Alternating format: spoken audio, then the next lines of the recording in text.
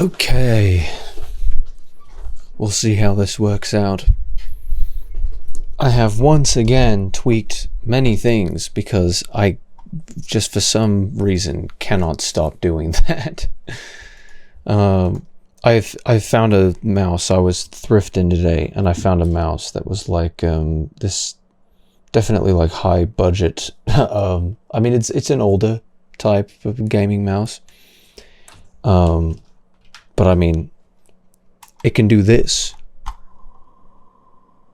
So I think that's pretty special. And it requires enough voltage that like I can't just have it do things. Like I can't put it, it's got to be like a fresh green battery in this thing. So that's fun. Anyhow, so today is I'm going to be finishing the video that I started in the last stream. But then before we get into that, I've got a couple of videos that I thought would be pretty interesting jumping off point. On TikTok. I was seeing these last night and got pretty frustrated with this. So you know, I for forever, I suppose just as a bit of an intro, since at least like 2016, and obviously that's a long time ago for me because I was 15 then. But since at least 2016, I have never been able to like literally something in my throat. I just haven't been able to identify with the label of feminist. Just never been supportive of the feminism because I think the movement, you know, obviously in the first wave, was advocating for good things, and then as time went on, sort of things just went by the wayside, and so you know, I would probably label, if I had to do labels, then I would say that I'm a what do you call it, first wave feminist, but I don't know. I'm just an egalitarian, I suppose. That's probably just the best label that I would ever place, is that it's just like, you know, don't really mind like anybody, you know, just in support of anybody who is clearly having their rights trampled to not be in that situation. So I don't think I can get a very much more what's the word, verbose than that. This is pretty simple, pretty straightforward. But this is one thing where I really think that there's a bit of a return to form. I think it's one of the sort of benefits that TikTok has had in that it's not really cracked down so much on speech in many ways. Like I think there's been a lot of issues with people getting banned for, you know, little to no reason, just simply due to language or, you know, how colorful they like to speak. You know, I've had issues myself with this.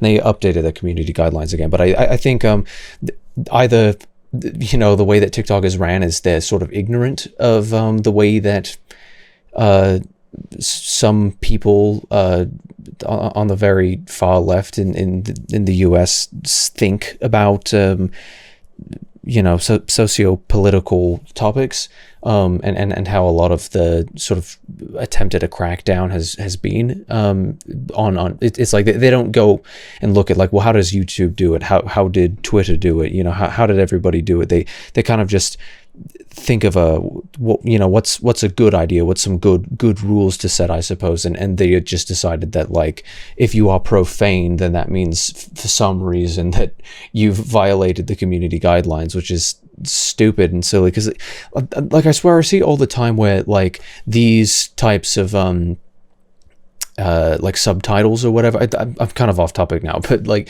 these types of subtitles will like sit in the very center and of the video, and they'll say like they'll actually say like censor it for whatever reason. I don't know if it's because like the bots actually scan the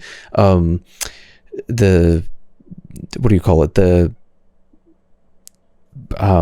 like the subtitles, like you have to like type them in yourself, or like I don't even know what it is. I don't really understand it.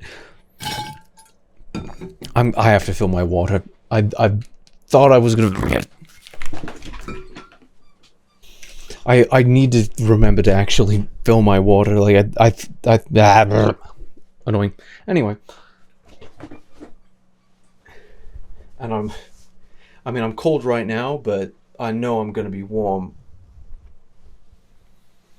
I'm gonna be overheating sooner or later, so I took the overvolt or whatever the PBO, precision boost overdrive. I took that off my CPU because I knew it was gonna be a bit too much on just resources wise. Bit annoying, but now it seems that it's like consistently running hotter, but it doesn't like max out at a hotter temp. Or maybe I'm just crazy that I don't even know what I'm saying. But I also undervolted my GPU, which is nice, and I got it stable because apparently 3080, 3090, if you undervolt it to like 1860 megahertz at what is it, 1750 whatever it is, 700 millivolts or 850 millivolts, and that's like really stable. So it's running less hot, which is always good news. Anyhow, so like I've always kind of been wondering about this sort of thing with the way that they decide to do their what am I saying?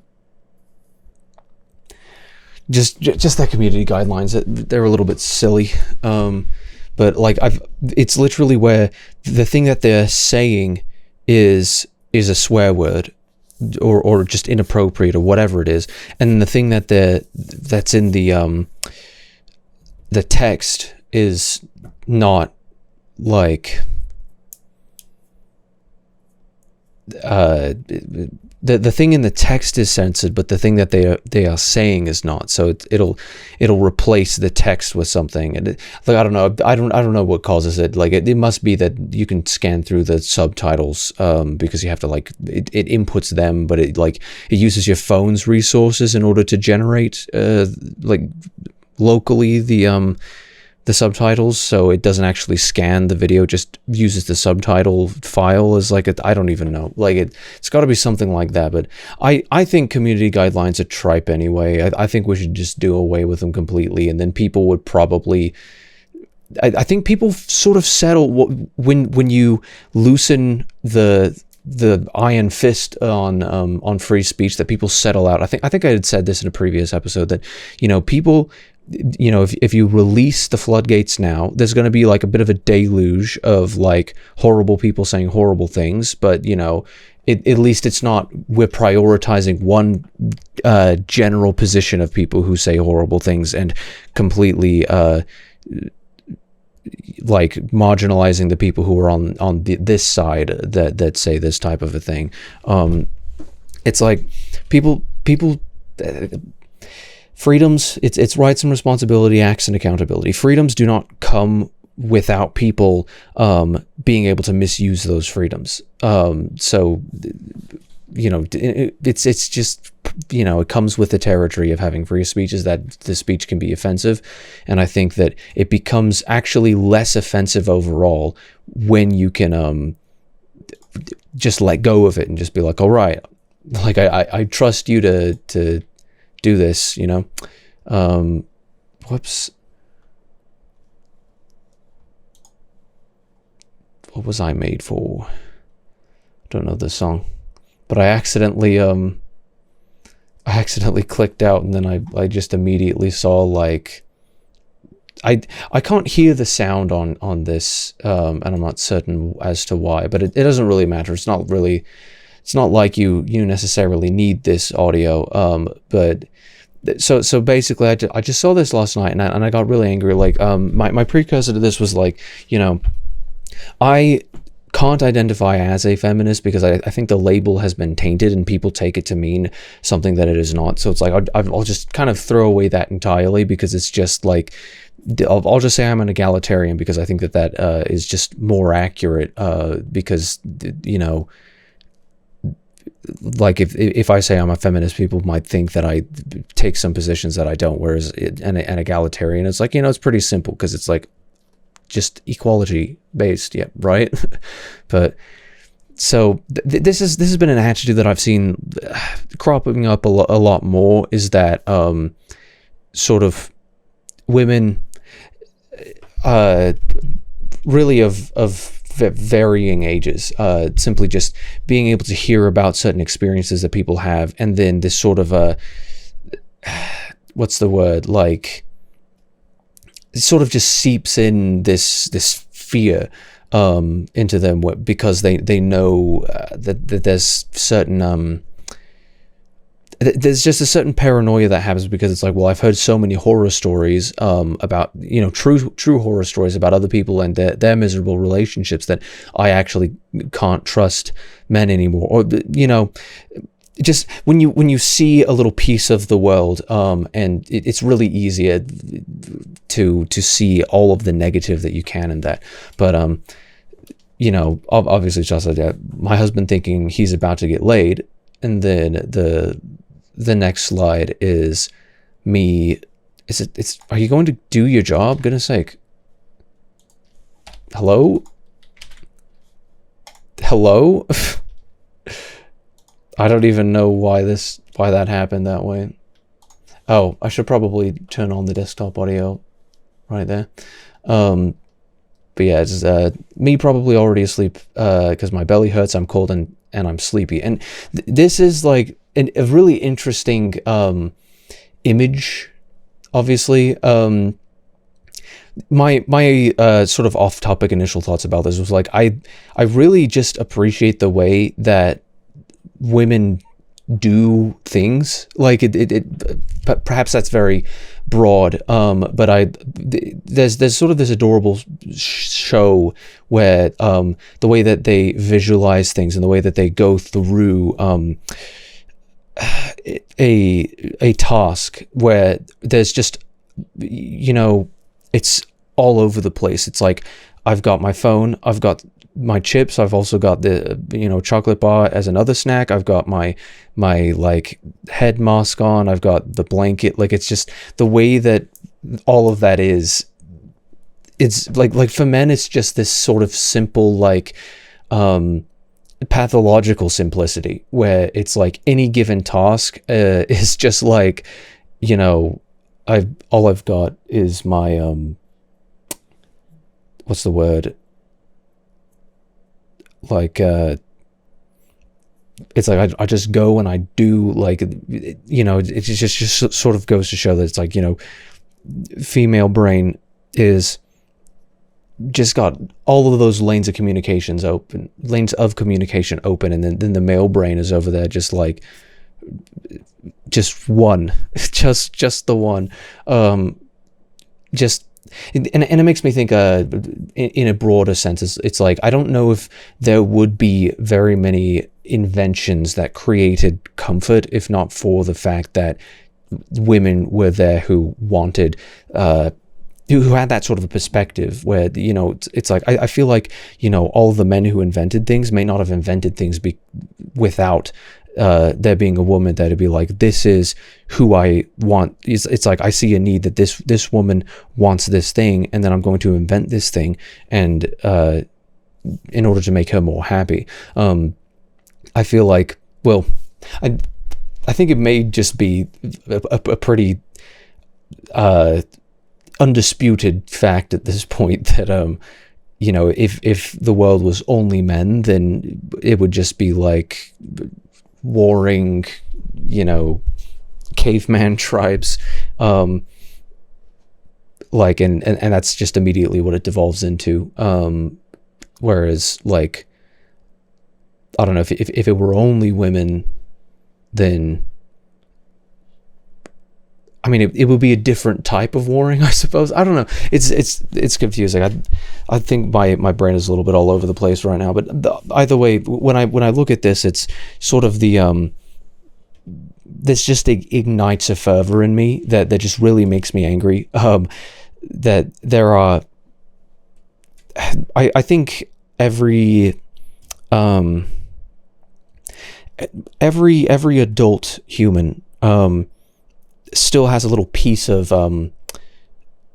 they're still running the same software, like in the same sense that Windows, very first version of Windows, just DOS and Microsoft DOS, and then you go into actual, all of the different versions of Windows, they just iterated on previous things. So it's like, we did this, and then we figured this out, and then we did this, and then we figured this out, and they just kept on building on. And so there are still pieces of Windows that go all the way back to the very, very first version of Windows that's still around in Windows. And it's part of the reason why Windows and their security is a little bit messed up. But in that sense, human beings are also a little bit messed up, a little bit exploitable, because there's still a child behind, just somewhere deep in the psyche, buried underneath years and years of additional life experience. Because one of the first things that you learn to do was to, like, look around, or basic motor skills. And then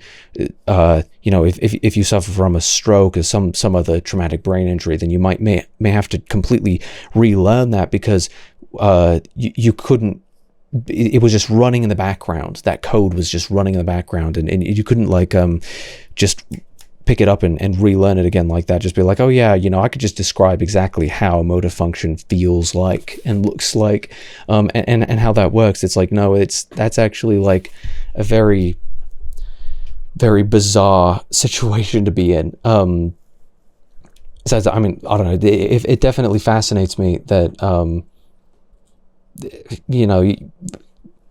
everything that you learned from, like, day one is still something that, still information, goodness sake, that you retain. And a lot of that is psychological nurture over nature, or it's built in software comes with, and it's just been running this entire time. But I think in every man there's a little boy, and in every woman there's a little girl, and there's something specific to the innocence of a little girl that kind of comes out when this sort of a situation arises, where I think a lot of the people who were saying these things are completely mature adult women who it's not like they're having a hard time growing up or something. Though I'm certain plenty of them are. I'm certain there's plenty of neurodivergent women who just have a lot of childish things that they want to hold on to, as many neurodivergent people do. I for one as well. But it really kind of gets me that it's just like, I don't. It feels so violative, and that's not like the most cerebral, like entirely facts-based point, but specifically my feelings on this is that it just really ignites this, like, protective urge or instinct or something in me when I see this sort of a situation played out. And maybe I was just tired and a bit emotional last night, but I was really upset over this. Not just the fact that this situation exists, because I think there's in a large sense there's a certain paranoia that sets in with women when they see a million terrible situations that have played out, where it's like, well, this man did this and this man did this, so that there becomes sort of this archetype of the man who just just wants to do what he wants to do, and then the woman who is just like, can you just prioritize my feelings for once? And this is something, you know,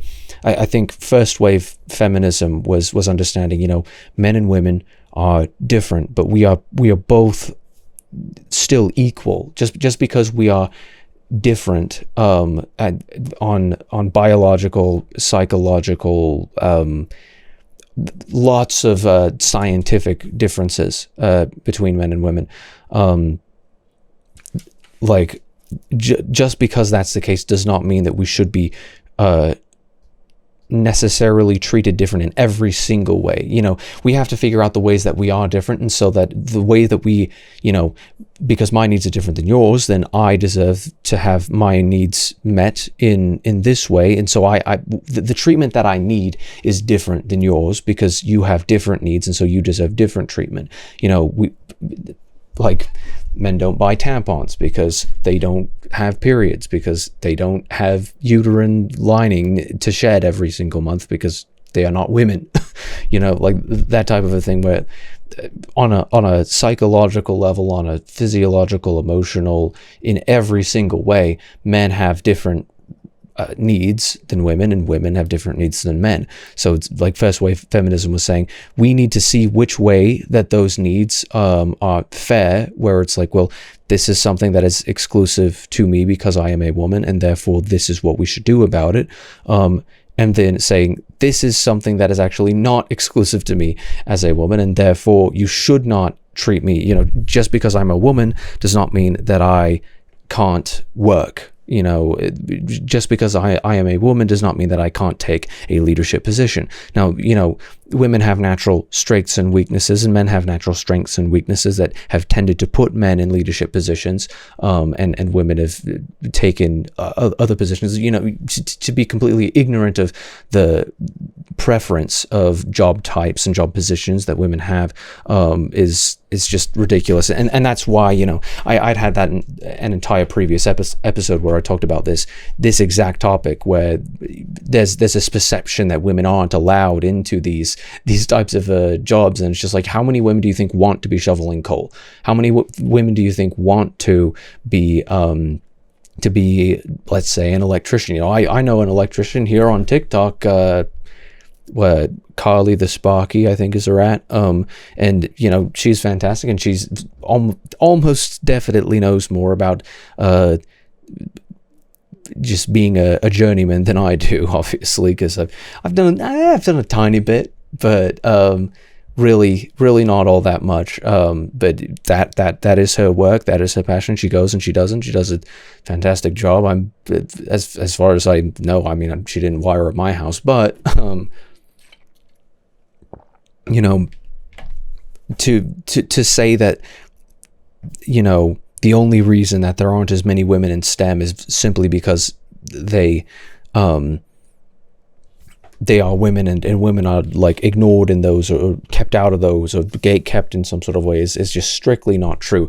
The difference between the sexes are not sociological, and it's not a social construct, and scientifically speaking, it's just, I mean, it's massively ignored, and that's the big aspect as well, as that prevents me from sort of it keeps me timid from the I can't really trust the feminist label anymore, because then I might be associated with some positions that I actually don't agree with.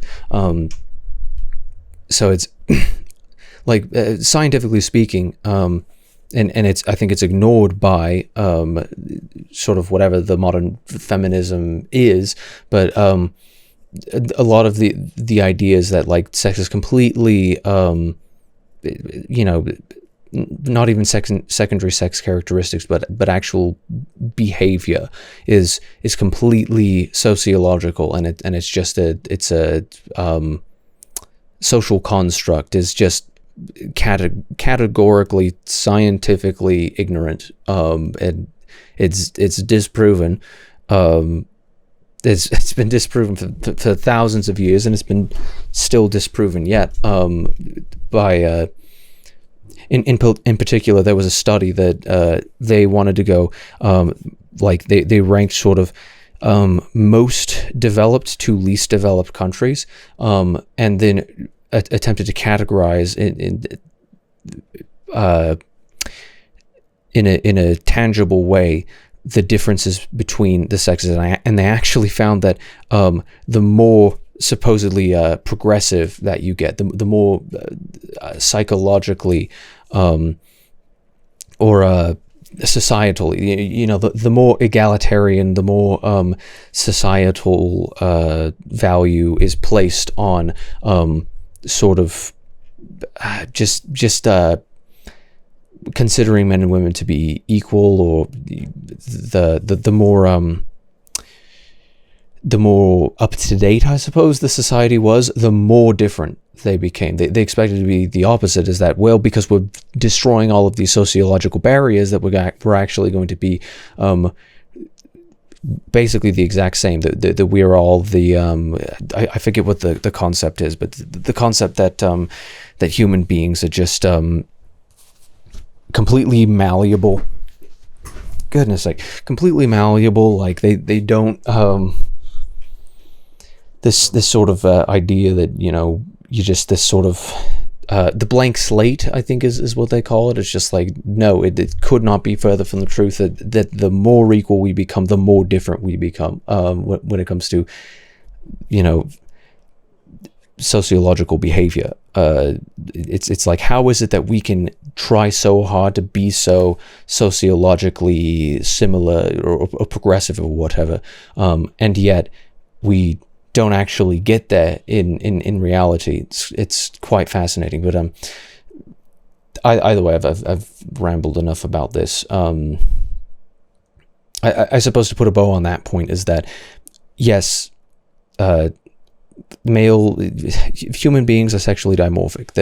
There are differences between the sexes, and that needs to be something that we are aware of. What are the differences, and therefore how should we treat each other different because of those differences?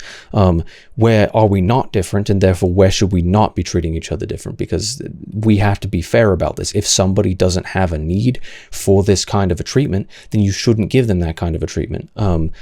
And especially in this case, women have emotional needs that need to be met in order for them to feel any sort of a sexual stimulation whatsoever. And therefore, you need to meet those needs in order for both of you to be happy. And both of you will be happier when you can actually do that. For men, it tends to be more of a psychological barrier that is based on a biological reality that the male brain doesn't. It is a lot weaker on the intuitive stuff, and communicating emotionally is intuitive, and that's difficult for the male brain to deal with. It takes the male brain gets a lot more fatigued doing that, whereas the female brain actually loves doing it. Like the female brain sits down with a friend and says, how are you feeling? And that's what they want to talk about, is how are you feeling, about everything. They might ask, what have you been doing? What have you, who have you been seeing? What have you been up to? But they really want to know how you're feeling. Whereas men kind of, that's the last thing that they want to talk about. And it's very interesting, just speaking in a personal, aspect is that I sit down in a group and we immediately start talking like sociopolitically, because I think the male brain kind of tends towards that sort of sociopolitical angle, and obviously there's exceptions, but we find it super interesting to talk about this, whereas the female brain, I just remember her saying to me something along the lines of we didn't talk about any of the things that I wanted to talk about. I wanted to know how he was feeling. I wanted to know how you and all this stuff. And it's just like there's not a man on earth who is just biting at the heels of, what am I saying? That it's just leaping to the opportunity to tell you exactly how he feels. Men need some sort of an emotional connection and the right situation in order to feel like they can do that. And they become fatigued, which is why you don't see as many men going to therapy. And I'm neurodivergent, so I don't really have that sort of problem, but it's problem. I'm not exactly from that. My brain is built in a little bit differently, but either way, you know, in particular to this situation, women's needs, men see sex as sort of this biological need where it's just like, let's get going. I gotta, satiate this urge, whereas women see it as this sort of like, I have all of these things that I'd like I'm not feeling this at all. They don't feel safe, they don't feel comfortable, they don't feel loved, they don't feel attended to or cared for, and that's a major imbalance that you see in every straight relationship, every unsuccessful straight relationship, is that he is just thinking that he can just go and do, and she is having her needs not met, and I think it obviously does go both ways, and this is sort of something that we're gonna have to challenge coming up here, is sort of this idea that when you get married, there are responsibilities that come with it. Yes, marriage involves responsibility, and if you don't think it involves responsibility, then why even get married in the first place? Like, what does it even mean if there's no actual moral impetus put on anybody to behave a certain way, to act up to a certain standard? Wow, my GPU temps are quite low. Obviously, getting distracted by that. Really been quite consistent, which is pretty fantastic. But overall, I do think marriage, love is a compromise. Any situation where you've got two people coming together, there's got to be sacrifices from one to the other, and vice versa. There's got to be, well, I want this thing and I want this thing, and when those kind of collide, there has to be a little bit of give and take on each side. Well, give and give, really. Where, if a man says, I would really like to do something, and she can communicate, and this is the importance of content communication, the idea that you can, rather than sort of like just going like, it's like that actually doesn't communicate anything, other than like, well, clearly you're not happy with this, but if you can actually just like, well, hang on, like, I am a logical creature, and in order for me to actually understand what you need to actually communicate to me. So I'm feeling like I want to do this.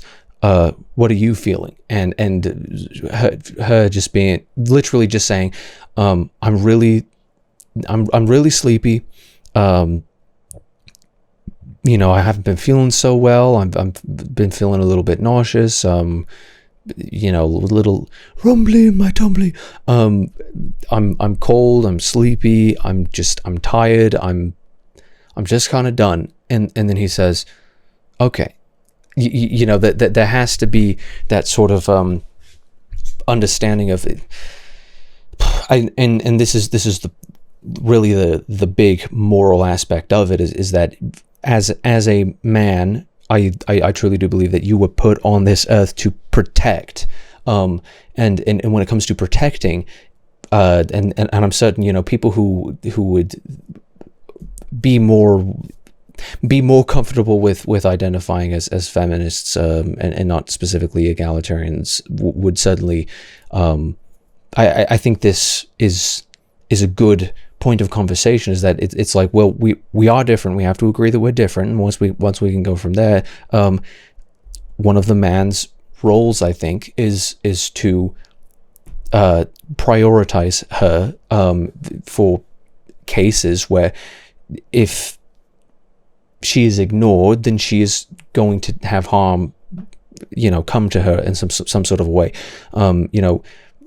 it's something that I kind of grappled with myself, that I used to have this this idea that, you know, feelings just didn't matter, like just subjectively, and you know, that it may have been like this neurodivergent thing, but I think it's obviously just an overcorrection, responding to a certain situation, or certain many situations where I, you know, as a free speech absolutist, I was just like, I do not care how offended you are by any of those words. Like, especially if it's, I think if it's true, then it should be said. Especially if it's important or urgent, that it sort of needs to be said, where it's like, hey, got to point this out to you. This is the way that things are, and if you're offended at that, then that's your problem. Offense is taken, not given. Like, that's sort of an idea that I think sort of led me to thinking that it's just like, I just kind of hate feelings. And it's an interesting dilemma, because then you end up in a situation where you have to decide between this sort of like, no, I'm just going to say what I want to say, and I'm going to say what I believe to be true, and I'm going to say what I think is entertaining, or whatever it is, sort of this like free speech, like hedonism in a way, where it's just like, this is just what I feel like doing, and if you don't like that, then screw you, type of a deal. But then you're actually, it's like, okay, like put your money where your mouth is. Say that in front of your woman. Say something that you know would offend your woman, for any reason. You know, that you think it's funny, that you think it's true, that you think it'd be entertaining to say. When you know that you would actually get legitimately offended, you know. And it kind of twists the male brain into a pretzel, because it's like, well, wait a minute, because I care about her, so naturally I don't want her to have her feelings hurt. And then it's like, well, wait a minute, like, I thought I said that feelings didn't really matter. I thought that I hated feelings. And it's like that sort of thing where, you know, men, if left to their own resources, just end up being, I mean, it's the natural man. It's human biology in many ways. It's just nasty. It's just miserable in so many ways, and it's cruel in many ways. But when you're put in that situation where it's like, well, wait a minute, like, I actually do care about your feelings. Your feelings matter because I actually care about you, because I actually love you. And having that sort of epiphany, you know, for women, it's not even a question. It's like, yeah, like, I've never heard anybody say this out loud before. You know, I've never had to talk about this before, because I don't, it's just second nature to me. Of course, because I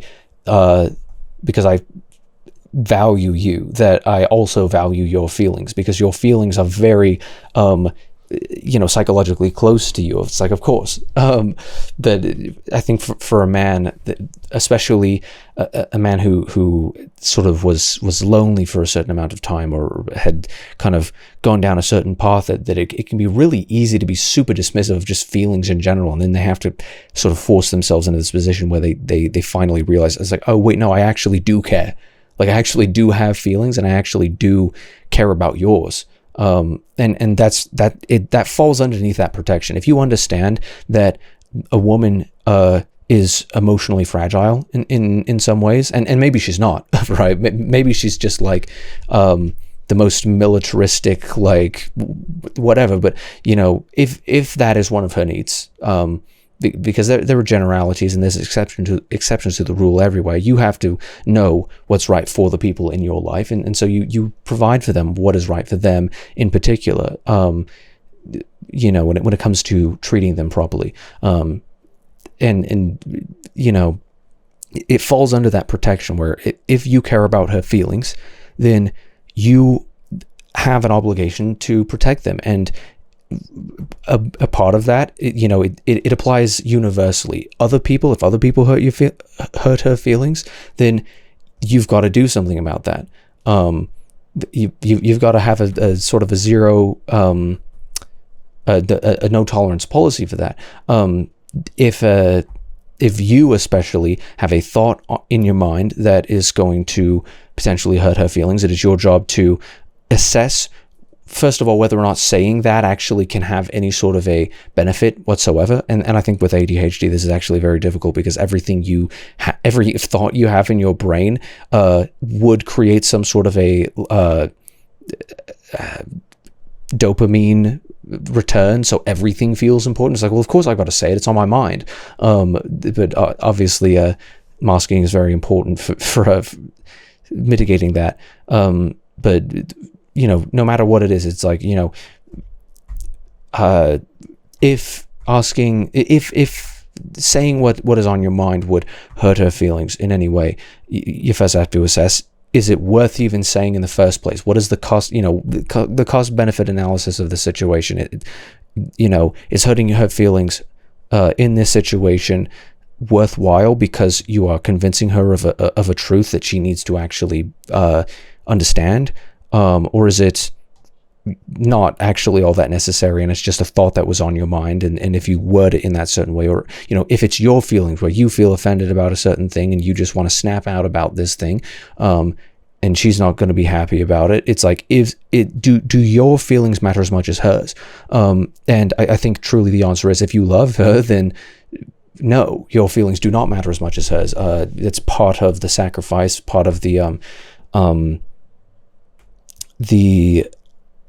putting her first, part of just what comes with the territory of being in love with somebody, being in a relationship with somebody, is that you need to put hers over yours when it comes to every sort of a situation where it's like, she is not feeling good, I need to do something about it. She does not have what she needs, I need to get it for her. And in specificity to this situation, it's like, I have a need that every night maybe I'm not going to sleep as well, or whatever it may be, but it's like, if you know that she is not going to be safe, and I think I'd worded it in sort of a way where it's like, it is your duty to protect. You've been put on this earth to protect, and if you are making her through your own carelessness or your own selfishness, if you are making her feel more unsafe, then it's like you don't really even have a reason to exist anymore. It's like you have deprived yourself of your own reason for being, because you were put on this earth to protect, and you have now become the thing that should be protected against. That is something that every man must be aware of, is that you are not the one who matters the most here. And it might sound harsh, and I think in many ways it sounds sexist. Obviously there's a different treatment there, but I think it's because men actually find purpose in that sacrifice, and I don't think, especially if it's not necessary, that there's times when there should be a consideration. It's like, actually, these are my needs and you're not considering my needs. This is what this does to me. But obviously that goes both ways, where sometimes the woman and things just fall into place into a certain way of being, where the woman is who is the taker in this situation and who is the giver. If it turns out that there's actually not the law of equivalent exchange going on here, then perhaps there needs to be a good re-evaluation of what is, how stable this relationship is, and this is the thing that boils my blood about this type of a situation, is that it's like, you as a man have failed in your entire purpose for being, because you've done this to her. And it's like, both of you would be happier if you would just cater to her needs, because if you cater to her needs, you probably would feel more affection for her, because you've actually sacrificed something. And it's not a zero-sum game. Men who do not have an orgasm every single night are not going to necessarily be lesser off emotionally for it. In the end, that there can actually be a reasonable balance between these things, and I think that reasonable balance is actually best for everybody, where it's like you probably end up having more sex by not being emotionally or worse, physically coercive with her, and that's one of the things we're going to be seeing in this, and she is going to enjoy it more often. She's probably going to want to do it more often, so both of you are going to be benefiting in, she is going to be more emotionally attached to you because you have actually enticed her to be emotionally there for her, so her needs are met and your needs are met, because there's actually a motivation in both of these people to serve each other, sort of the upward spiral in a sense. But it's real interesting. I mean, really, it's just terrible. Obviously, it's like, well, what do you even say to that? But I say, grow up, drink some water, and entertain your man that you agreed on the relationship with. And obviously, clearly, the response here is, I say, respect people in their bodies. Women and men are different, but they've both got bodily autonomy still. Just because you signed up for a relationship doesn't mean that you're entitled to each other's bodies. That is not something that comes along with the territory. Every single day there has to be an active, women don't want to feel like they've been bought and that they've been just like, ding, okay, got that, now it's mine. Like, women don't want to feel that way. Women want to feel like they're being constantly pursued. They say this. If you listen to them, you'd understand this. If you actually perceive the way that female behavior tends to be, you'd actually understand that they have a need, an emotional, romantic need to be pursued. Like, you're not going to get anywhere just saying like, this deplorable crap. Like, you are not going to get anywhere just saying like, oh, you bought the ride, you paid for it, made your bed, better lay in it. It's like, there's a certain amount of understanding that you are going to have to sacrifice for the needs, emotional, physical, and what have you, of your partner. But to say that it's just a sacrifice every single time is like, no, this is an imbalance. It's the opposite, because sacrifice for men in many ways isn't as difficult as it is for women, in some ways, especially emotional sacrifice. Men don't generally want to sort of prioritize their emotions. They tend to prefer to have them be kind of cast aside, which is why it happens so much of the time. A big, I think, sociological motivating factor for why so many men feel like they can't talk about their feelings is not necessarily that other people are like don't want to hear them talk about it, or that they get treated. I think it's certainly a part of it, but a big part of it is also because other men don't talk about their feelings, because they don't want to. A lot of the reason is that they aren't going to be open about any given emotional topic, any given emotional thing about their past, about whatever it may be, is because they don't want to talk about it. And I think there are some things where that hesitancy can be overcome and overruled and fought, and that there can be benefit to everybody because of that additional openness. But I think there's also other situations where there's sort of oversharing, and there's situations where if a man is too open, then there's it's an imbalance. You're out of balance. You've got to remain in balance, in the pocket there. Gotta get the fan set up.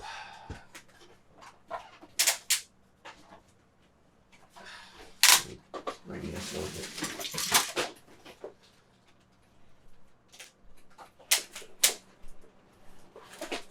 Balance! That's exactly what I'm talking about here, buddy.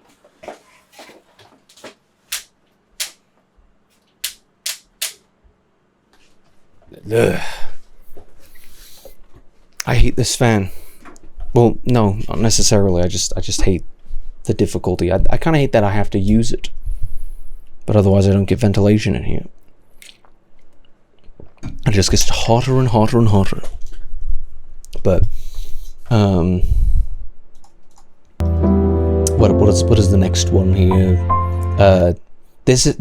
So many of these have got to be like 11 years old, and I just hope that they grow out of it. I hope that their fathers show them a better example, or their mothers glare at them. Like, whatever it may be, you know, whatever means necessary for the parents to teach their adolescent youth that this is unacceptable, intolerable behavior, is whatever they need, right?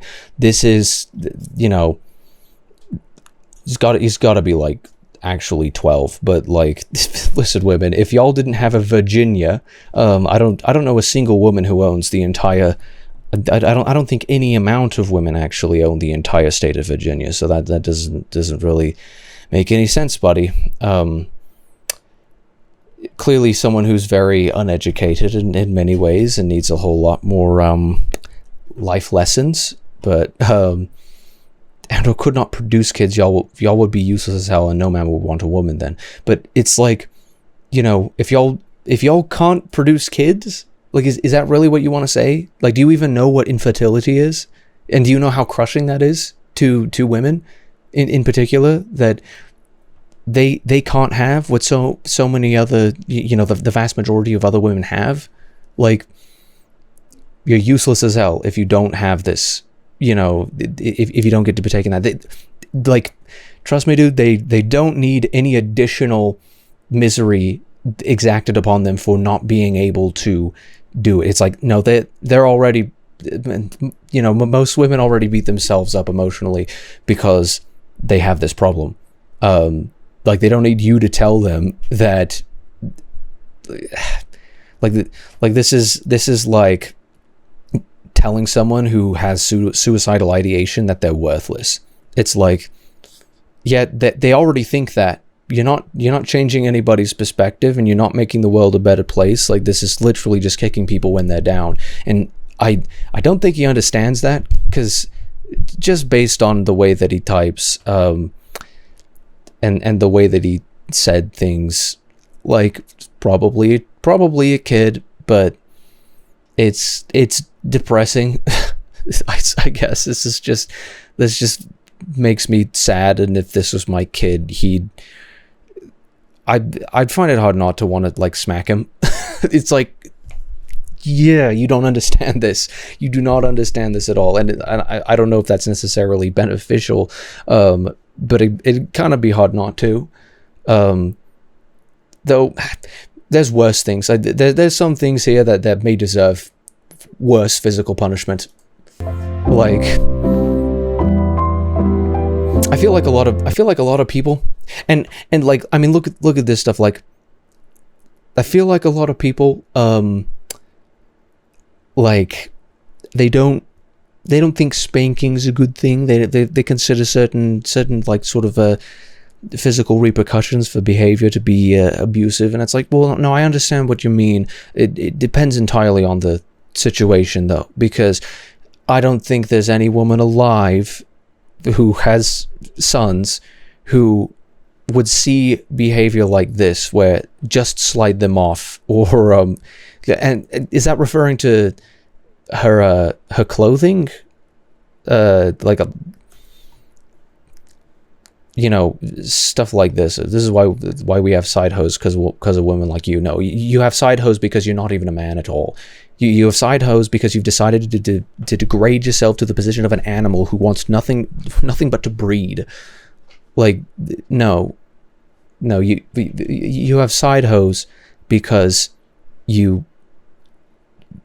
are deficient. You have no ability to be devoted to somebody else. You have side hoes because you are deficient in a couple of L's, a couple of vitamin L's. You're deficient in loyalty. You're deficient in love. You're deficient in compassion. It's like, yeah, you don't have side hoes because women have needs. You have side hoes because you don't care about women's needs. And if you can't actually put yourself on the level of understanding all of her needs, and catering to those needs, then I don't think you're ready for a relationship. I don't think you ever will be necessarily. Like, how can you live like this? Yeah, more of this. Then husband will find a chick on the side who will satisfy his needs. It's like, yes, the husband has needs. Yes, there's absolutely a certain, there's a give and take. There's a sacrifice, a compromise that should be made in any given situation. But, when you have this external locus of control where it's like, it's everybody else's fault that I don't get what I want, because this is incel behavior, like sort of like a big motivating factor of incel behavior, which is this idea that it's like, it's not my fault that I'm not, because it's involuntary. I would love to be not a virgin, but I'm involuntary celibate because I'm not competing well enough to actually deal in with it, to actually get myself into a dating pool. I can't be romantically satisfied. I can't actually find someone for me in order to satisfy my romantic needs, my sexual needs, my whatever they may be.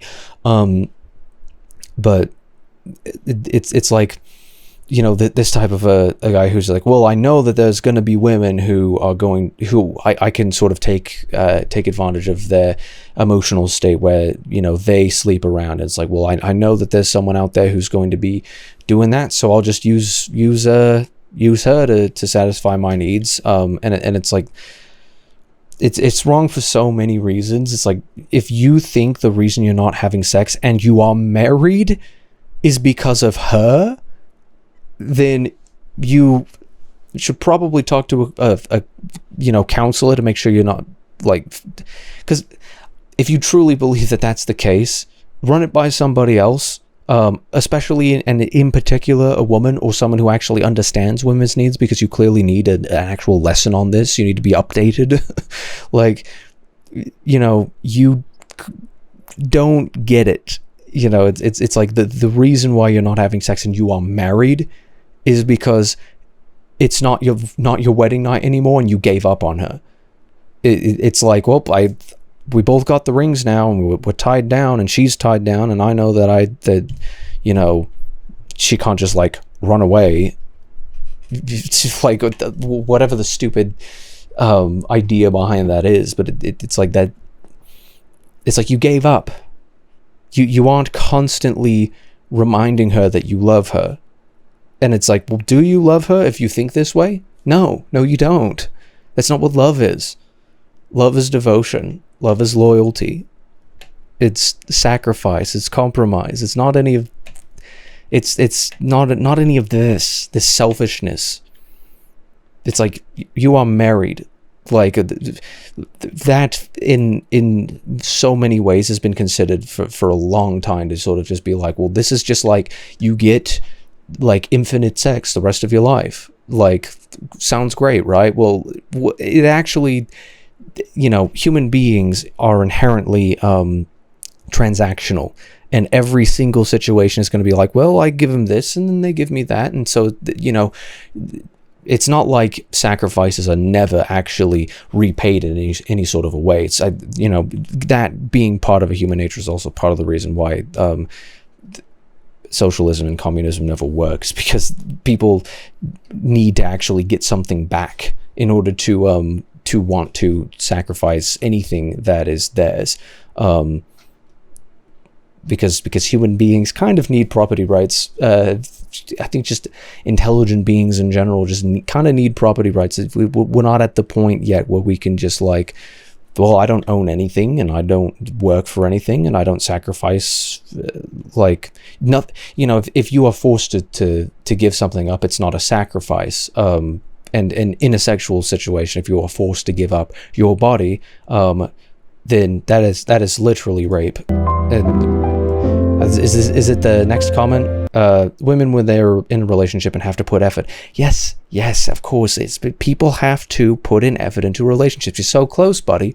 That does not mean that women who have these emotional needs should not have those needs met. And it's a big part of why women need to and I think it's a good development in the end. I think we're kind of headed in the right direction when you read about or when you sort of gauge the general position on these types of things. Like I think we're headed in the right direction where women are just like, no, I'm setting the standard as high as I can possibly put it, and sort of a well, anthropologically they call it enforced monogamy, where it's this sort of idea where there's sort of a pact within everybody in the society, both males and females, know that they do not they don't, it's like you don't get the reward, you don't get the incentive, you don't get sex without marriage, and so then men have to actually be devoted, but then along the way it's actually a good thing in the long run, where it's like, oh, we don't get to just like go and sleep around like animals all the time. It's just like, well, yeah, do you want to be an animal, or do you want to actually have a proper emotional, just a soul bond with somebody? Like, come off it. Like, do men or women actually think that hedonistic lifestyles are good? That I mean, it's kind of off topic, but it's like, yes, women have to put in effort, men have to put in effort too. And if the man is just saying, well, this is the expectation, is that I get sex every night, and the woman comes at it from the exact opposite angle of, this is the expectation, is that if you want to have sex with me, then you have to actually make me want it, then you're not going to have a successful relationship in that sort of a situation. And part of the reason empathy will never make good policy. If your policy in an interpersonal level is that your feelings matter more than hers, then you are never going to find anybody, and you are going to just become an incel, or you're only going to be able to have any sort of a relation with women who are either going to take advantage of you, or who aren't going to need, or I don't know, they're looking to have you, or your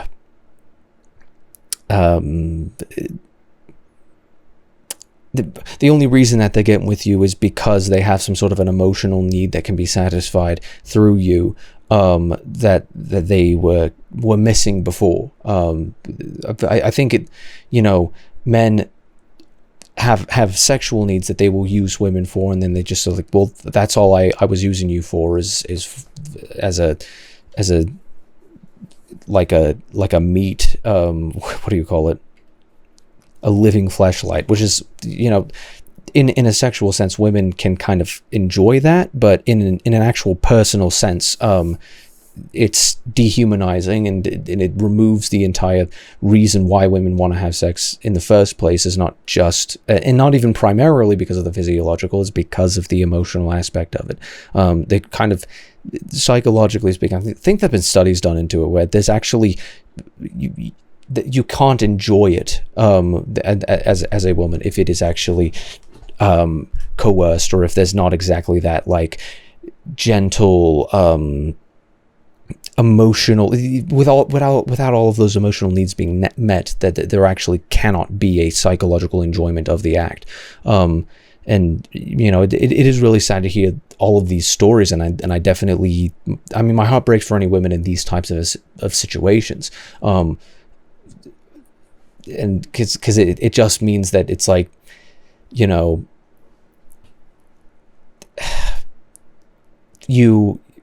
thought that he was good, but he wasn't, and it's part of the reason why I think that the standards need to be raised, especially on the women's end, because men tend not to raise their own standards. Men tend to have to be sort of retrained by women in order to have and uphold better standards. And I mean, it's sad that is kind of that tends to be the case. Bit pathetic, but you know, it's just one of those things. Anyhow, what's the next bit? Yeah, this. I'm still putting it in.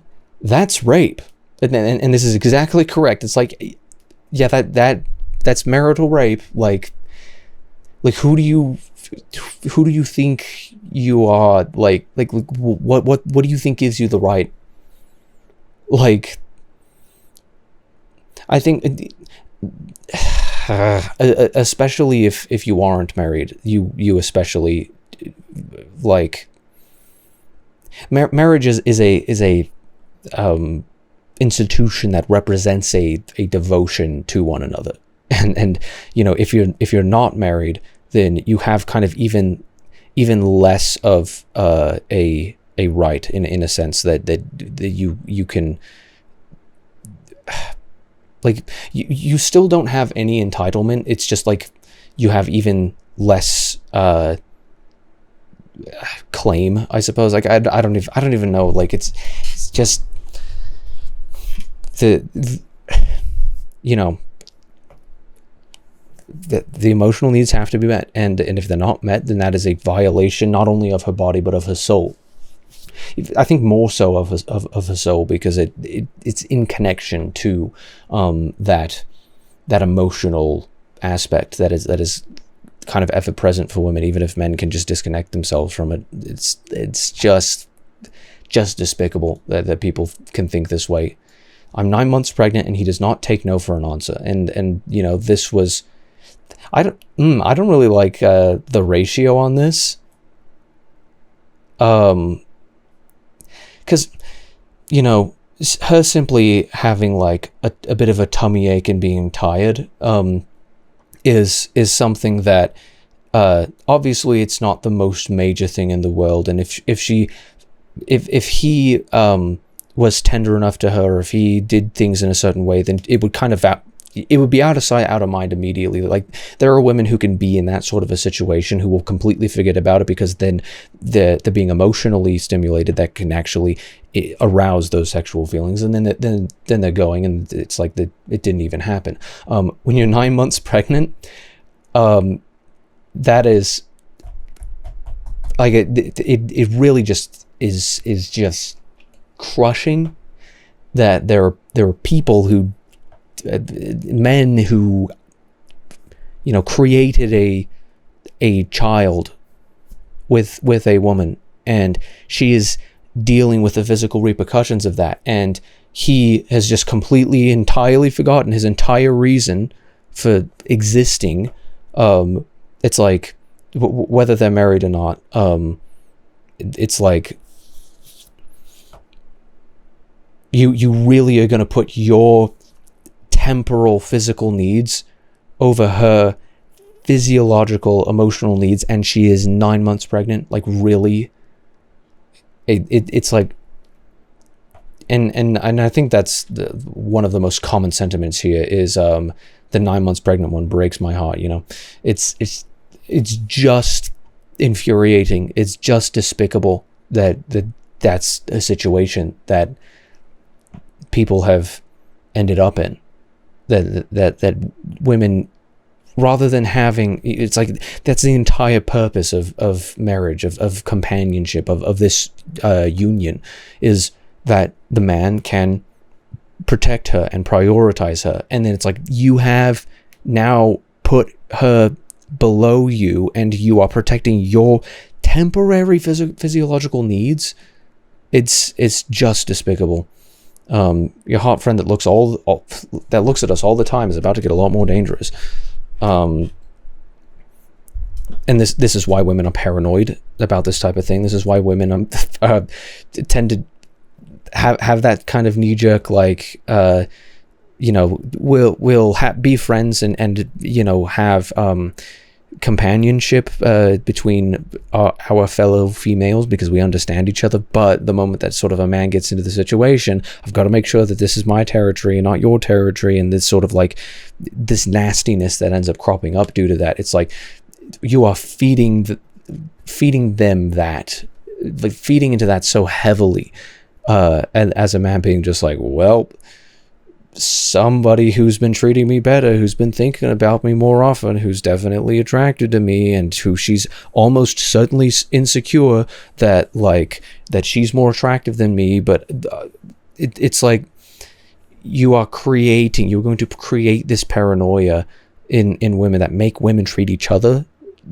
worse, and make women treat men perhaps a little more unfairly, in a colloquial sense, in a collective sense. And I think the antidote to sort of toxic feminism, the third wave, second whatever wave feminism that crops up is individualism. It's like, well, the reason why you're being ridiculous about this is because you've turned this all into collectives, and now I have to respond. Now I have to feel the weight and be responsible for everybody else's sins because they also have a penis, and then you have to deal with your problems because you have the other gonad. And it's like, this is just ridiculous. These are immutable characteristics. Let's talk about individual people with capital letters at the beginning of the individual name, like not about like these giant groups of people who it's like, if we are if we put people into collectives like this, then people have to stand judgment and stand trial for things that they have absolutely no responsibility over. We believe that man must be punished for their own sins. And obviously the wording is older, but that just means that people, individuals, cannot be punished for anybody else's wrongdoings but their own. Only thing that you can answer for is something that you actually did. When you start looking at people as people who are not like me because they're all part of this group and they're all the exact same, then it is a breeding ground for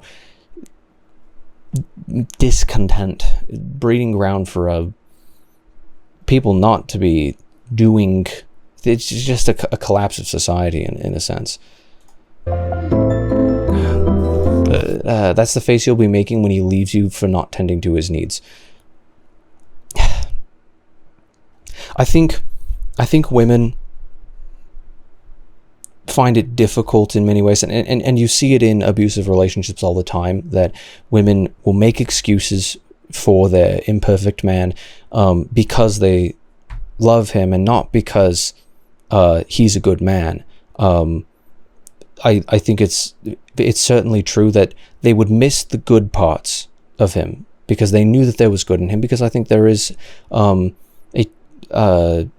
an inclination to do good among other people. I think it's more hereditary to do evil, but I think there is an inclination to do good among people, in every person. But it's like, there's going to be that part about that ex or whatever, about that person that you miss. And then overall, a lot of the time you don't miss it at all, because it's like, well, I really do miss when he used to like make me pancakes or whatever, just something, whatever it may be. It's like this little act of kindness, I appreciated this. But then it's going to be like, well, but it also came with marital rape. So I think I'm good. I think I'm in a better place overall, actually. It's like, are they going to regret the relationship? Are they going to cry because it's no longer there and so the good can't come out of it anymore? Yes, but are they going to be feeling a little bit better now that they're single? In many cases, yes. When you get out of a relationship that feels so so stifling, suffocating, when you feel trapped in a relationship rather than comfortable and relaxed, and it's like, if she feels like she needs to be alert at all times, she can't trust you to close her eyes for even a minute, then, you know, without her bodily autonomy being violated, and, you know, by proxy a violation of her soul occurring, like, you really think that she is going to, like, regret that you aren't around anymore? She's like, certainly, women will be complicated in the sense that they will see the relationship for, well, it also had this good part in it. I can't completely discount the good that was in it. And women will do that to an extreme extent. There are women who have been in extremely violating situations, abusive situations, that will still make excuses because they still see a little shrivel of good in him. And that is the innocence in women that needs to be protected. That sort of undying love and devotion and care. Men can't take that for granted, because there are men who are rapists. There are men who are horrible people, and there are still women next to them who will make excuses for them, because they still can kind of want to. They're like, I know he's good still, like a Luke Skywalker. There's good in him. I can fix him. But, you know, my obviously my advice would be, you got to know when to cut your losses. No, you can't. With a fair amount of men, just because he did one or two things that you liked and the relationship started in a good way does not mean that you can fix him. I think in a general, in a very big sense, the only people who can fix people are themselves. It takes them being proactive in order to sort of fix any of their own issues. It's not just going to happen, and someone else can't just dig into your head and kind of pick out, oh, you got that, and that was clogging things up a little bit, and let's clean up this, and let's organize this a little bit better so you can actually be at full running capacity here. It's like, nope. You kind of got to work on yourself. No one's going to put the pieces together for you. It's you know, kind of a harsh reality in some senses, but in other senses it's very liberating, because then you don't have to actually, you know, lay yourself down at the feet of somebody who is never going to prioritize you in the same way. And so many of these men are never going to prioritize you in the way that they need to. And you know, I don't think men who think this way are beyond saving necessarily, but you can't be the one to save them. I think in a lot of senses, it's not sort of like, well, I'll sort of be the charity case for him because nobody's slept with him before, or because nobody's loved him before. Nobody's like put his needs before theirs before. It's like, I think sometimes it can be noble and praiseworthy, but a lot of the time it's like, he's not going to necessarily thank you for it. And in a lot of cases, is that if a man is not being good enough of a man, then he has to be taught how to be a man through discipline. And that discipline can very well come in the form of, I never want to see you again. Treat the next one better. I think every single woman who breaks up with a man for a good, hard-line, principled reason like this needs to say, this is the reason why you did not prioritize my needs, and I felt scared in your presence. Treat the next one better, please. I don't ever want to see you again, but treat the next one better, please, because I know you're going to want a woman.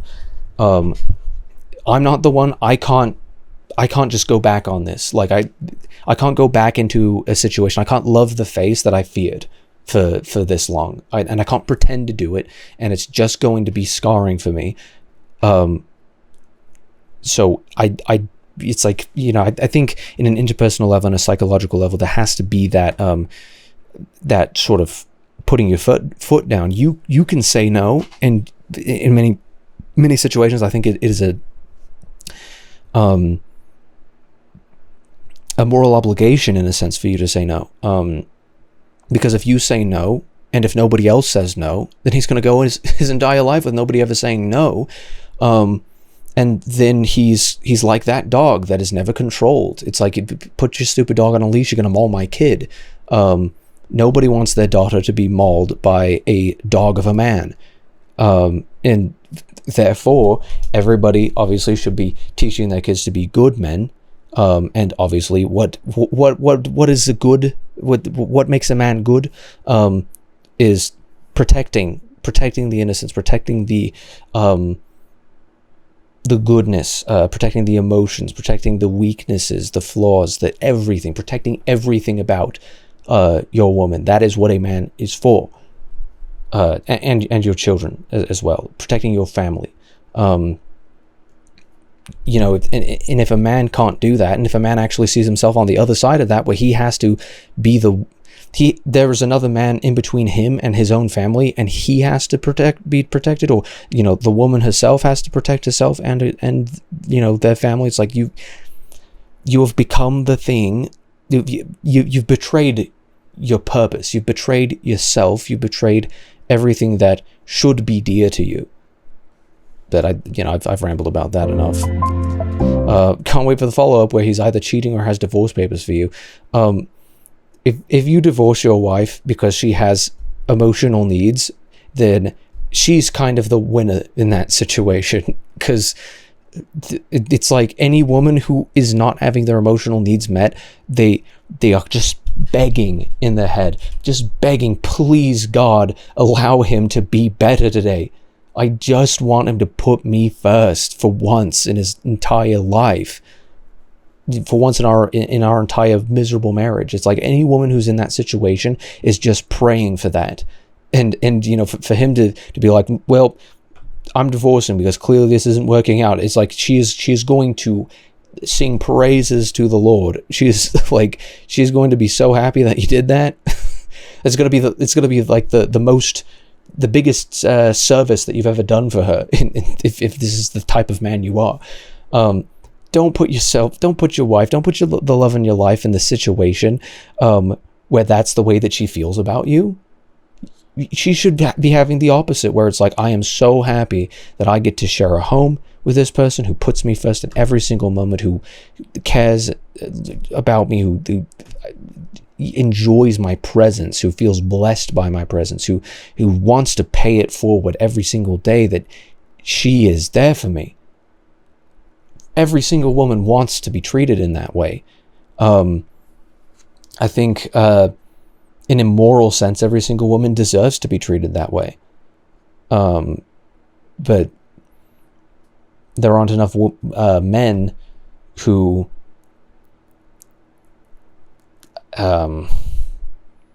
see that. And of course, there are some women who are treated that way and who take it for granted. Obviously, that's not good, but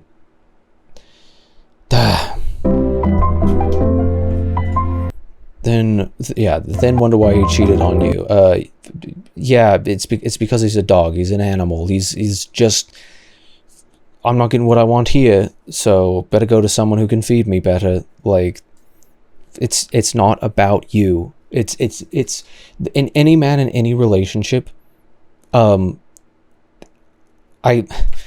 Obviously I don't want to take it too far, because then women can take advantage of it. Women should be also be grateful for this. But if it's hard to be grateful for selfless men when there are so little of them around anymore. Like, of course there are women who think things like, who say things in a joking or semi-joking manner of like, kill all men and stuff. It's like, it's because they don't think that men are any good. And why is that the case? It's because they've got a frame of reference that's been so seeped in. Examples of bad men. Bad men have just tainted the entire jury pool, the dating pool, and so they see this as this we don't have. It's like, are there any good ones? I hear people talking about the good ones, but they sound like a bit of an urban legend at this time. This point. Stop tagging your friends. I'm trying to read hot takes. I think that's just someone who's kind of lapping this up in a similar way that I do, in the sense that it's like, it's easy to get an emotional catharsis out of something like this. Hey, prostitution doesn't exist because it doesn't exist just because, and it is an oldest profession for a reason. Yeah, prostitution has existed for thousands of years, because human nature has been virtually the exact same for thousands of years. Like, I don't know why you think that this is like actually a good thing. It's like, yes, it is in human nature. It is in the nature of a man to be promiscuous. It is also in the charter, all men are called to not be promiscuous. It's like, it's funny that the terms sluts and whores and all of these sort of terms used for sexually promiscuous people tend to be directed towards women, because it's like, I do think women need to set the standard so that men can follow it, because men are too stupid, it seems, a lot of the time to actually follow a high standard themselves. But either way, it's like, men are the ones who are naturally promiscuous. So when a man is promiscuous, this is why the people don't really, they just shrug their shoulders at it. Well, yeah, that's men. It's like, just because that's the way that they are designed to be does not make it okay. Because, promiscuous men, if they do not overcome that tendency, they are going to be, it's going to be a net negative for society, I can tell you that much. I don't much like the idea of being some sort of a third world country where there are rape games running around. Like, this is repugnant stuff. These ideas. It's like, you are called to overcome the natural man, not aid and abet him. Don't enable bad behavior just because it's somewhere coded into your biology that you want to breed. Just because you want to, just because you want it doesn't mean you deserve it. Just because you want it doesn't mean it's okay to take. You are not entitled to anybody else's body. And just because you can pay somebody consensually for a physiological transaction, you can rent their body, the usage of their body for a certain amount of time, means that you are entitled to it. Everybody has rights, even prostitutes and sex workers, as a colloquial, not colloquial, what is it called? The euphemism.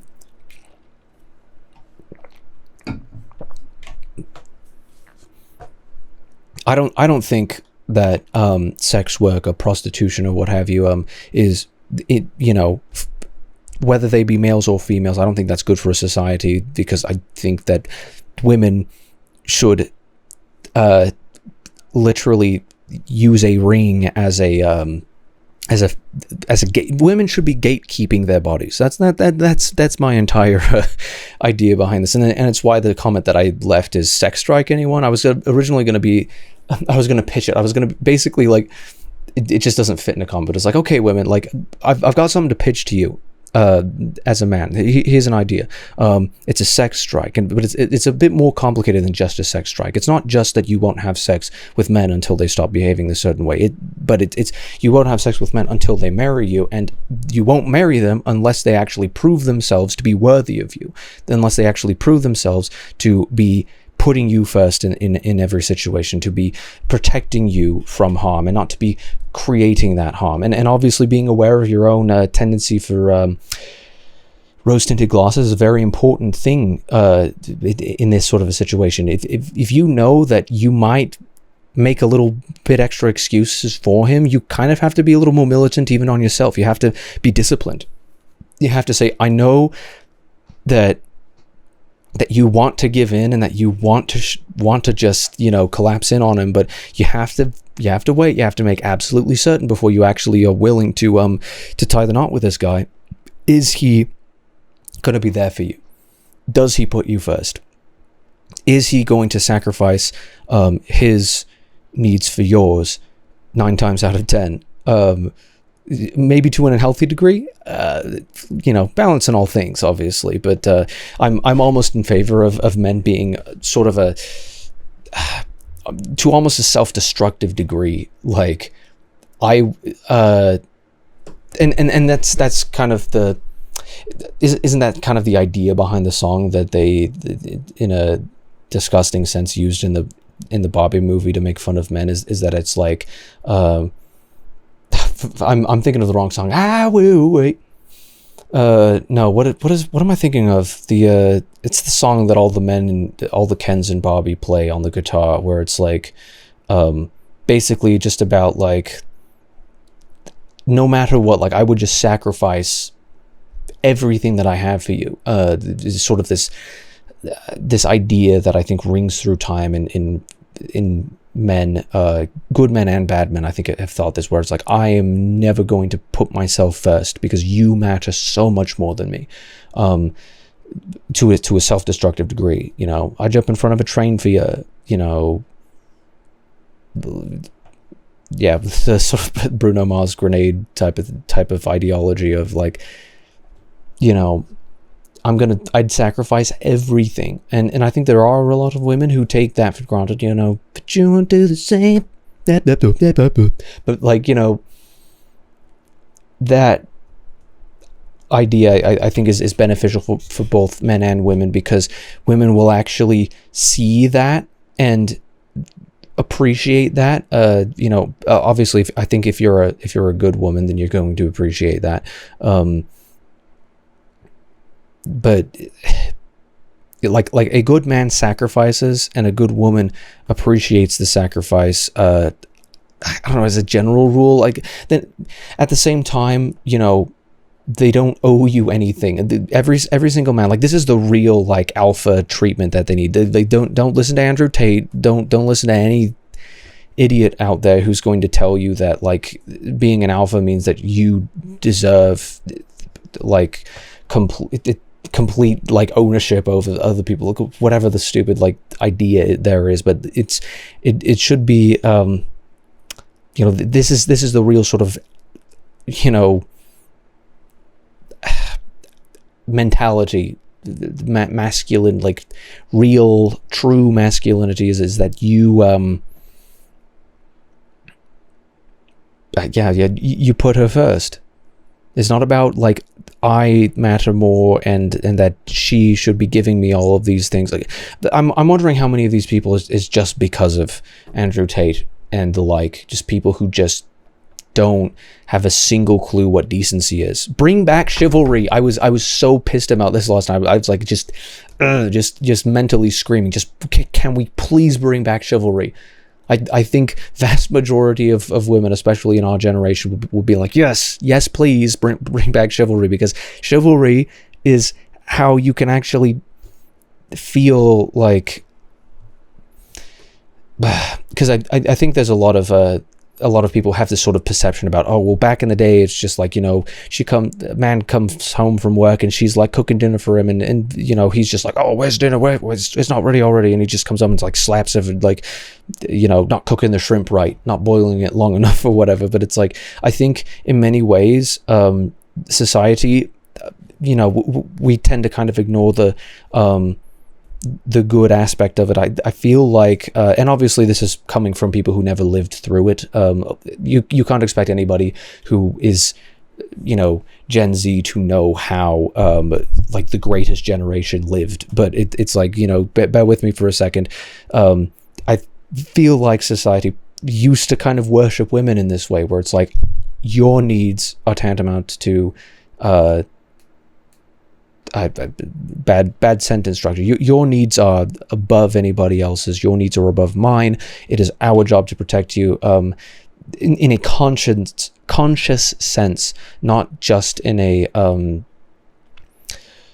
in a like sort of a biological, sociological sense. It's just like, no, we do not allow women to be treated this way. We do not allow children to be treated this way. We protect people, and I kind of see it coming back a little bit. I kind of see it on the rise again. That I think we're gonna kind of swing the pendulum back in the right direction, where it's like, you know, there's inequities, and there's injustices, and we can't tolerate those. But clearly, there are some people who need that. There are some groups of human beings who need protection, there's more innocence there, there's more fragility there, there's more sensitivity there in an emotional, physical, whatever sense. Children, women, they need to be protected. And if you are not protecting them, and if you are worse doing the opposite of protecting them, you are giving them a need to be protected. Then it's like you got to get your act together. This is not why you are here. I really can't drill that home enough. But I think women need to understand that it's like, let's bring back some gender roles in a sense that it's like it's not just like, oh, men can't wear dresses. It's something that I still can't like get on the same boat with conservatives, in a sense where it's like, it's not about behavior. What behavior actually matters? That's sort of the question. It's like, well, is there a case to be made about sociological gender norms when it comes to the way that people dress? It's like, well, I don't really think that women should be barred from wearing pants. Like, this is America, not the Middle East. But like, I think that we should be seeing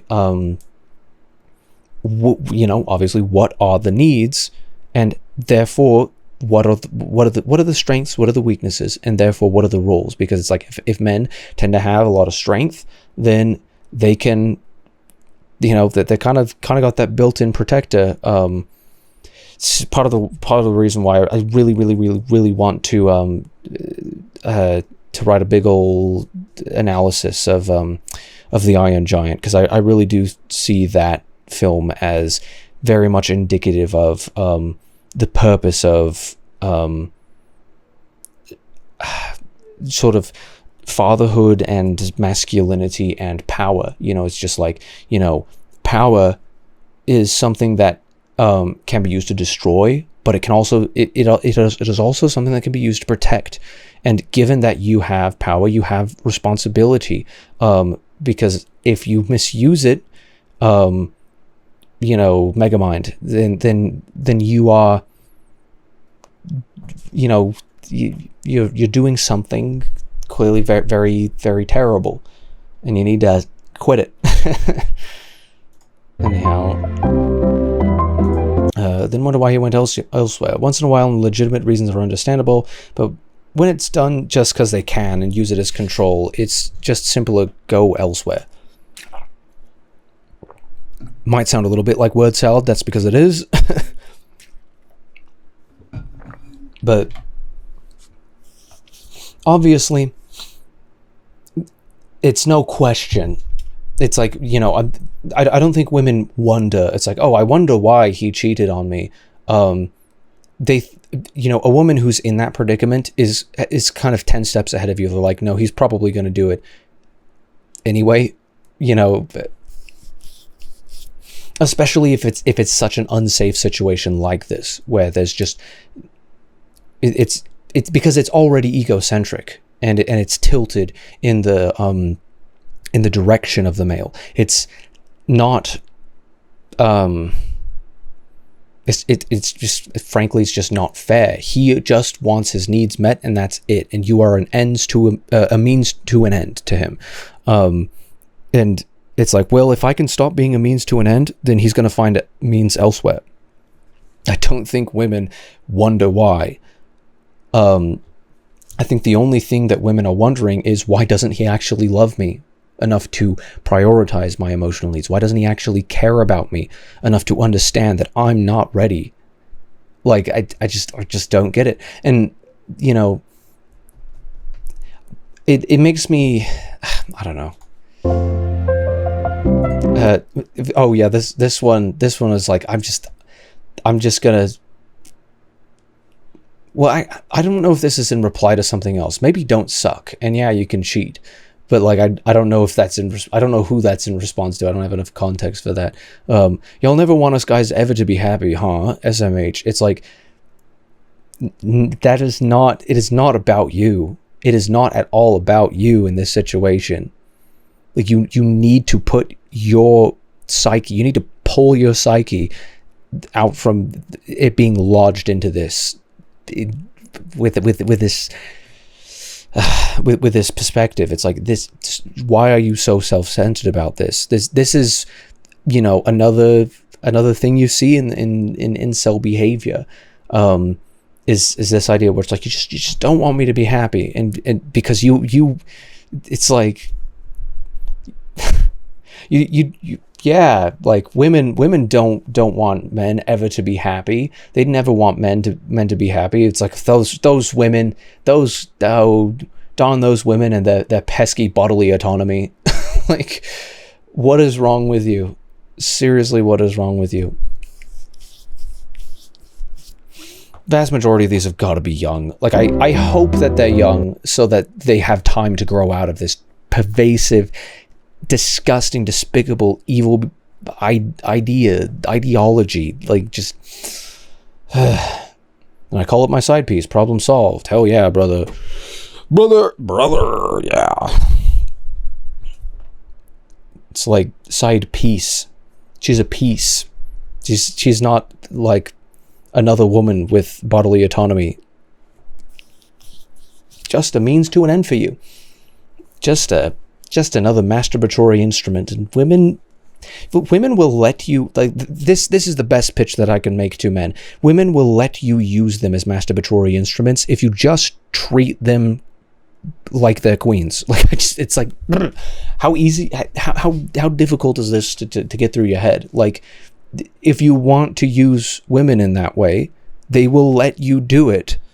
You can do so completely consensually, and you could do so in many ways that would kind of seem like what am I trying to say? It's like, you know, from the outside, if you see some of the ways that couples do sexual things together, you'd be like, oh, like, goodness sake. But it's like, you know, women will be into it if you actually give them something in return. Because it's like, you know, men see like, well, you stay here rent free, you don't work, you don't pay me rent, all I ask is that you like do the dishes and let me use you physically every once in a while, and then maybe pop out some kids. It's like that's sort of the dumbed down idea from an already dumb male perspective. But like, women see it as from a completely different angle, from an emotional sense. Women will see it as like, well, like you gave me, yeah, I'm grateful for what I have, but I don't care. I would rather be, you know, in a shack with a loving husband than in a mansion with a man who treats me like a sex slave. It's like one of these situations, I really begin not to care so much about what we've got, because what we have got is love. And when you haven't got love, your house is not a house. Your house is not a home. It's just a physical place that you spend the majority of your time.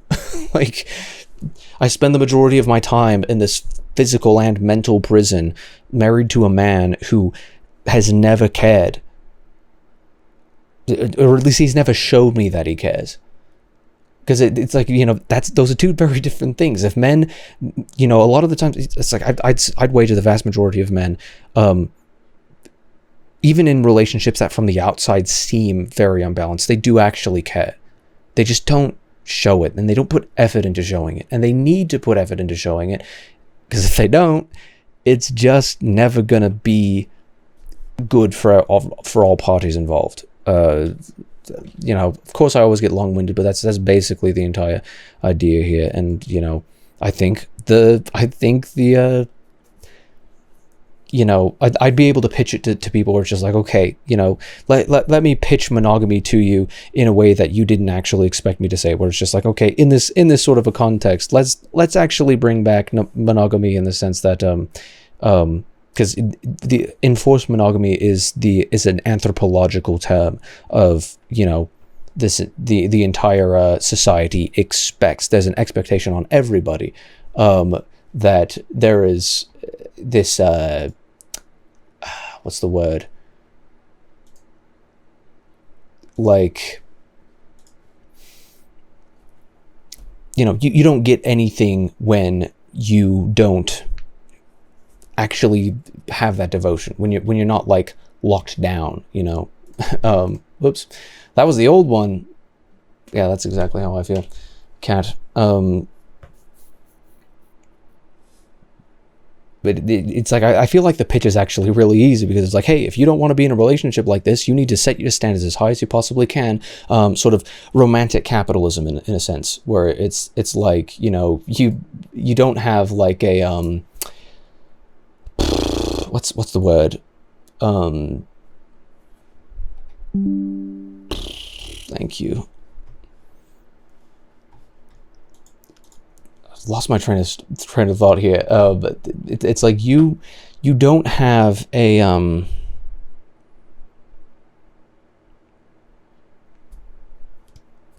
romantic capitalism. And I think I'm going to talk about this topic in just a video essay, some sort of analysis at some point, probably on the Barbie movie, probably talking about kissing Kate Barlow, and just what I think is the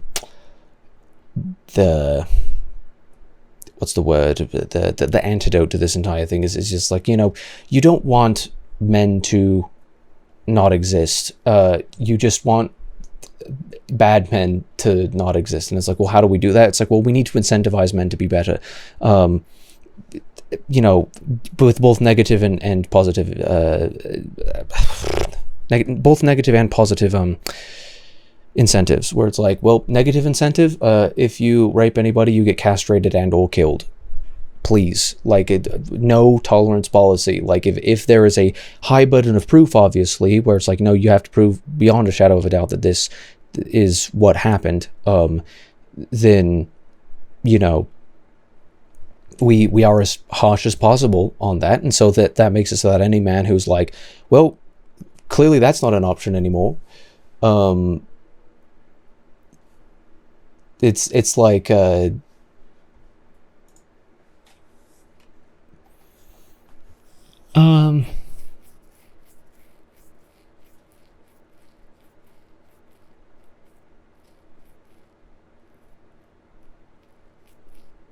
anyhow,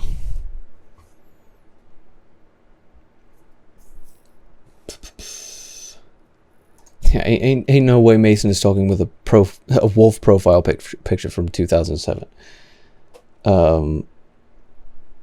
Yeah, this is why I refuse to get in a relationship. It's like, I think a lot of women sort of see that as a bad thing, and I'm like, actually, like, I kind of consider that to be a good development in the end, because then it means that you stay safe. You don't end up in a relationship with a man that is not worthy of you.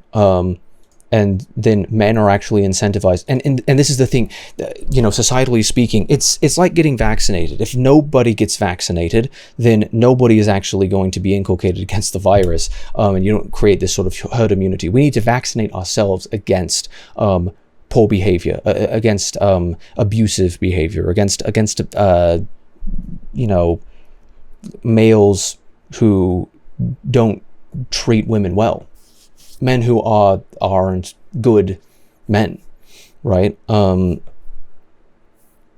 Like, yeah, more of a 9 months pregnant broke my heart. Yup. I mean, that, and anybody who sees that really ought to be feeling a little bit heart wrenched at that.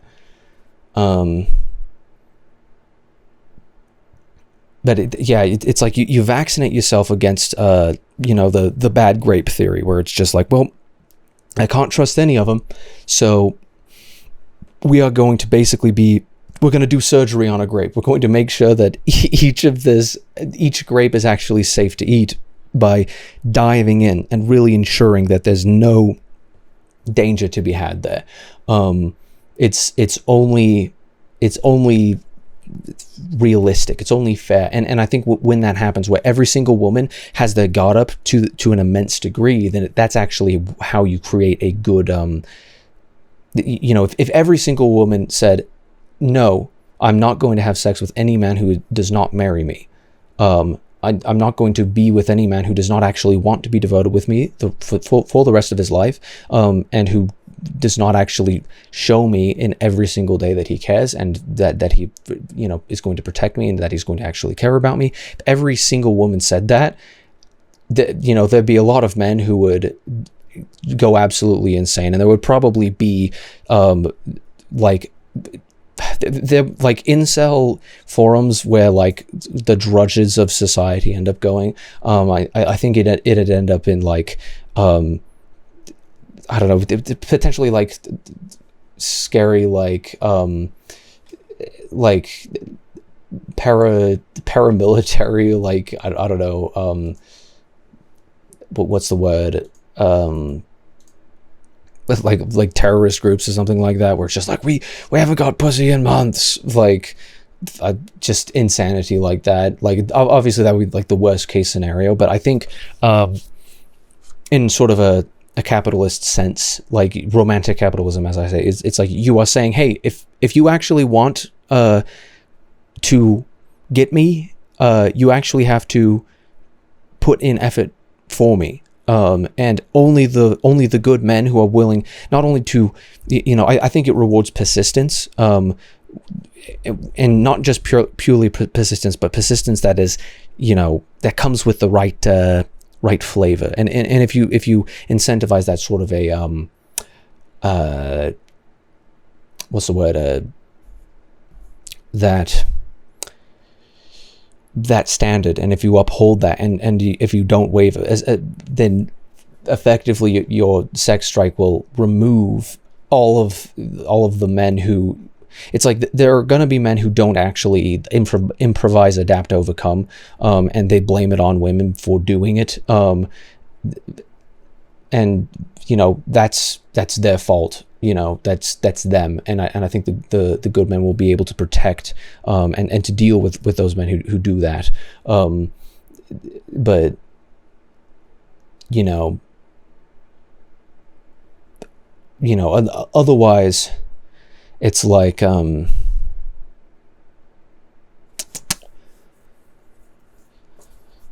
am I thinking about? I don't know.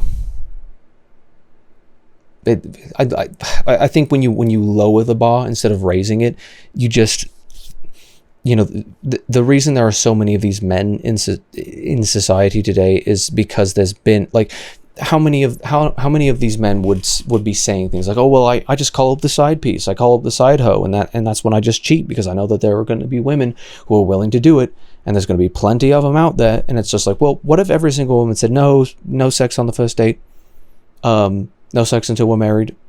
Then those men would literally not even be able to cheat, and so it completely disincentivizes them to even try. And then obviously the men who violate other people are going to be, you know, blasted into smithereens as they deserve. And it's like, you know, that's actually the solution. That's how we fix this, is that, you know, and that's actually kind of the funny thing, is that, you know, the gut instinct of women to be like, I just can't trust men at all, and I'm not going to, is actually what allows, like, it's like panning for gold. You have to sift out all of the dirt and debris, but then you get to the gold at the end of it, because it's like you allow the good to rise to the top, and it doesn't really happen unless you're actually like sifting and panning, and not just being like, oh, any little piece of debris, any rock of any size, anything. It's just like because you like bought me something, or because you said you loved me, or because like, it's like, no, like he has to prove it, and you have to have a high burden of proof for whether or not someone actually does love you, and whether or not somebody actually is going to put you first. Because if you don't, then men are going to just try to get away with whatever they should get away with, and you know, it goes both ways. It's like women, you know, don't an attitude, don't have an expectation that men are going to pursue you. And I'm not saying like, oh, lower your expectations, and then you'll be able to be happier or whatever. I'm saying don't expect men to like get it right in the end. You have to incentivize them to get it right in a sense. And then to men, it'd be like, actually get it right, for goodness sake. Like, just get it right, you know, like, just be a decent human being. Just put her first. Treat her like a queen, and then she will give you more than what you want. You know, she'll be everything that you didn't know that you wanted. Be what she doesn't know that she wanted. And she will, in return, you know, reward you for that. And obviously, if she doesn't, then that's on her. But you know, it's like, we can't have this sort of the self-centered focus on all of these things. It's just obnoxious. But we've got. Oh yeah, this is the next thing, and obviously this is off the cuffs. Why does F11 just not work? I want to go into full screen, idiot. What is this? See, I don't even know how to yeah, it's this dumb thing where I can't use like literally any keyboard. Whoops. Spamming the print screen button for no reason. I can't even press like Control R. I have to like manually. What is this rubbish? Like, I have to like go in and then go out. It's so ridiculous. But this obviously is repugnant. Man pushes his way into house, rapes teenage girl, and forces her mum to watch. Joshua Carney has been released from prison 5 days previously. Don't release someone like that. If you have proof, set the bail as high as you possibly can. No, you don't get bail. Actually, no, you don't get bail. You get castrated. That's the idea. You know, I think in an ideal world, we don't play around with these people. We actually take it seriously, and we hold them accountable. Because if this is a thing that actually happened, then this person should not be walking free. I don't think anybody, I don't think any mothers, I don't think any fathers, I don't think nobody in their right mind thinks that this is perfectly fine. Except for like 12-year-old people who think that this is like something that's funny, or edgy people who try to make a joke out of it, like this tutorial. Like, you've got to be joking. And the fact that there is an idea from many people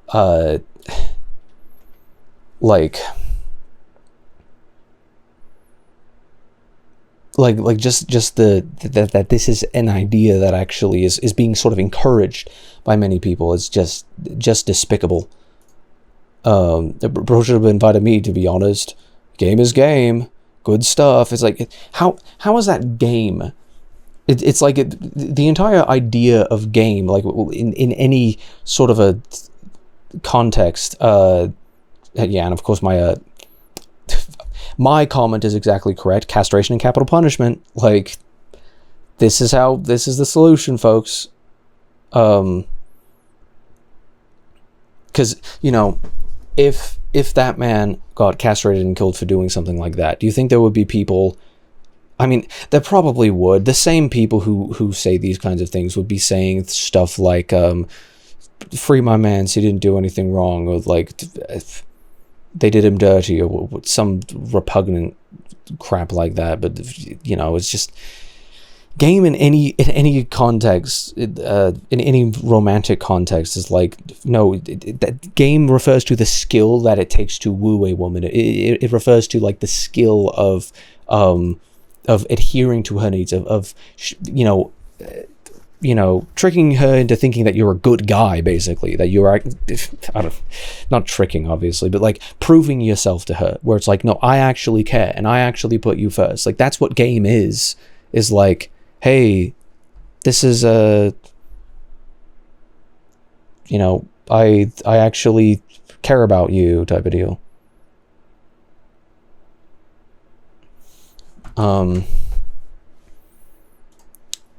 But I don't know, we continue. It's kind of W, easy. Well, I mean, I guess we can assume that is in response to the situation. Like, I don't see why any of the rest of these, like, if I just see two characters, sometimes I might assume like I don't know, was that even an intentional comment? But it's like, well, take it, not that bad. Sigma, W. Joshua Connie. Oh right, that was the name of the guy. Like, that, it's evil. It's human nature. Yes, it is in human nature. It's in nature all over the place. Like, when you look at nature, yes, like there's rape all over the place in nature. Does that make it a good thing? Like, are you kidding me? You are actually going to make the argument that because it's in your genes to be sexually aggressive, then that means it's actually perfectly within your rights to remove somebody else's bodily autonomy, and to violate them in that sense. Like, you are despicable. You are despicable. And it needs to be, there needs to be an example set that anybody who tolerates this type of a thing, well, specifically anybody that does it, is going to be castrated and killed. Yep, castration and capital punishment.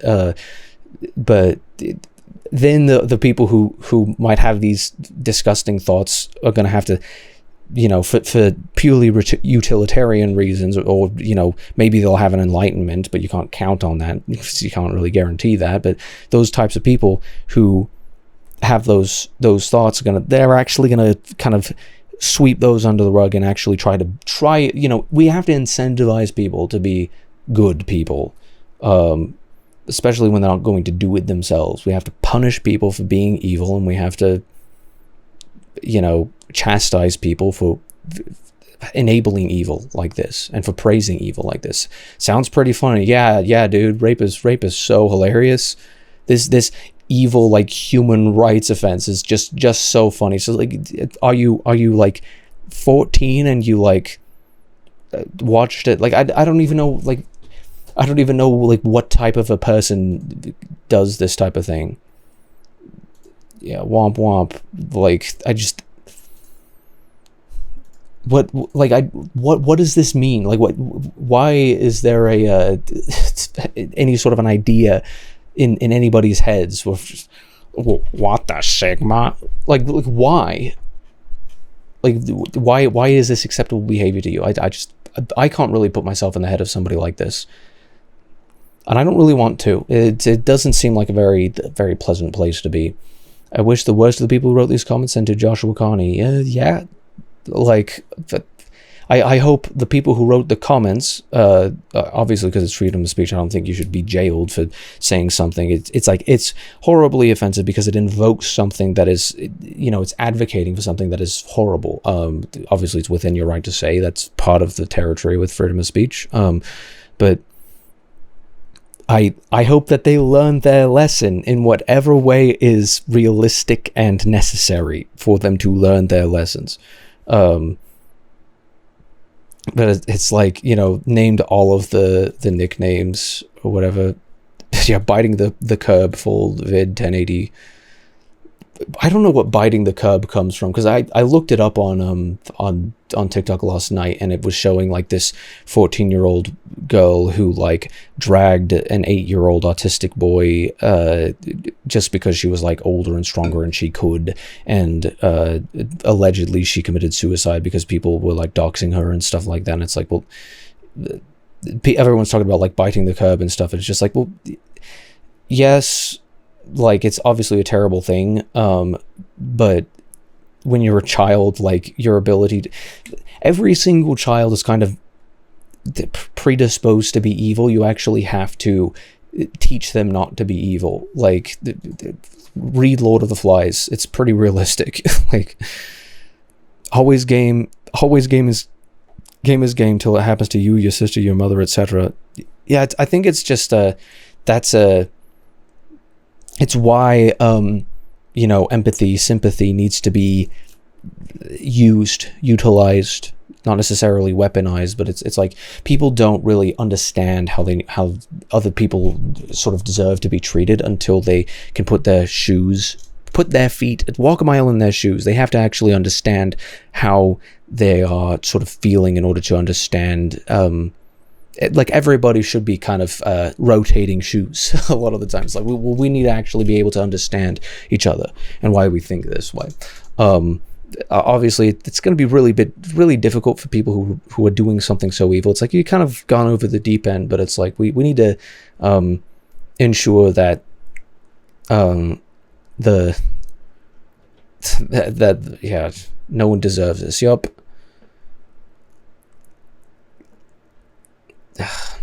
And yeah, they'll only say it in TikTok comment section and never IRL. It's like, of course they wouldn't, because it's like I could just speak my mind on here. It's like, I feel like people know that it's wrong. I feel like if you actually sat down with any of these individuals, you'd be able to talk to them and be like, you really think that, like, rape is good? Like, really? Like genuinely? Or you're just frustrated at women in general, and therefore you're going to like, I don't know, it just doesn't make sense. I'm gonna be right back here. Oops. Hello, excuse me, you have to kill me. Anyway, shouldn't have taken such a long time. Cool house, baby, I don't think I'm the one when you would do.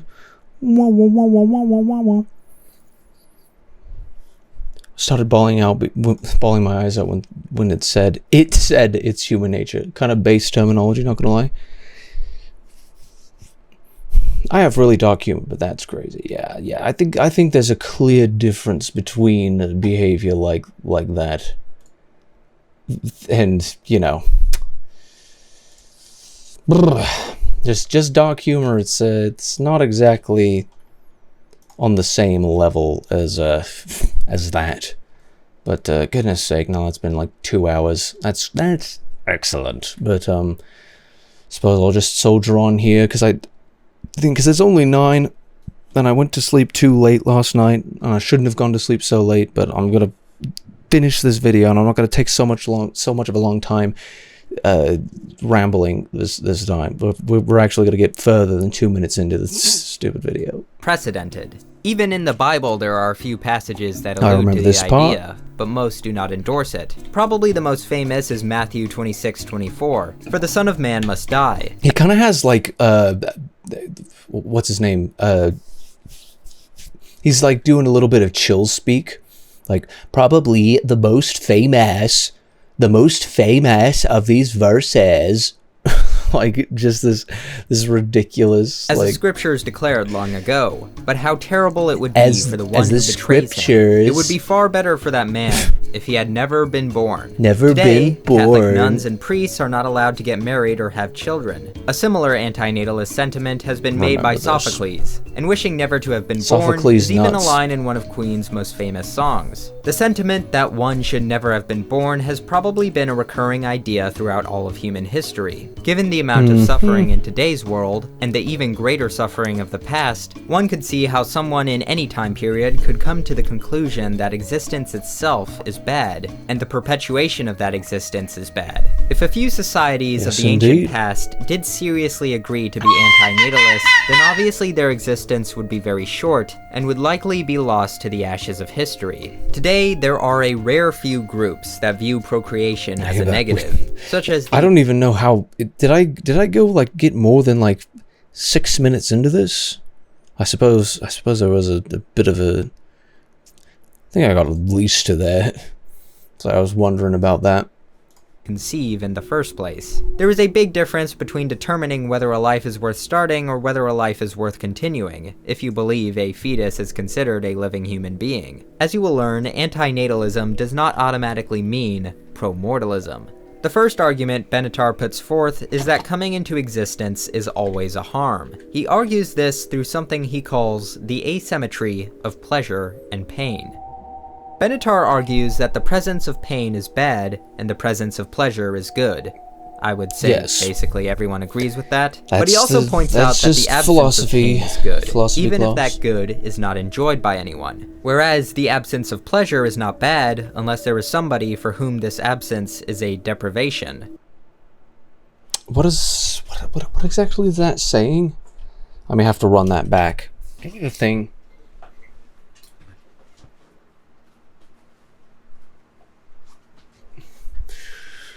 Run that back, and it's just a gif of Roxanne Wolf, like from the game, just like sliding across the floor. That's a good one. It's been a while since I thought about that gif. Of pain is good, even if that good is not enjoyed by anyone. Whereas the absence of pleasure is not bad unless there is somebody for whom this absence is a deprivation. The absence of pleasure is not bad. It's, you know, if you're depriving them of pleasure.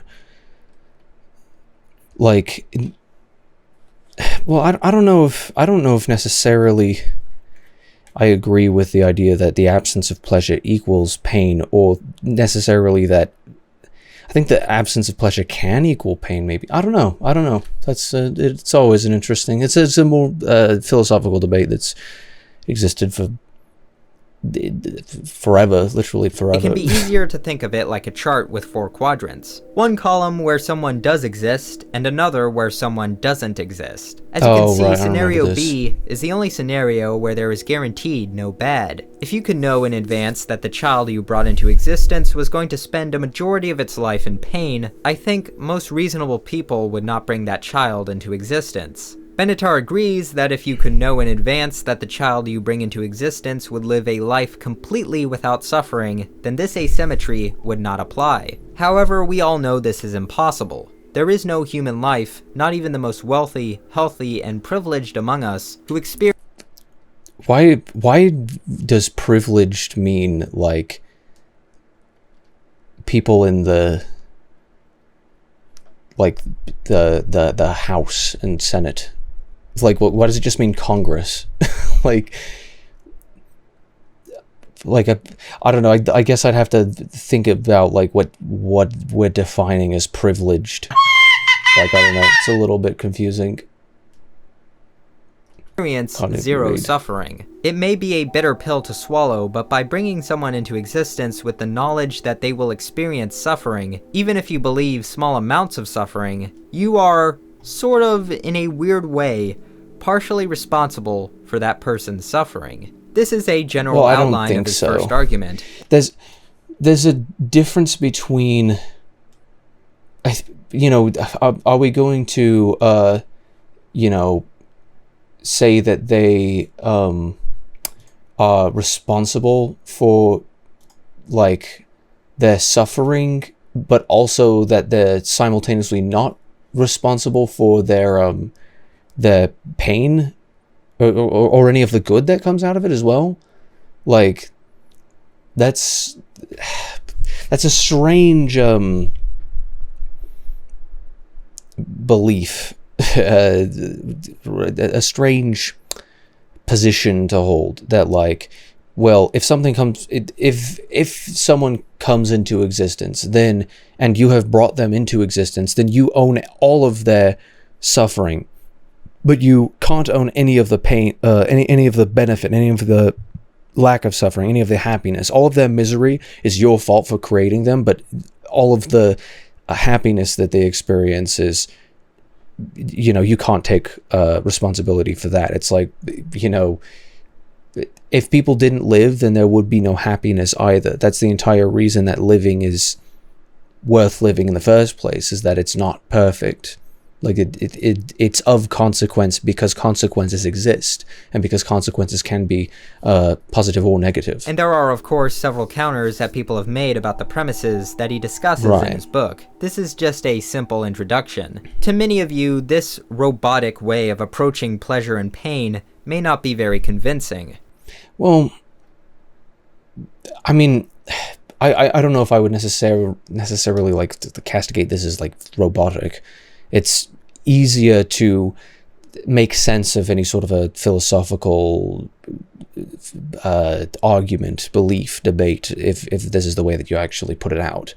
Like, if you can present it in this sort of a way where it's like presence of pain, presence of pleasure. Like, I don't know, it helps to explain what the concept. But as Benatar argues further, our lives may be considerably more bad than we believe. How good do you think your life is? I want you to seriously consider this question. If you're not in a war-torn or developing country, if you don't have cancer or some other major... I mean, it's something that everybody should certainly be considering, but just because you aren't dealing with, like, good... What's the word? Like... Just because...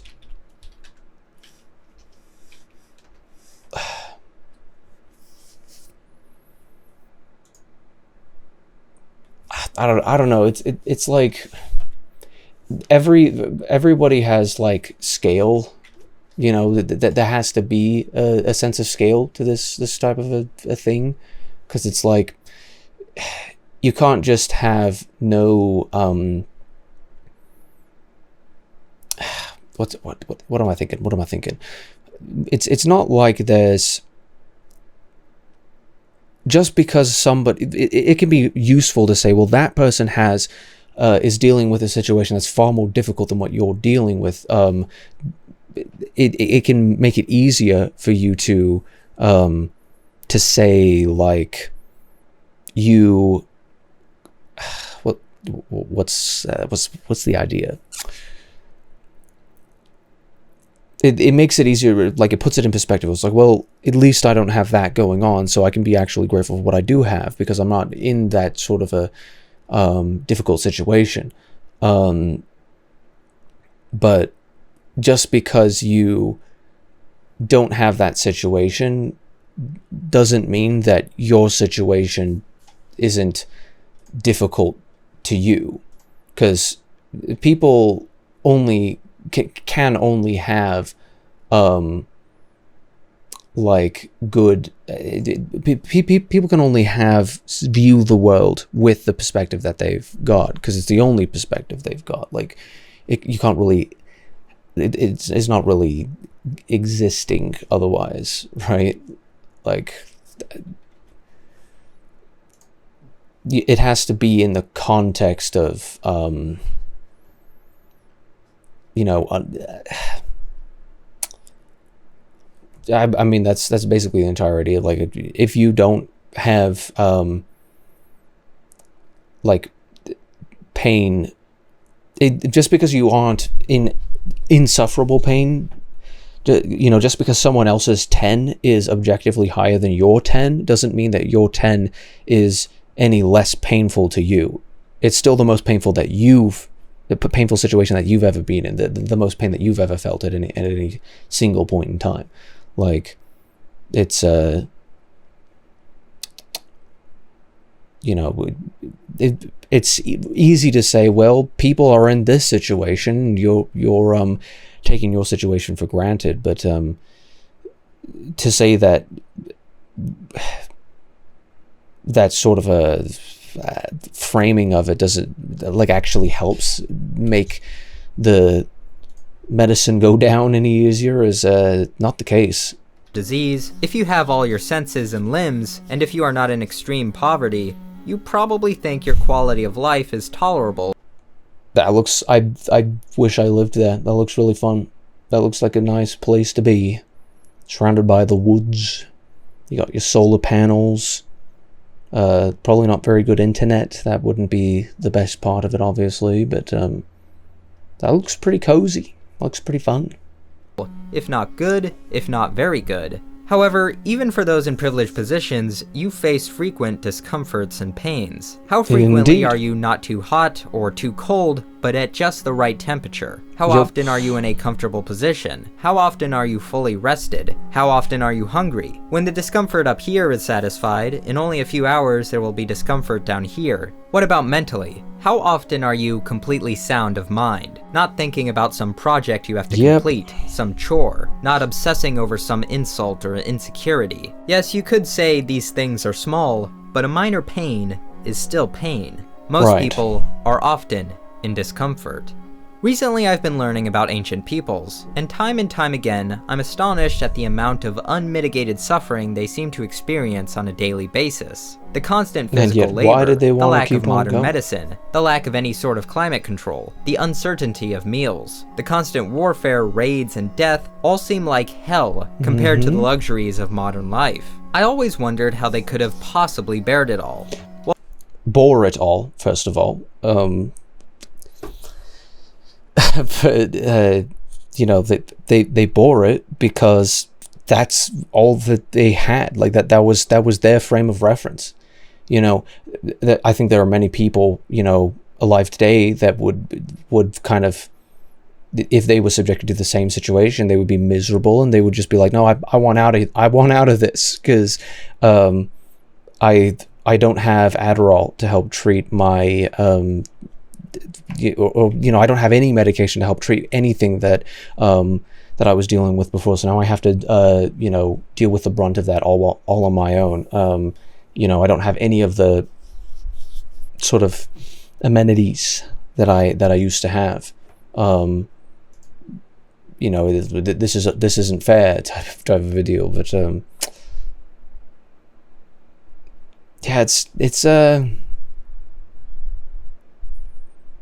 I don't know, I feel like there'd be a lot of people who go into that situation and then they, you know, beg for the way that their life used to be. It's like, I was so selfish. I was so, you know, miserable, even though I had so much. You know, this is important to sort of look at that sort of a situation where it's like, you know, we have to be grateful for what we have got. And, you know, are there going to be people in like 1,000 years who look back at us and think, well, you know, they had it better than them, but they've, in comparison to what we have now, haven't really got it all that good at all, have they?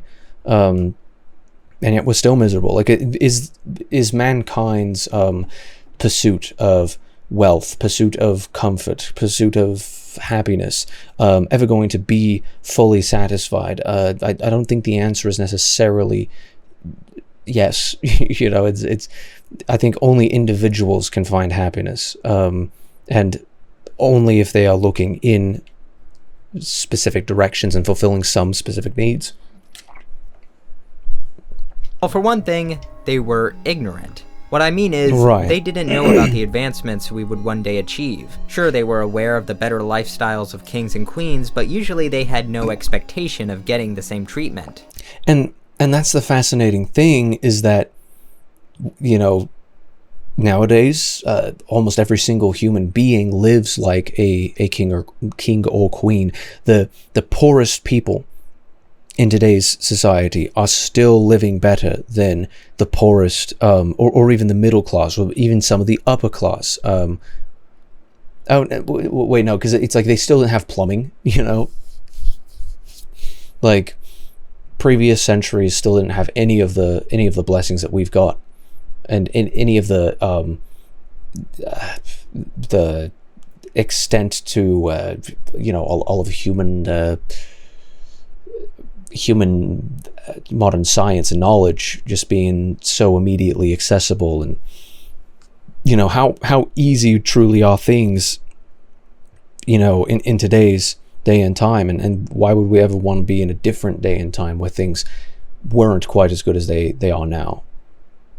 If the person next to you is experiencing the same amount of suffering or worse, then by comparison, your life doesn't seem too bad. They may have dreamed of luxuries similar to our own, but it was probably never taken seriously. People of the far future may look at our lives and wonder how we bared such harms as cancer, discrimination, this is the funny thing, is that there's so many things that I am acknowledging in this video that is like, oh, it's like, oh no, like that makes, I don't know, when it's actually intellectual and intellectually stimulating, then it's you know, a lot easier to, well, no, it's actually harder to actually be spending a lot of time on, because like, well, yeah, I mean, I had already said that, and he's acknowledging that. And actually, I think that there was one thing that I did want to correct about my attitude previously. When I was first starting this video, I was kind of fired up a little bit, and I think I just jumped the gun a little bit on I don't know, maybe what I thought this video was going to be. But it's like, no, this is very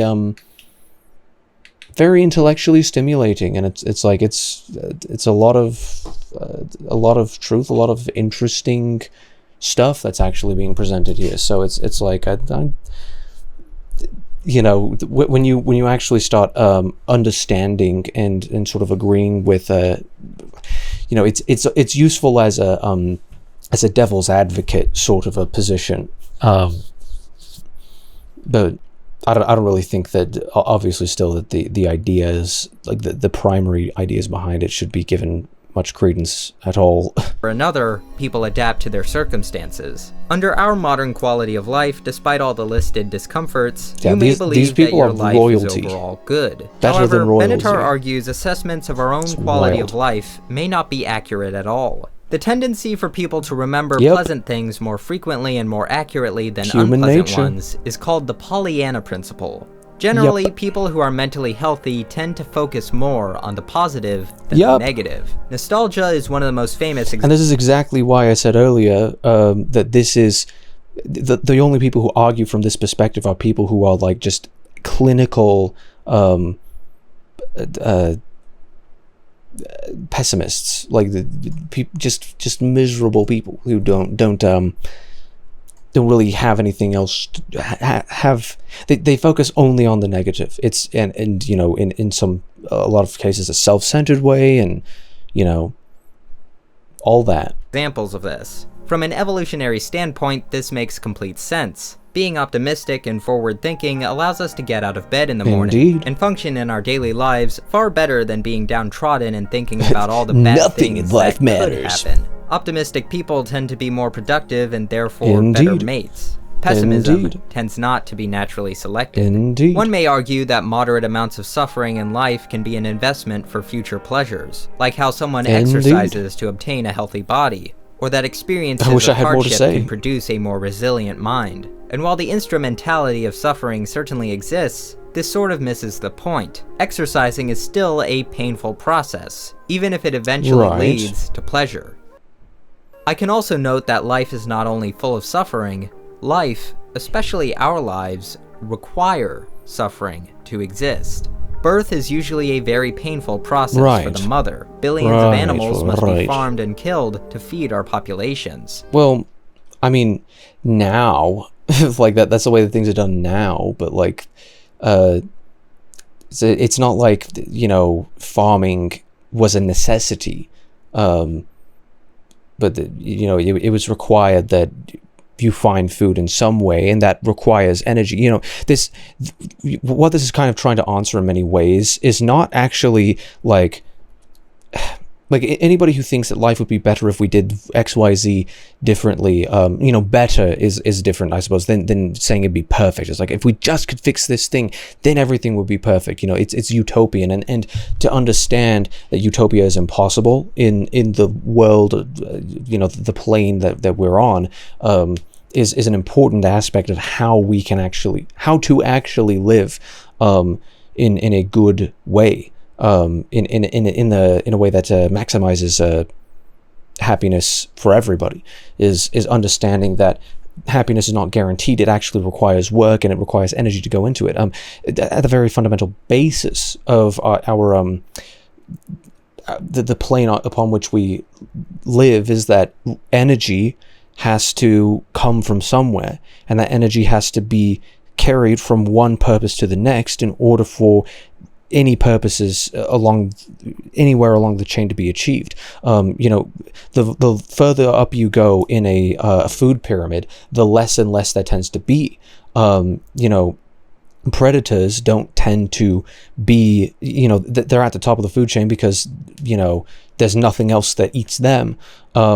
But they don't tend to be the most, because actually what they're doing is they're cutting down on the amount of energy. Plants have infinite energy. If there is sun, then they can get that energy. Sometimes it's not always going to be available at this place, and sometimes any of the other things that they require, proper soil, proper weather, proper climate, all of those things can affect their ability to actually survive. But plants, it's like they just absorb energy from the sun. And they're good. Animals, generally, they can't absorb energy from the sun without getting cancer or sunburns or something of that nature. It's like animals have got to eat the plants, and then other animals have got to eat the animals until you go all the way up that food chain. And it's like everything trying to live is, just kind of ad infinitum trying to take energy and convert it into something else. It's more of a molecular level than that just ends up getting mirrored down the line in a psychological level, is that energy has to be found somewhere, and you have to efficiently look for the best place to get that energy. Otherwise, you're not going to make it. And if somebody else does it for you, then they have to expend that energy for you. Even at a blatant, like, molecular level, it's like it's like the problem that we're trying to solve could not be solved without, like, basically fixing this problem on a universal molecular level, which would deprive this life entirely of its meaning, of its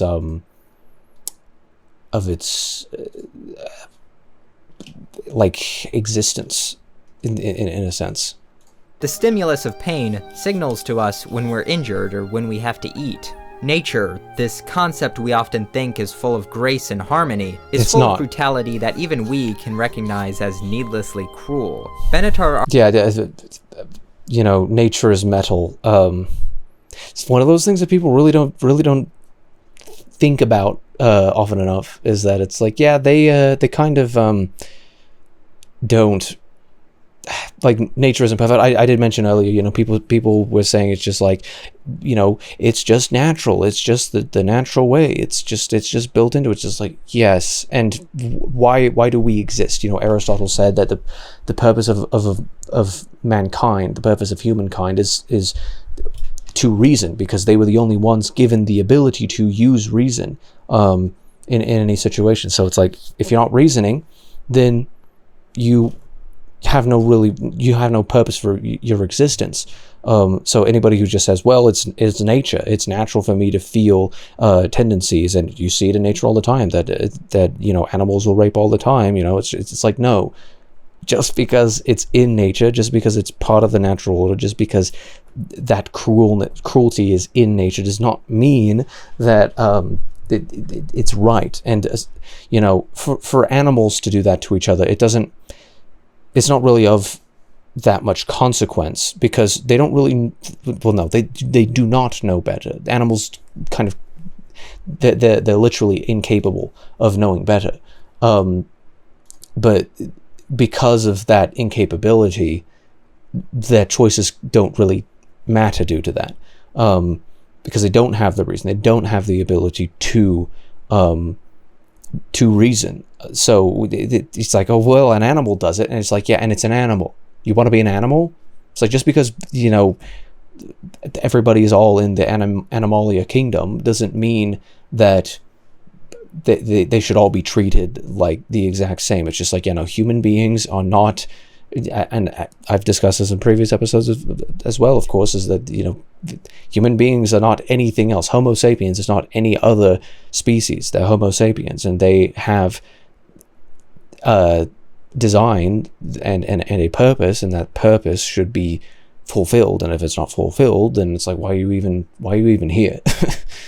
argues further that there is no duty to procreate. If coming into existence is always a serious harm, there can be no duty, based on potential people, to bring those people into existence. If most people can agree that there is a duty not to procreate if the parents have a serious genetic disease that duty not to procreate. I don't think that there's necessarily a duty not to procreate.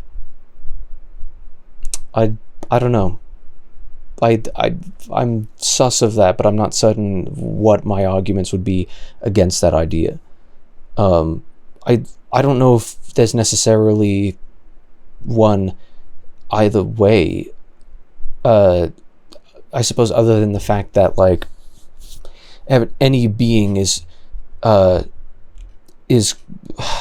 created, you know, it like in the same sense as like, you know, man was given reason, so he would use his reason.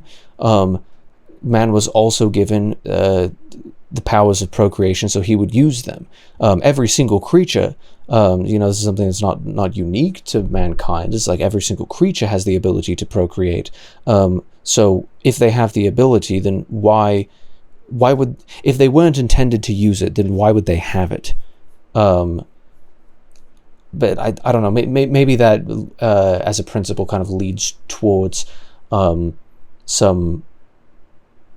more dicey results that wouldn't be so good. I'm not certain. That's a really interesting idea. I might just say that I'd be neutral on it, that there's not a duty to not procreate in the vast majority of situations, but there's also not necessarily a duty to procreate.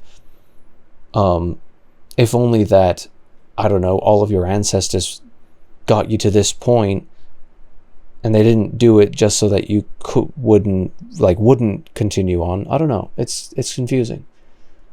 Definitely an intellectually stimulating line of thinking. Would likely harm the child, and if coming into existence is always a serious harm, then there may indeed be a duty not to procreate. In a way, our ancestors created what harmed the potential people to bring those people into existence. If most people can agree that there is a duty not to procreate if the parents have a serious genetic disease that would likely harm the child,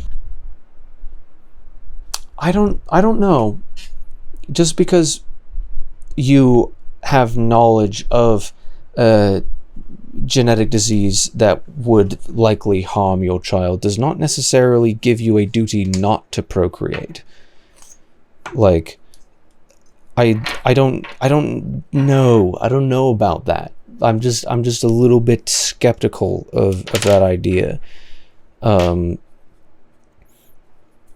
I guess the classic one is sort of like with cases of like incest, where it's like, you know, even if you are both adults and you can both consent, it's, you know, there's still an issue with this happening because I don't know, whatever the reasoning behind that is. Like, the vast majority of people don't think that is an acceptable thing to do, that there is actually in that case a duty not to procreate with these particular people.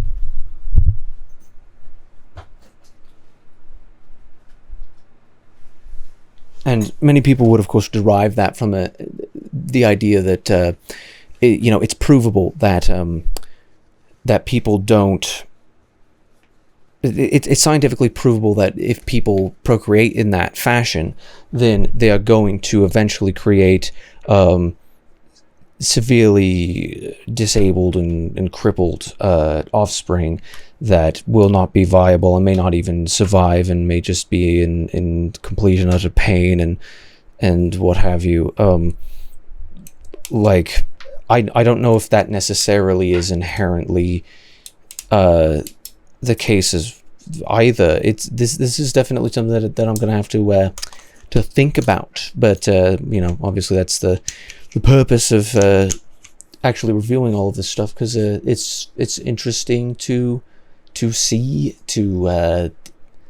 it's just intellectually stimulating, just things to think about. And if coming into existence is always a serious harm, then there may indeed be a duty not to procreate. In a way, our ancestors created what Benatar calls a we love this. We love Neanderthalensis antecessor, Erectus habilis, Heidelbergensis. We love these.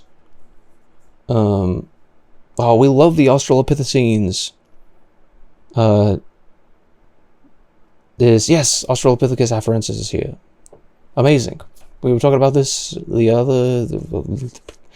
like 2 episodes ago, whatever. Technically, this is not the same on its own episode. Either way, Paranthropus robustus. I like that one. That's interesting. Australopithecus sediba, classic. Africanus. Kenyanthropus is. I thought they renamed that one because it was an Australopithecine, so they would have changed it. Anyway. Recreational Ponzi scheme. Each generation benefits, within both families and societies, from creating a succeeding generation, which thereby generates the need for that generation to itself create a new one. Yes, indeed. It's a Ponzi scheme in that eventually it's going to go bust, and the final people are going to have to pay a price. How is that the case at all? How is this a zero-sum game? How is that a Ponzi scheme? Like I actually don't understand, because it's like the only thing that can happen is more and more and more benefit, so long as you instill in your children the right moral framework with which to govern themselves. Then they are going to there can only be continual benefit to that. The only situation that you will be suffering is like as a whole, where you actually can't be, can't have that optimistic outlook, is because like when your children, like when you fail to instill in them, or that they specifically choose to go against what you taught them for whatever reason, or other people who believe different things, like the only way that it can go bust, quote unquote, is if other people decide to ruin it. Like, but even then, just because people try to ruin something that is good does not make that any less good. I don't really see how this is a rational position at all. That like, well, yes, it gets better and better, and that is exactly why everybody should keep having children, is because every single time that you have an additional generation, then everybody is benefiting from it. But not with the case of like, it's like, what? Like, not in the case of like one, like it's guaranteed that arbitrarily one generation in future is just going to like collapse. I mean, it's guaranteed for this fella because he's the director of the game in which he is part of the fictional universe of is rubbish, and he's gonna decide to ruin his entire life. But like, it's not guaranteed for anybody. Everybody, be the change that you wish to see in the world. Everybody has the ability to make the world a better place, like in one way or another, for good or for bad. You are the difference. That you make a difference in the world by existing or by ceasing to exist, because that flip of the coin is entirely in your in your control, and either way there's going to be an effect. Once you flip that coin, the effect, the universe is already split in two, and there's one universe that you decide to have children, you decide to live, and you decide to be as good a person as you possibly can be, and there's another universe where you decide that you should just like die because you're a pessimist. Like, it's not guaranteed at all. Like, this is a very nihilistic position. Like, is he actually taking this position? Like, I'll let him continue, but I don't see how this is in any ways evident. Like, there's not enough evidence to actually back up this claim that eventually somebody is guaranteed to like see like all of it's going to go wrong, and then everybody's going to be bearing the brunt of the cost of like living. That it's like, in what way is this guaranteed for anybody? The only thing that is guaranteed is of course death and taxes. Suffering is guaranteed, but that doesn't mean that happiness can't or shouldn't be fought for, and that it's their fault for even having you in the first place, that you decided not to actually pursue happiness in a way that was the best way to pursue happiness. That doesn't compute. One more thing I would add is the impossibility of consent. It may seem silly, but there really is no possible way to give birth to a child purely in the interests of the child. Well, I know that what he means, because he mentioned it earlier, is that you cannot consent into exist. You cannot consent yourself into existence because you didn't exist beforehand. This is why religion often has an idea behind a premortal life of some kind, where it's like, well, actually I did consent to it, and actually the reason all of us are here is because we all did consent to it, and that we wanted to be here, and the people who aren't here wanted to be here, or whatever the theological position that they take is. But like, obviously, yeah, we can't really prove, you don't come out the womb with a document in hand, taped to your back or whatever, that says this person agreed to be here. The only documentation really that you have is DNA, I suppose, which is literally yourself. Like, it's literally the code to how you yourself exist, so it's not really much of a proof of your consent necessarily, unless it is unless it's something I'm missing. But I would agree with the sense that we cannot prove that there was some sort of a consensual agreement that I was going to come down here and be born. We cannot get consent from someone who doesn't exist. Yes. For a moment, I thought he was actually going to go on the path of what's the idea?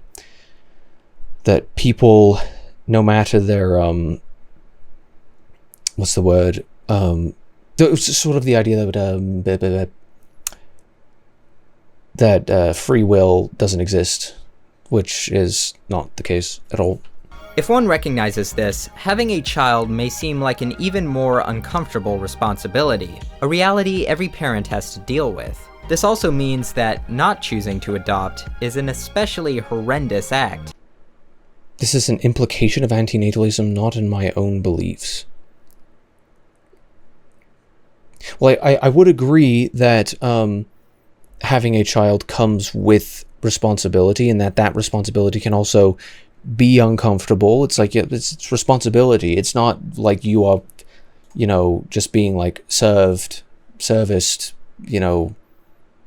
outright benefited from it. It's like, no, you are sacrificing in order to do something good for somebody else. It's a benevolent act that it's charitable. You are doing it because you want to do something good for somebody. But certainly in a pessimistic point of view, then it's obviously that's not going to be the case from that. Not only are you choosing not to take care of an already existing life, you are unnecessarily bringing in another one. One Indian man tried to... So, antinatalism effectively says, you can't say, like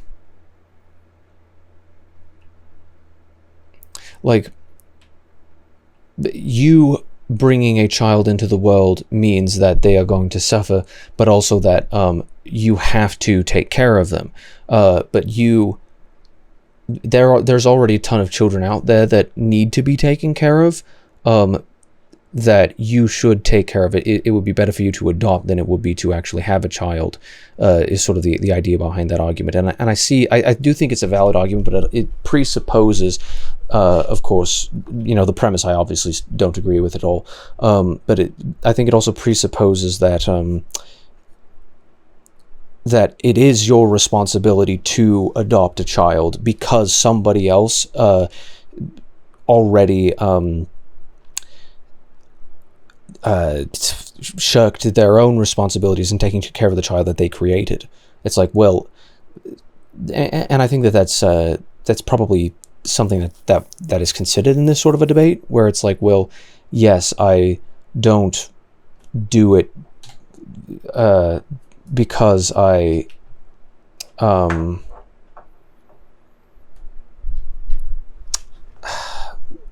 like because I what am I thinking? They probably considered that that idea where it's like, well, yes, if you do have children, then it is your responsibility to take care of them, but you shouldn't be having children in the first place. And if anybody decided to not take care of their children, then it would be better for you to take care of their children rather than to have more of your own, because then you have to take care of yours and nobody else can take care of theirs. But it's like, I don't know. It's confusing. Like the sort of complicated moral question of who should, whose job is it exactly to pick up the pieces where other people left off, and it's not really a question that we are ever going to necessarily find the answer to in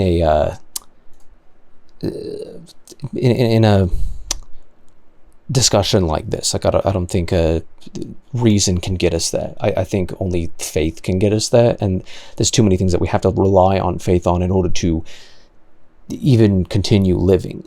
Like, the only reason anybody continues to live is because they have faith that things will be getting better. I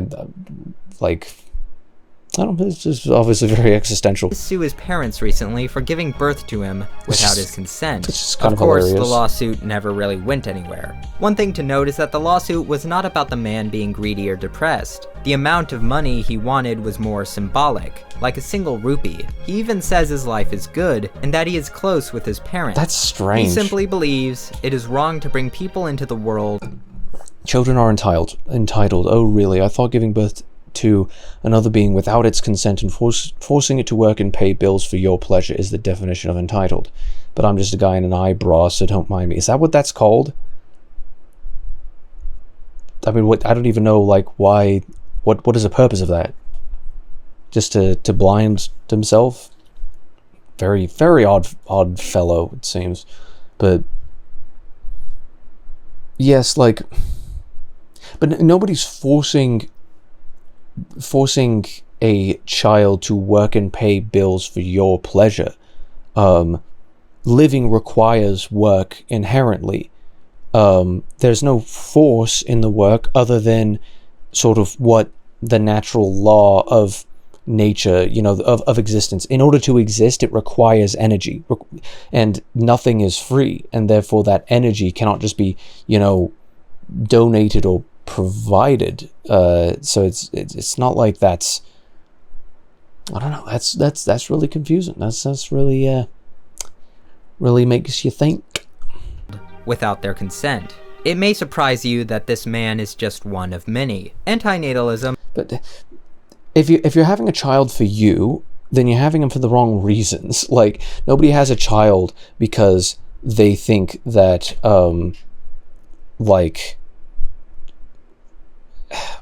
that inherently by having one they are going to be like, it's going to fix all of their problems. Like, actually, no, there's going to be a whole host of challenges that you had no frame of reference for whatsoever before.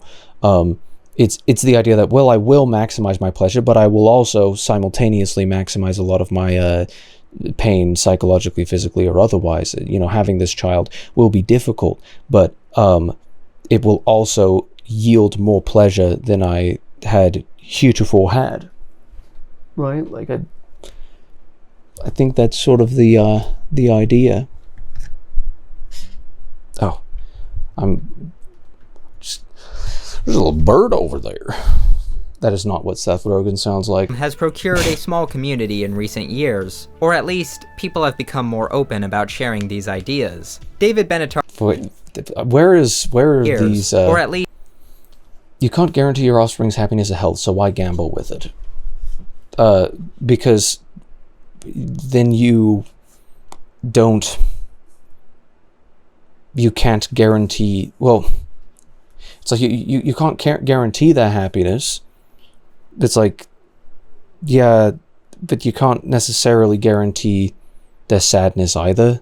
Like, there is nothing that is guaranteed, because we can't tell the future. And if we could tell the future, then we would just make all of the, like, infinitely good decisions, and we would just go in, you know, the right direction constantly, right? Like, glad this is no longer such a taboo subject. Well, I think it's not a taboo subject anymore, because people have lost meaning, and they think that they're going to find meaning in this kind of a way of thinking. This, you know, it's where pessimism leads you, and culturally speaking, the West has become extremely pessimistic. I hate how frivolous and casual people treat having kids, especially young people my age. They're being selfish, depriving their future child of stability, mature parents, financial security, and emotional support. So what you do, the antidote to that is not depriving their child of stability.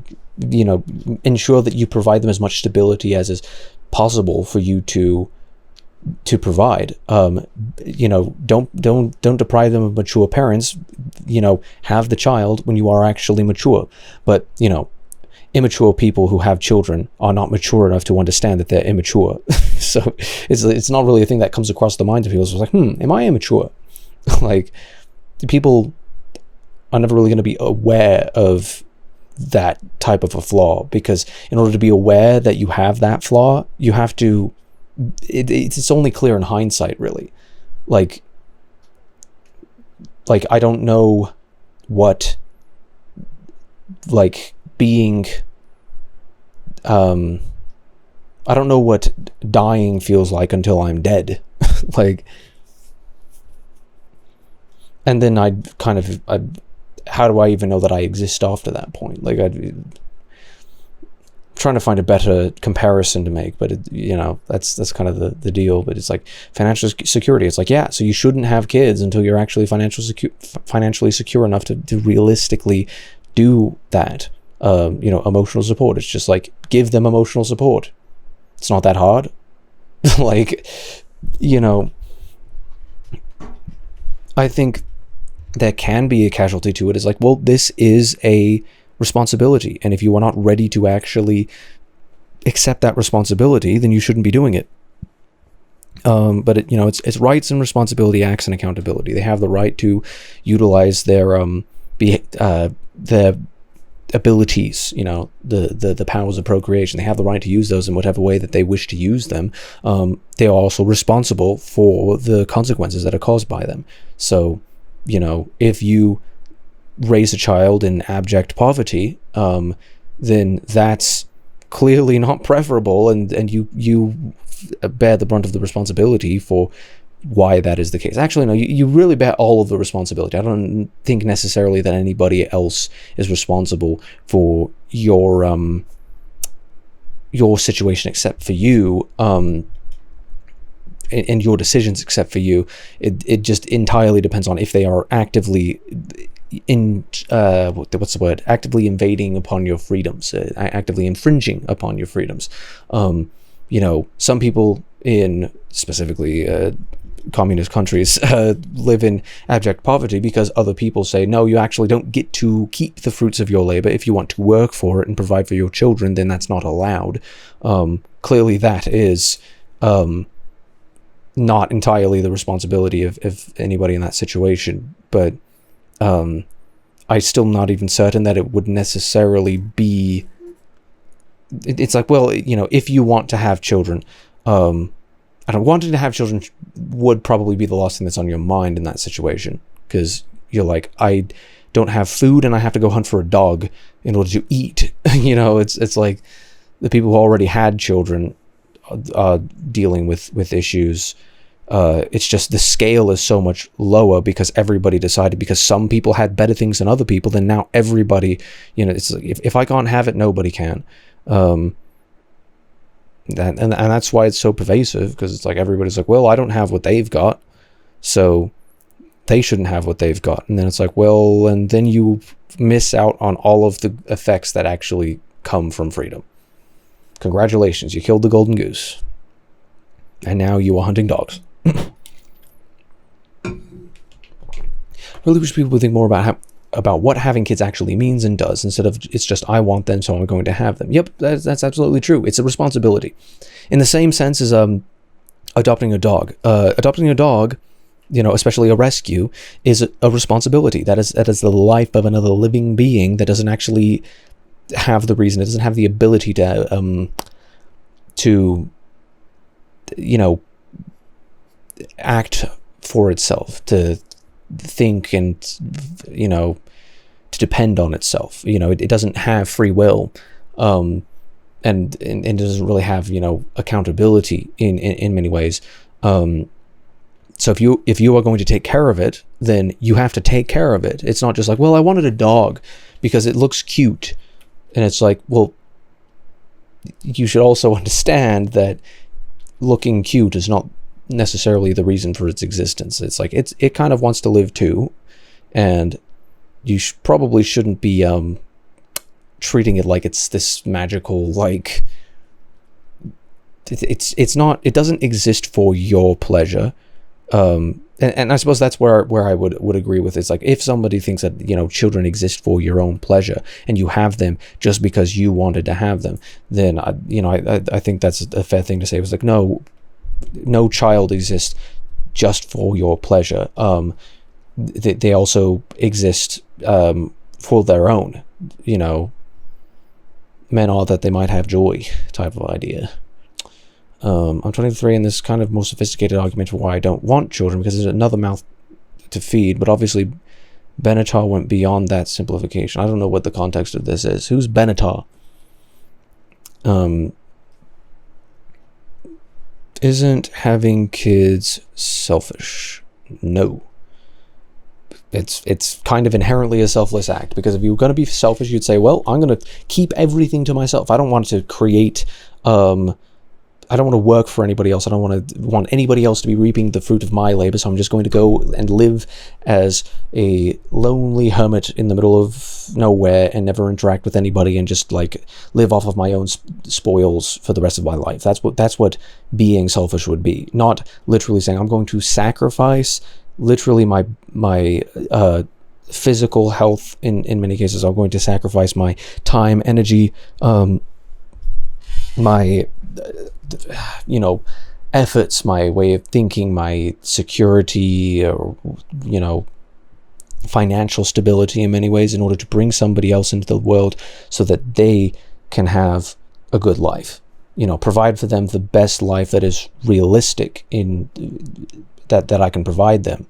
There should be a consideration of, are you doing it for you, or are you doing it for them? Because if you're doing it for you, then you're not doing it for the right reasons, obviously. But it's kind of the opposite of selfish if you're doing it in the right way.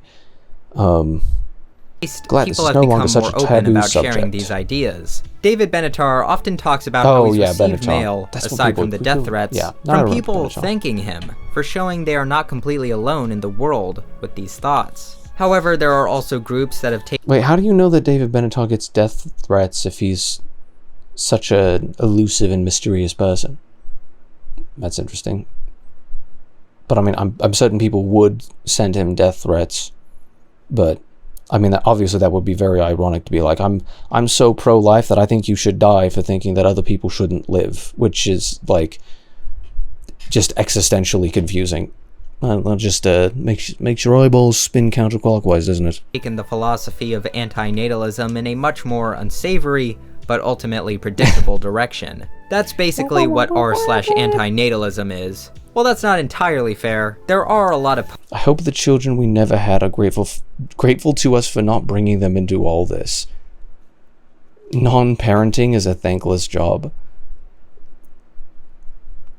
That's so bizarre. Hope that children we never had are grateful to us. They don't exist. They don't have the capacity to be grateful. They don't exist. Like, if we cannot prove that people that people consented to be alive, because you cannot actually get consent from something that doesn't exist, and you also can't get gratefulness from something that doesn't exist. This is paradoxical thinking. It's very confusing. Posts that are just kind of amusing.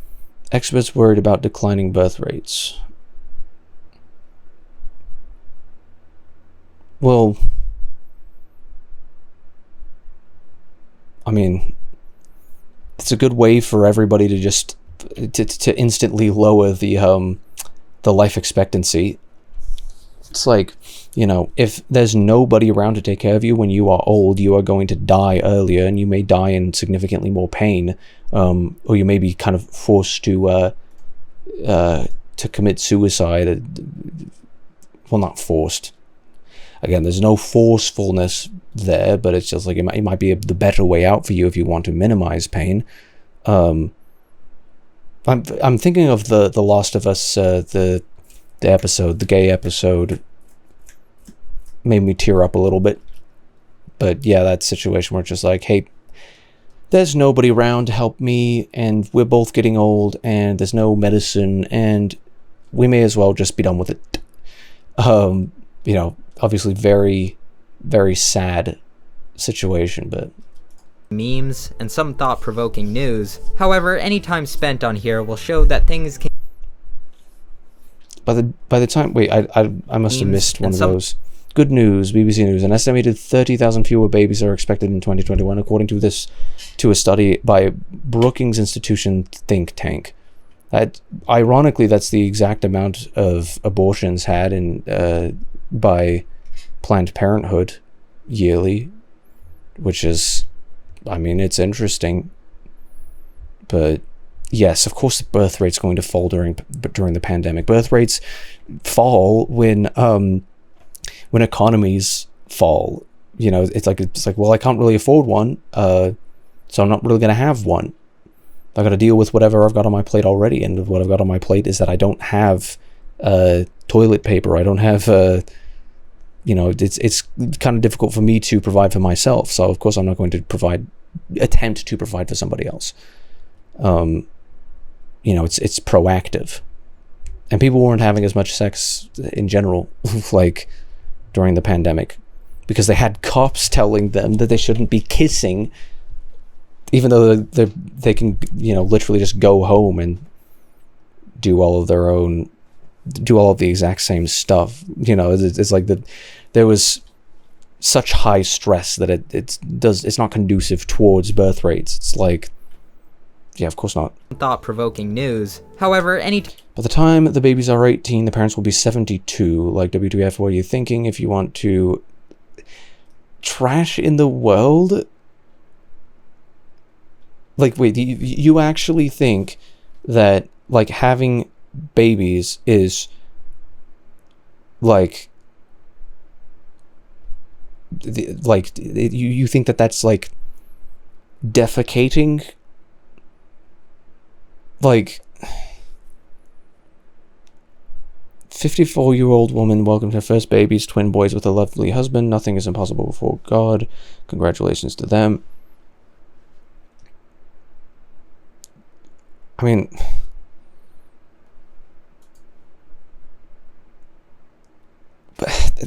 that's just I mean, I do think that there would be better timing, but just because they're going to be really old by the time their kids turn 18 doesn't mean that they don't have the right to at least try to have children. I don't know. This seems less of an antinatalist position than it is a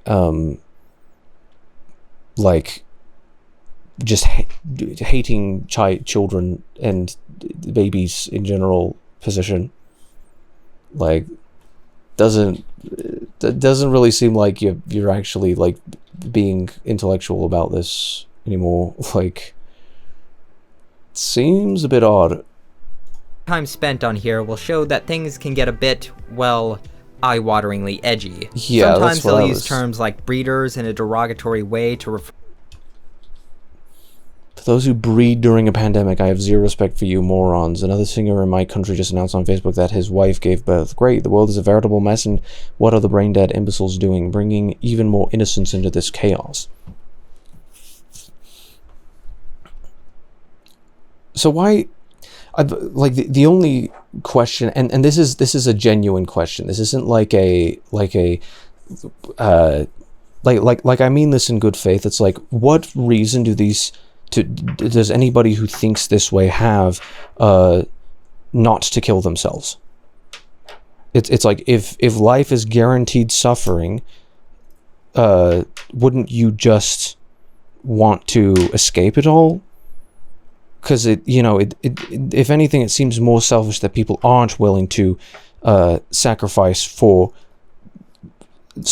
others in order to give them the best lives that they possibly can. It's like, you, for whatever reason, think that life is nothing but misery and decay, and yet you're still here. It's like, if you're this much of a pessimist, then why, and this motivates your worldview when it comes to other people's bodily autonomy, whether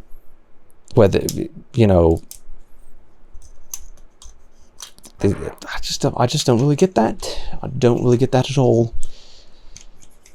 It's like, if you are this pessimistic about existence, then why don't you do, if you think that people simply by existing creates more chaos, and bringing innocence into the chaos is evil, then like, why don't you just bite the bullet?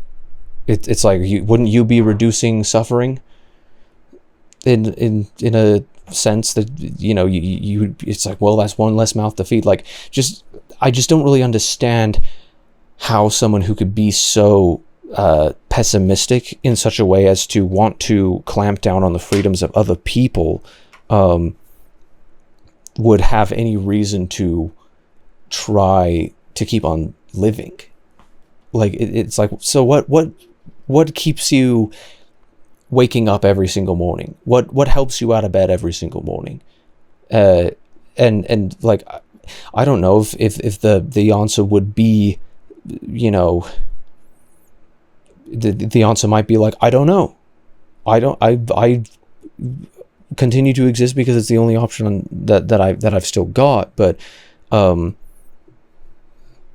like, I don't know. There's definitely something to the idea that creatures want to live and will only actively attempt to end their own lives when the suffering, when they've had too much, when they decide, well, maybe just being done with it would be better. But it's interesting that they would make that that decision for other people and call them other people stupid for not also having the same risk assessment, but also not really be making that decision for themselves in the first place, where it's just like, well, I want to continue living, so I do think that life is worth living, but I don't think that life is worth living for anybody else who hasn't even been born yet. It's like, wouldn't you want to let that be? Isn't that my decision? Like, I don't really think that's your choice to make. To people who have children, there's a lot of unhinged rants, and most of the community seems to be more interested in complaining. There's a lot of... I could just spend a billion years. I'm so angry at all the people who got pregnant in the last 12 months. I believe it's always immoral to have kids. Putting that aside, how can anyone be stupid and selfish as to willingly bring someone into this world when it's so effed up and uncertain right now in a way that literally affects every one of us? I'm not even just talking about the possibility of a virus mutating and what that could mean, but what about the mental health repercussions of all of this? We have people talking about how we should be wearing masks and social distancing forever. Is this the kind of world you want your kid to live in? Well, if anybody was saying that, it's likely they were either fear-mongering or they weren't, because there were definitely people who wanted you to be afraid. It's like there were, bad actors, governmental or otherwise, who wanted you to be afraid so that they could take advantage of that fear. You know, fear is a very powerful motivator, and there are definitely people who would say, like, well, if you're this afraid of this issue, then you're going to give me more power, I bet. So let's go with that. But it's like, this is just pessimism. You think that there is never any possibility for happiness to be reached in life. So it's like, when it's so uncertain right now, it's like, well, part of that lack of certainty is your lack of hope.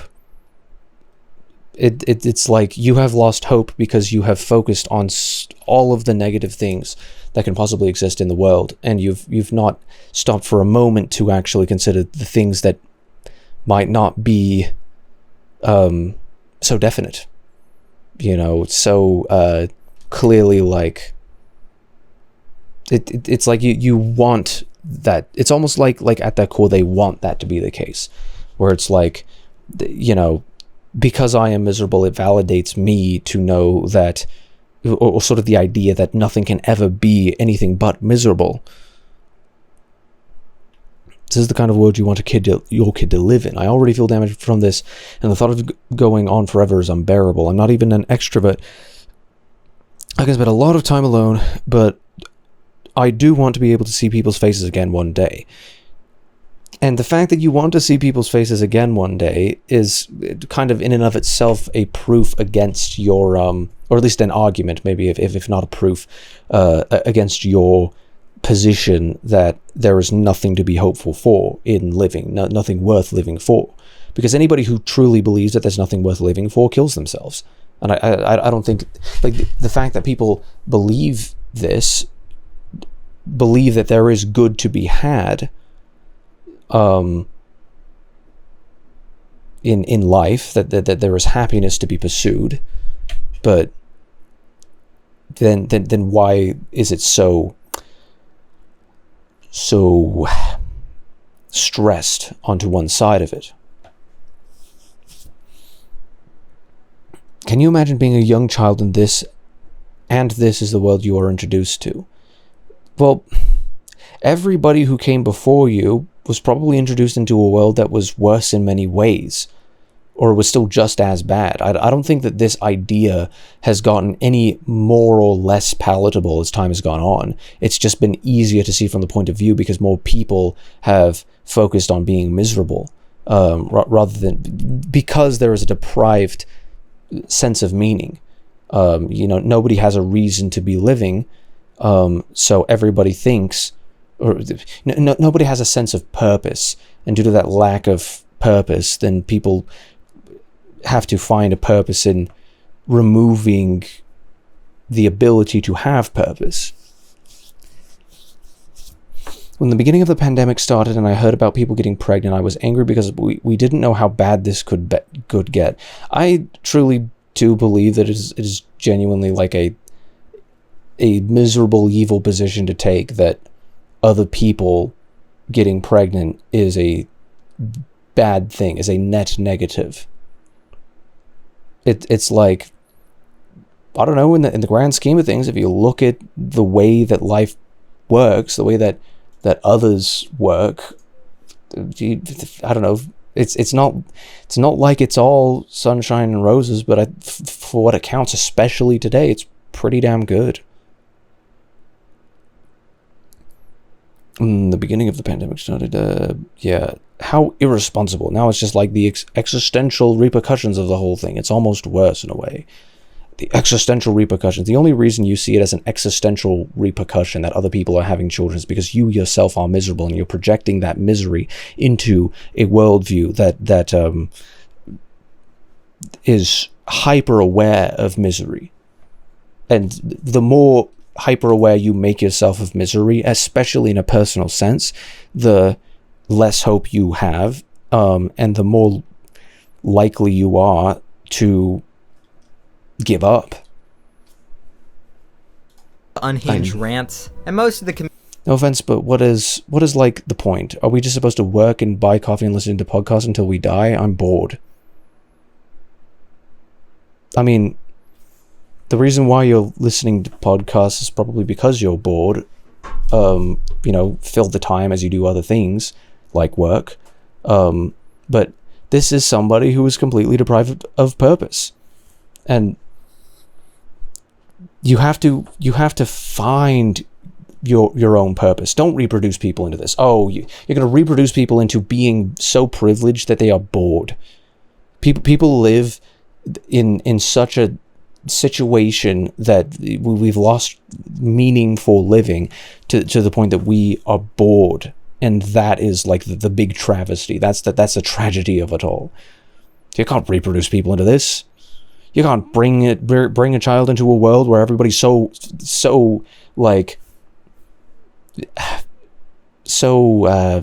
deprived of conflict, of purpose, that they're just yawning. Yeah, I'm just gonna go and scroll TikTok for a little while. I truly do believe that this is the best time to be alive ever, like literally ever. There's more amenities, there's more comforts, there's more simplicity, there's more ability for every individual to, within their own rights, pursue happiness, how, where, or what they may. And yet there are people who think it's actually like cruel to bring a person into the world when so much of the struggles that previously existed are gone. It's like, I think the present day is always the best time to bring someone into the world, because of, it's always the best situation. No better time than now to make something of yourself. No better time than now to pursue happiness. No better time than now to sacrifice for somebody else in order for them to have happiness. I don't see how this is anything but just an existential misery, an existential pessimism. Community seems to be more. Man returns to the work after vacation with fresh, re-energized hatred for his job. Life is a gift. If life is nothing but that, then life isn't much of a gift. Nobody lives because they want to live like this. The only reason that anybody lives, I'm thinking of the Disney short with the old guy, where he sees like the Pixar mom with a fat dumpy, and he decides to like quit his job, his desk job, just so he could go and like swim and then pursue, happiness in that sense, and that like that sort of thing. It's like nobody wants to be in that type of a situation, but you can't have the opposite, where you just have no responsibilities and you have no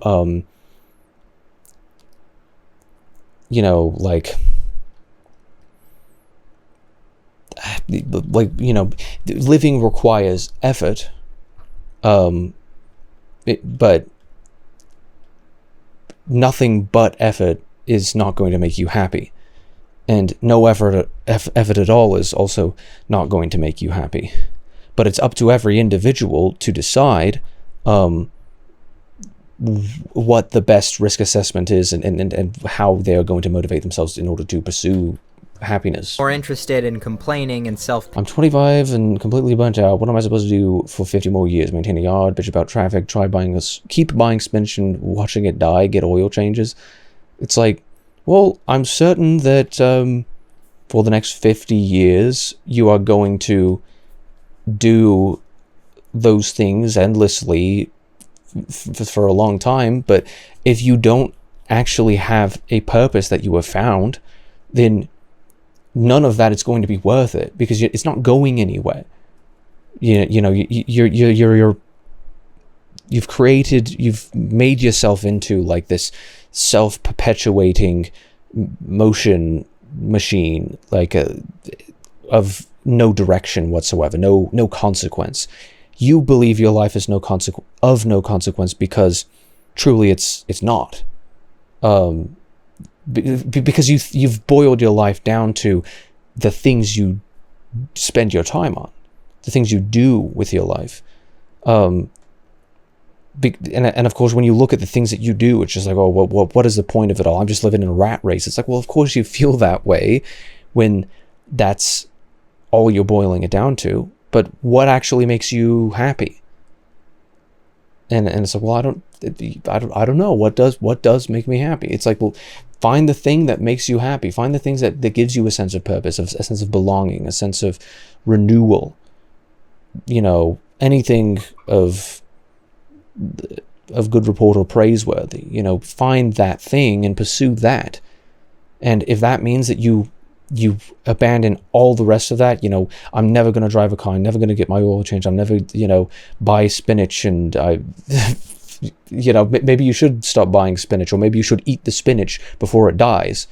You know, like, thanks for this life. It's just like, no, the reason you are miserable is because you are not actually focusing on what gives you purpose. And oftentimes the only way to get purpose in your own life is through procreation.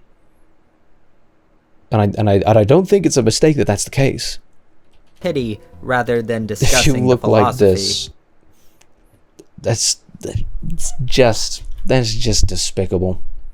If you look like this, then good luck to you, and I hope you are happy, and I hope you're in a good place. And dang it, like, why have we got to twist things into the shape that we've got to twist them into in this way? Like, come on. How did you become an antinatalist? I was wondering what events, realizations drove people to become an antinatalist. What exact moment made you one, if any? There's going to be a billion comments that say, like, it costs too much money to live. I have to work really hard, and I don't know why I'm working, because I just live, and I live to work, and I work to live, and I live to work, and I work to live. And it's like, just, dude, like, find a purpose. It's easier said than done, obviously, but you're gonna continue being like this until you find a purpose. If you choose to not have children, and if you want to talk about the reasons for not having children, that is fine by me. A lot of posts. Yeah, what was his main point with this? That are just kind of amusing memes and some thought-provoking news. However, any time spent on here will show that things can get a bit, well, eye-wateringly edgy. Sometimes they'll use terms like breeders in a derogatory way to refer to people who have children. There's a lot of unhinged rants, and most of the community seems to be more interested in complaining and self-pity rather than discussing the philosophy. If you choose to not have children, and if you want to talk about the reasons for not having children, that is fine by me, and should be for anyone else. All this But trash. to shame people who are just expressing joy in their lives... Right, because, I mean, I feel like, in a sense, that, like, you know, Instagram is very indicative of it, or just social media in general is very indicative of it, where it's just like, this is the way that I found happiness, and I want to share this with the rest of the world. This is what has helped me to find happiness. And then other people just like, oh, I can't believe that you're so happy. It's like, well, yeah, of course you can't believe that. It's because you're miserable, and you continue to be miserable because you haven't tried to find a purpose, and without that purpose, then you're gonna be miserable. I'm sorry to break it to you. Typical natalist child brainwashing. 21 years ago, my mother gave birth to me while she was escaping from a civil war. I spent the first 7 years of my life in a refugee camp. My parents sacrificed so much for their kids. They moved to the USA with $0. Today, I became the first person to graduate college in my family. That sounds wonderful. That is a story of the human spirit overcoming adversity. That sounds wonderful. Natalist child brainwashing. She should have died in that civil war. She should have just died. It's like, dude, can you like it's funny that they say, oh, it's so selfish that you would escape a civil war just so that you could provide a better life for your children. Like, yeah, and now all of us are happier, and now my child is graduating from college, and we're all going to be okay. Like, well, you rather them just be like miserable. Like this genuinely, it's just like, okay, what is the solution, guys? What's the antidote? How do we escape this, how do we find purposes, the purpose of life? How do we find collective purpose in life? Like, come on. Is incredibly embarrassing, and you are not doing any favors for your... It's funny, like, it's like, oh, natalists, all these natalists. It's just like, I wasn't asked to be, like, called that. Like, I didn't like create that. I didn't like label myself that. It's like, you labeled me that because we are having this discussion now because you decided to make it an issue. It's like most people don't even think about it. And like, maybe it is an important thing to think about. Almost definitely it is a good idea to be thinking about. But rant NSFW, why is it? Why? Let's bring a child into this crappy world despite all this BS going on right now. Today, despite the horrendous events of 2020, the best moment of my life happened at the birth of my daughter. Reddit, please meet Evie. That's beautiful. Because they've found something that is beautiful. They found that little piece of light in this universe that's so miserable, and you just want to like snuff it out. You want to prevent other people from being happy because you are so miserable. That's my entire read on this. This is like, I hate that you are happy.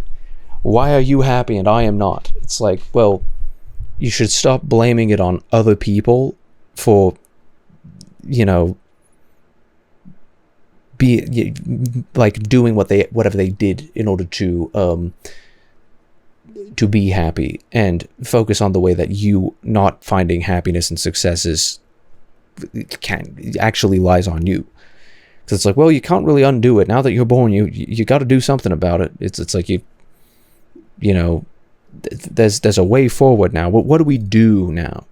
And it's like, well, I want to be happy, so I'm going to pursue happiness. It shouldn't really, this shouldn't necessarily change your perspective on what you are how you are going to live your life. Like, strange, very strange, indeed.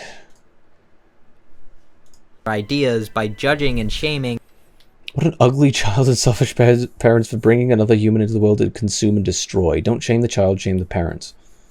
Yeah, like, if you believe that having children is evil, it doesn't mean that you have to, like, lash out at the child. It's like, the entire reason you believe it's evil is because the child is innocent. So blaming it on the child is literally the opposite of the motivation that you supposedly have here.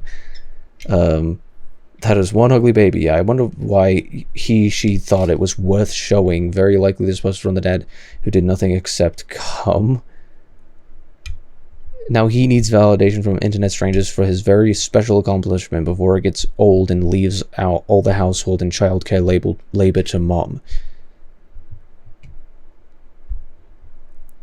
See, this is literally just pessimism. It's nothing but endless, unabated pessimism. It's like, oh, he did nothing.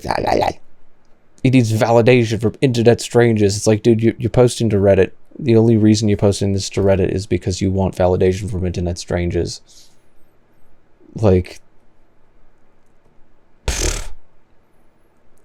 oh, it got old. It's like, oh, this being a dad thing just kind of got old for me. Like, I'm just gonna like leave. It's like, no, mom can take care of it now. I don't really.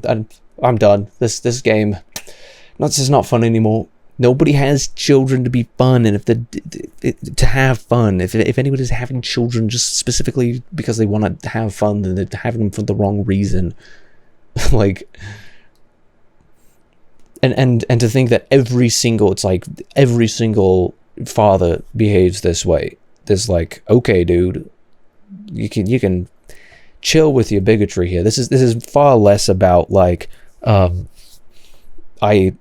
existence is pain, existence is suffering, like, I wish it wasn't so, than it is just, I hate babies for existing, because for some reason having babies makes my life worse. It's like, I don't think, I do think that everybody's life has an effect on the world around them, but I don't think that an individual child being born somewhere that you will likely never meet, has any effect on you specifically.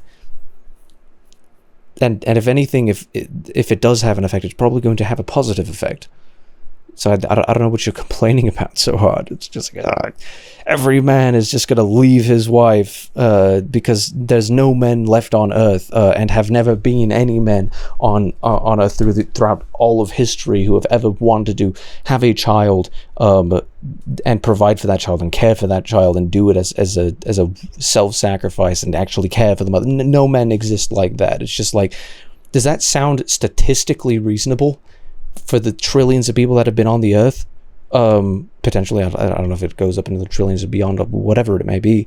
Does that sound statistically reasonable, or are you just all so focused on yourself and so miserably like entrenched in your own sadness and guilt that and anger that you think that this is how the world works? It's just like, no wonder you're miserable, because like this is the way that you think about everything, is this nihilism and pessimism. And it's just like, goodness sake, it's like I myself would need a palate cleanse after just reading it. It's just, you guys are just like spewing out your vitriol across the internet because you yourself are miserable. It's like, brr. The vast majority of other LSD saved my life. I think the only thing that saved your life has been the fact that you haven't decided to throw it away yet. Like, if it saved your life, I don't know if you necessarily... Is this even living at all? If this is the way that you look at life, I don't think life is living. It's like you have no purpose, and especially if your purpose is just LSD, then why don't you just become homeless and just like trip all day? Like why do anything? Why have any responsibilities? It's just weird. Like, who obviously are not familiar with the same ideas and arguments, and are simply going along with their most primal biological drives and legal rights. Well, yes, primal biological drives, but of course, I think many people who have children may have considered these arguments. It's just like, yeah, I'm gonna have children after this. Hell, I feel like making a baby right now, but like, you know, it's like, I'm not, this has not convinced me in any way that I should not ever have children and that it's evil to have children. It's just helped me to think more about what the purpose of having children is and what the responsibilities related to having children are. So like it's useful in that sense, but it hasn't actually it hasn't changed my risk assessment really at all. It's just made me think about my risk assessment more. It's helped me re-litigate it. But it's like, no, just because people are having children doesn't mean that they've never ever considered these arguments before. I think the vast majority of people who have children have considered these arguments before. The vast majority of people who live have considered if life is worth living at all. Because everybody has suffered to a certain degree. And there's going to be people that are always thinking this, and that they've been thinking it for eons at this point, but like is just kind of a strange assumption to make, that it's just like, no, people, they're just going along with like primal biological urges, and they're not on the same intellectual level of all of us. Okay, like, it's like, no, I think they've thought about it before, and they made a different call because they're different people. Like, clearly not as miserable as you. Like, I don't know, like, you'll find that, like any idea, there are bad arguments. If you are not capable of providing for your children their whole lives, and you shouldn't have them, and it was removed from unpopular opinion, it's too unpopular. Counter. While one can plan and prepare resources for a child, tragedy can strike unexpectedly, and it's impossible to look into the future and to be assured your child's whole life will be provided for. This is essentially a less effective way of approaching a different anti-natalist argument. That definitely seems rational. Providing for your children their whole lives, but that's impossible. Your children will almost always outlive you. It's like the only case that your children won't outlive you is if every single child that you have is like trisomy 13, and they have a life expectancy of like 20 or less. Like it's like you cannot ever guarantee that you can't that you'll be able to provide for your children their entire lives, because you can't know how long their entire lives will be.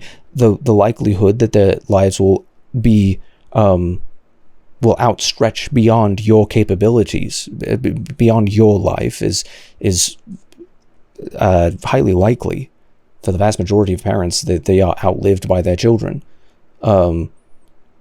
Does that mean that you shouldn't have them? I would agree. It's like it's less effective way of approaching a different antinatalist argument. It's like the argument that they're trying to make is that, you know, it is immoral to have children, but the way that they back up that premise is because you can't provide for them, and you can't guarantee happiness and security and safety and the like. And it's like, well, no. It should just be that you cannot actually prove that they consented into coming into the world, and that the only thing that you have guaranteed for them is suffering in some way, shape, or form. Like I think that's the only valid argument that you can really make. So yeah, definitely less effective. But you know, all they had to say is that, like. Arguments for antinatalism, and there are also many profoundly bad arguments against antinatalism. But life is a gift. Profoundly bad arguments.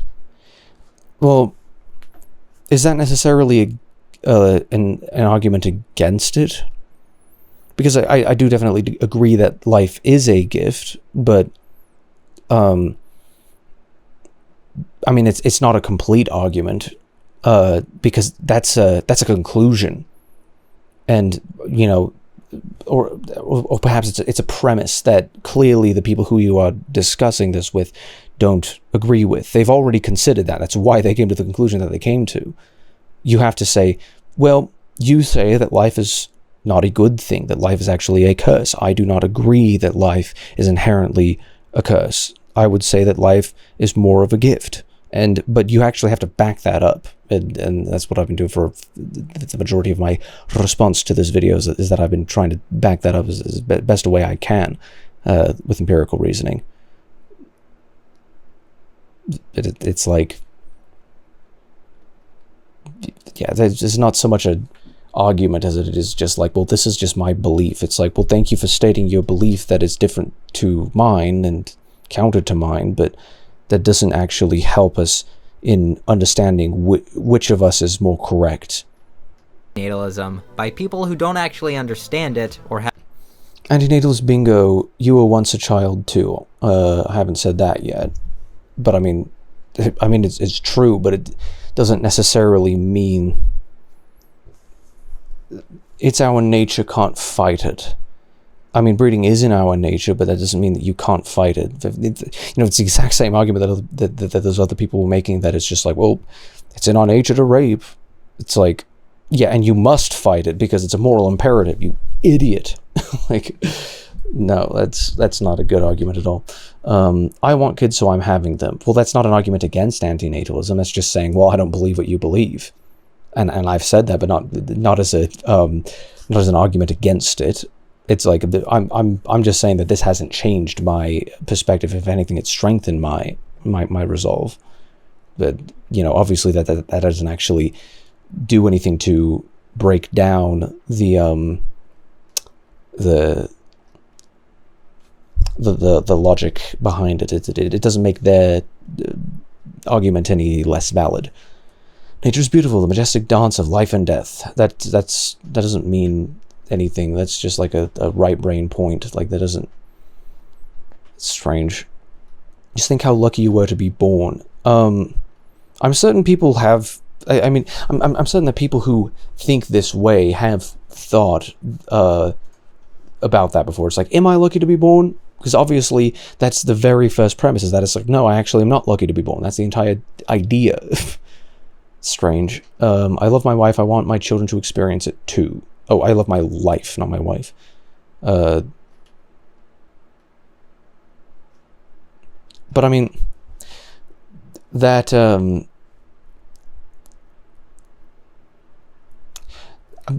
what is the argument against that? Because I haven't really detected that, where it's just like, hey, if you say that life is guaranteed to be miserable, I've seen a lot of misery in my life, but along with the misery, I've been able to find good. And just because there is good to be had, whose face is this?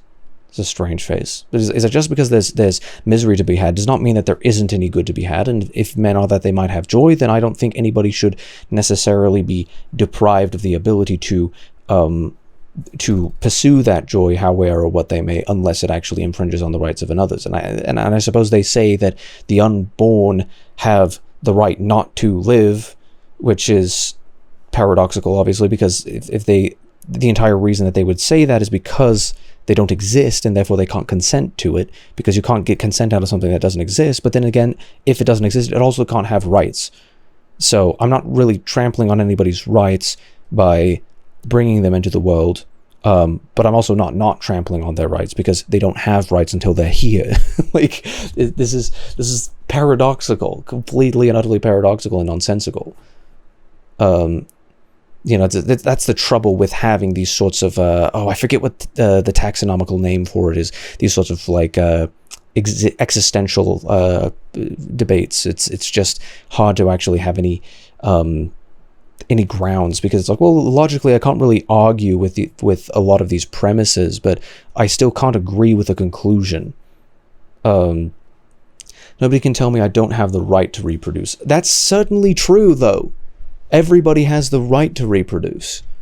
I suppose the reason that it's on the bingo is because they're sick of hearing these arguments. Sick of hearing these responses, because not all of these are arguments, but it's like that is actually a very good argument against this position, is that it's like,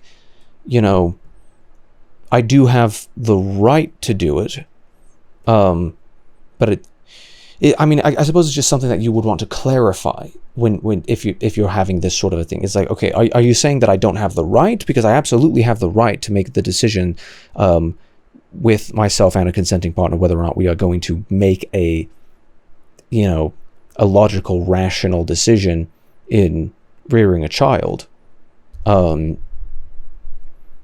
But I don't think that people necessarily think that they shouldn't have the right. I think people may think that they are misusing the right.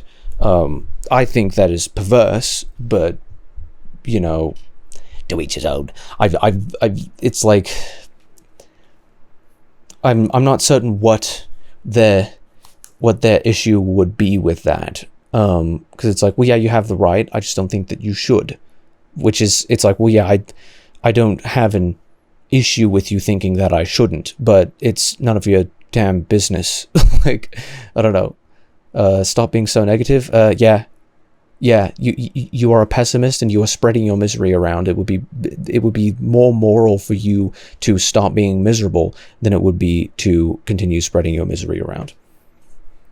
I don't know, if you convince people, that's the trouble. Because it's like, I think you should be able to have these kinds of debates, but if you convince people, you've actually done a worse thing for them in the end, I think, because you have caused people to become more, you've deprived them of hope, because a lot of people can go probably their entire lives without ever thinking about this topic at all and be happy the entire time, whereas otherwise they would have been like, wow, you're right. Maybe life would become better if I just focused on all of the negative aspects of living. It's like, no, that's just going to make you more miserable. Like, I don't see how this... I want to know what the response to each of these is. Like what's the counter argument here? Life is worth living. I think that's self-evident. Clearly there are some people who don't think that's self-evident, but if somebody didn't think that was self-evident, then why are you here? Like, if you don't think that life is worth living, then why are you still alive? Why haven't you kicked the bucket yet? It's bizarre. Like, what is the response to that? I don't get it. You only think this because you're depressed. I don't think it necessarily means that they're like clinically depressed, but I do think that it does come about due to a certain sense of, I mean, it's tangential to depression, sure. Depression is just sort of a clinical pessimism, like a pessimism that is what do you call it? Totally like in your own head, and you kind of just seep into it. We only get better at life. I think that's a really simplified version of an argument that I made in response to the one that said it's just like, well, it's a Ponzi scheme, which is, I still don't even understand what that's even trying to say. I mean, I suppose I could review it. Is always a serious harm, there can be no duty based on potential people to bring those people into existence. If most people can agree that there is a duty not to procreate into existence is always a serious harm, then there may indeed be a duty not to procreate. In a way, our ancestors created what Benatar calls a procreational Ponzi scheme. Each generation benefits, within both families and societies, from creating a succeeding generation, which thereby generates the need for that generation to itself create a new one. It's a Ponzi scheme in that eventually it's going to go bust, and the final people are going to have to pay a price. How? Why did you just say that?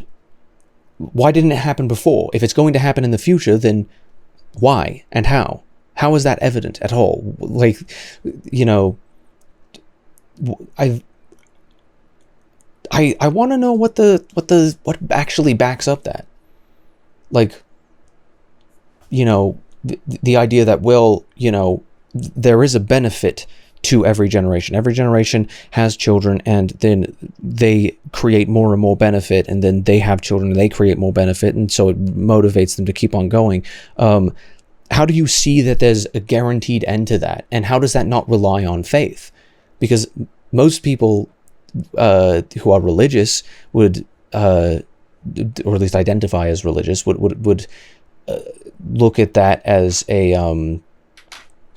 you know, only a,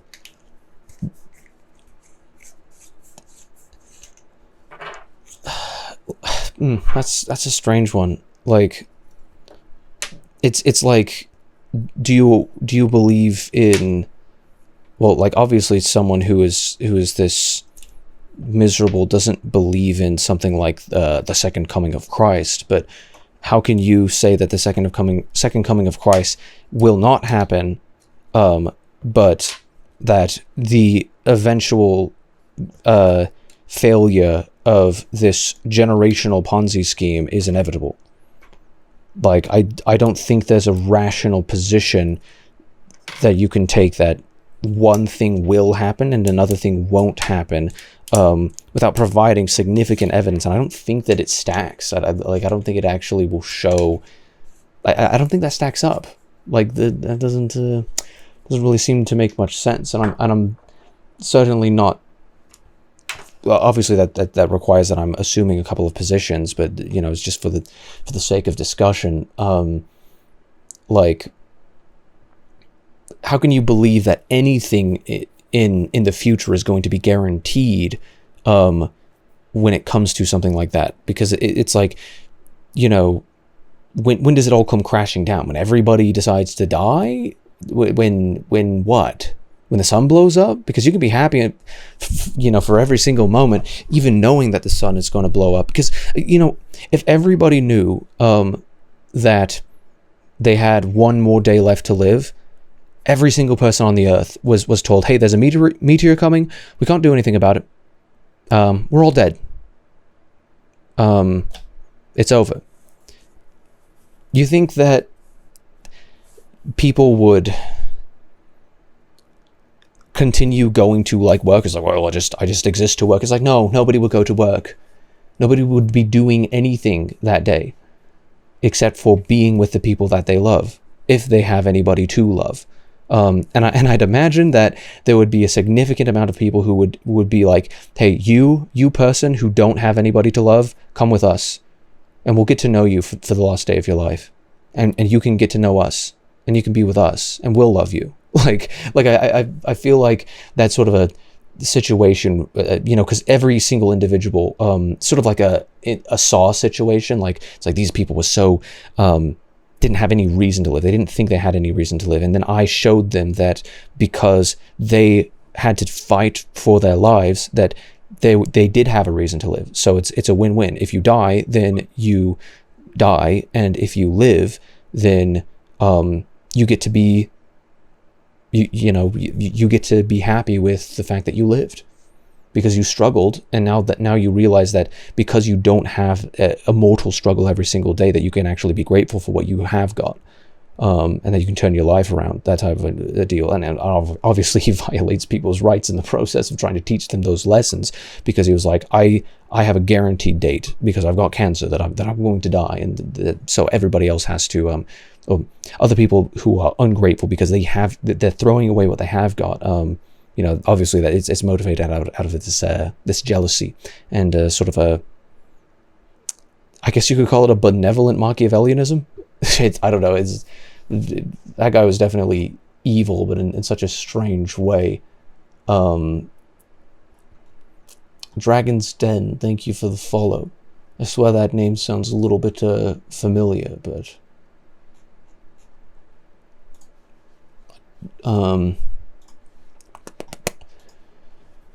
it's just a little bit strange. Like I still don't understand how people can look at it like, oh, we only get better at life, and it's like, yes, but, the amount of human suffering in the world, sort of the more suffering happens, the more we can realize that, and we. Because duality, we wouldn't know pleasure if we didn't know pain, because they can't exist without opposition to each other. We wouldn't have any frame of reference. So it's like, well, you became more miserable, but now you understand what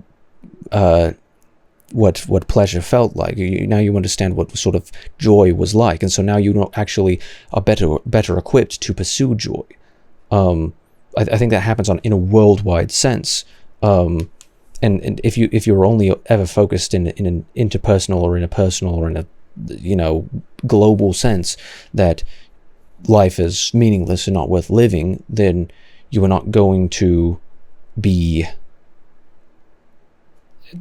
You're never going to find that. You're never going to be grateful for what you have got. If you only focus on what you haven't got.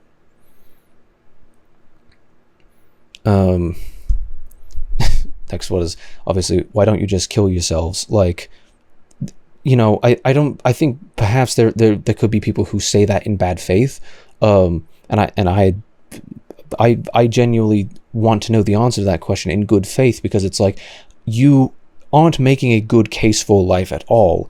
Your entire basic premise is that life is pain, so I don't understand exactly why, if you don't have any hope for living, then why you continue to live, why you continue to prolong your existence. Because like it's like, I don't want people to be thinking this way. I want them to all be happy, and I'm certain that they want to be happy. They just don't think that it's possible. But mind over matter here. If you don't think that it's possible for you to be happy, you're never going to be possible. I'm actually tempted to actually cross these off on ones that I've actually done, just for the sake of interest here. I like it to be full screen, so there's not just like, entire taskbar, you can see everything. But I didn't say that. I didn't say that. I did say that technically. I didn't really say that. How lucky you were to be born. I don't think I actually got even close to making that argument. I do think that life is worth living, and I have argued that. I do think people should stop being so negative. I do think people I think everybody has the right to reproduce. But I don't think necessarily that nobody can tell you. It's like, well, yeah, they've got freedom of speech too. They can tell you that you shouldn't reproduce. But that they can only convince you not to do so.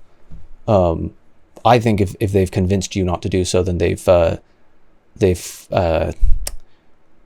done a worse thing, obviously, but so it's different entirely.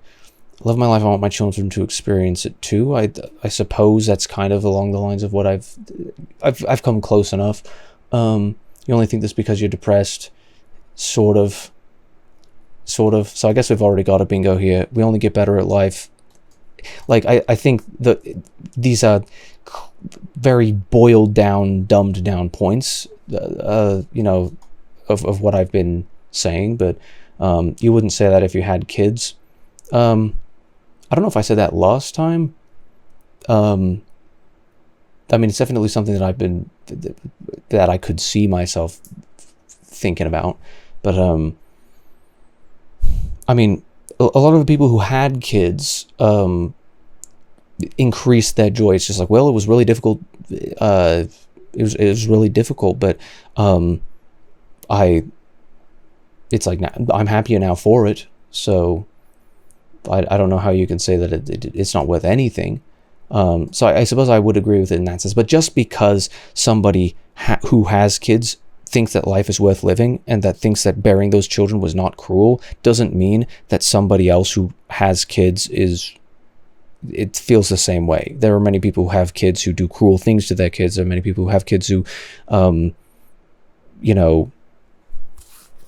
miserable in that sense, that that there are many people who have kids who regret having kids for whatever reason, and maybe that crosses the minds of every parent at one point, where it's like, oof, what did I get myself into? But I don't think that's necessarily a proof, but I suppose it is an argument that I'd come close to making. All of these arguments I would make with more nuance, like almost guaranteed. Without pain there'd be no pleasure. I just said that. Obviously with more nuance, but I really want to know what because this really is an optimist versus a pessimist perspective, because it's like, why it's like, well, right, but I would rather have no pleasure than to have more pain. And that's only an optimist can say, I had a lot of pain in my life, but now I have a lot of pleasure and I wouldn't have it any other way because I'm grateful for it all. Only an optimist can say that. Only a pessimist would say, I'm not there.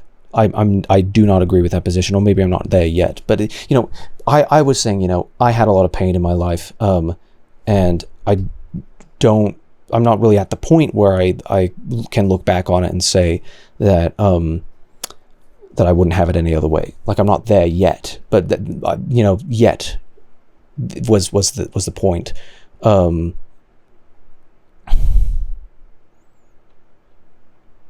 Life is a gift. Like, I mean, I would agree with this, but again, it's not really an argument so much as it is a stating of fact, and it's not like, it's not relevant really to the discussion that's trying to be had, because it's trying to be sort of I don't know. The belief in guaranteed suffering is dogmatism. What does it mean for something to be dogmatic? Inclined to lay down principles as incontrovertibly true. Well, no, I don't think. I do.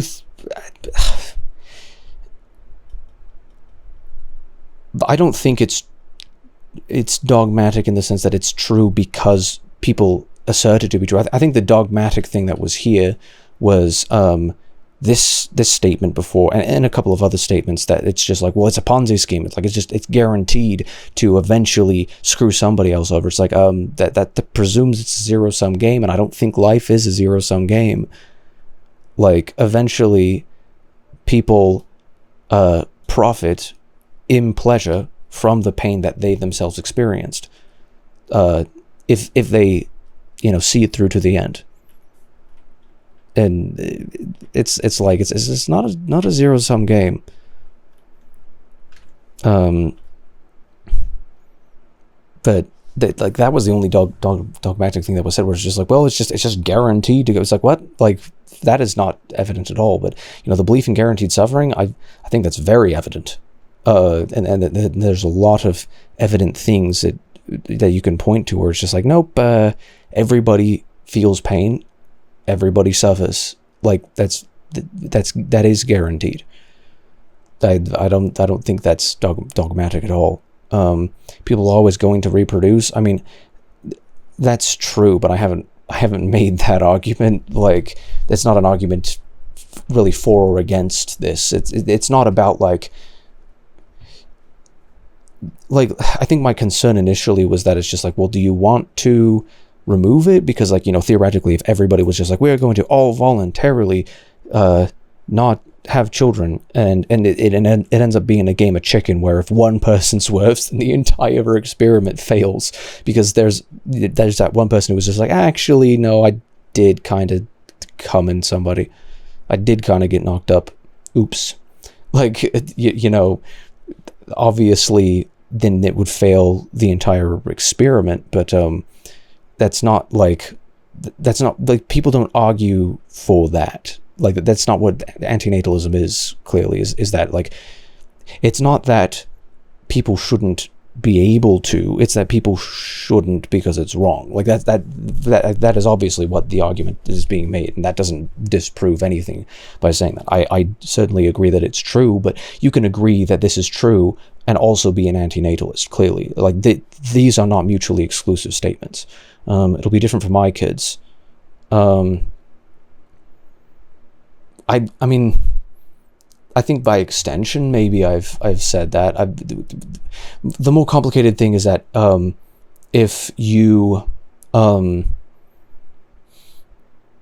if you behave properly, and if you instill good principles in your kids, then they will be more happy. But that doesn't.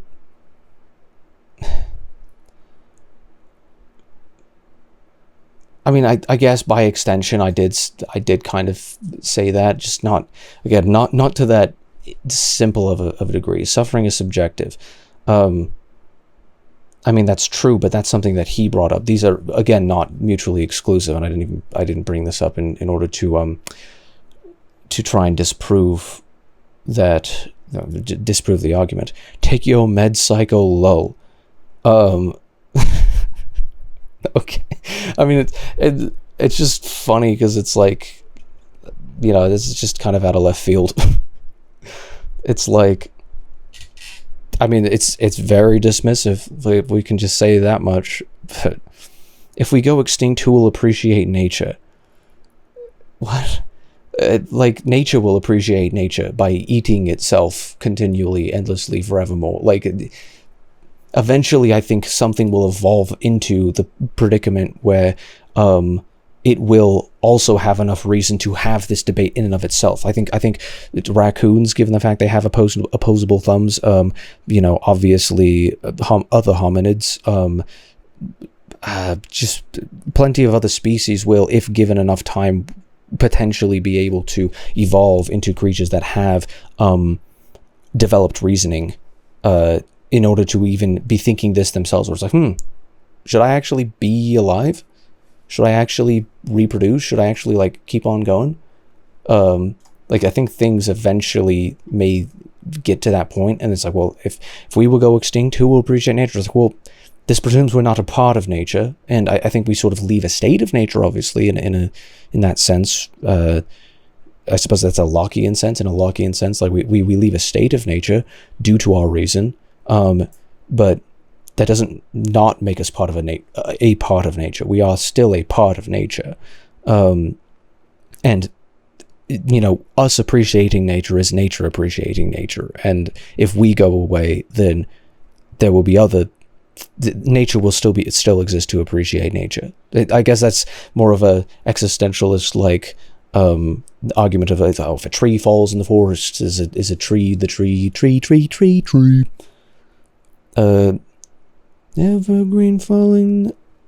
No. What's the song? Evergreen falling that no one can hear. Shadow of nobody there. Everyone should have a chance at life. Well, this is paradoxical. I mean, I think I did basically say that. But, I mean, that's paradoxical, because it's like, everyone does not include anybody that does not exist, and we can only know that they exist if there's empirical evidence that they do, and the evidence is literally in the fact that they do exist. So, it's like, everyone should have a chance at life. Well, they don't exist, so they're not part of everyone. They're theoretical. So this is kind of confusing. Be grateful you were born here and not Africa.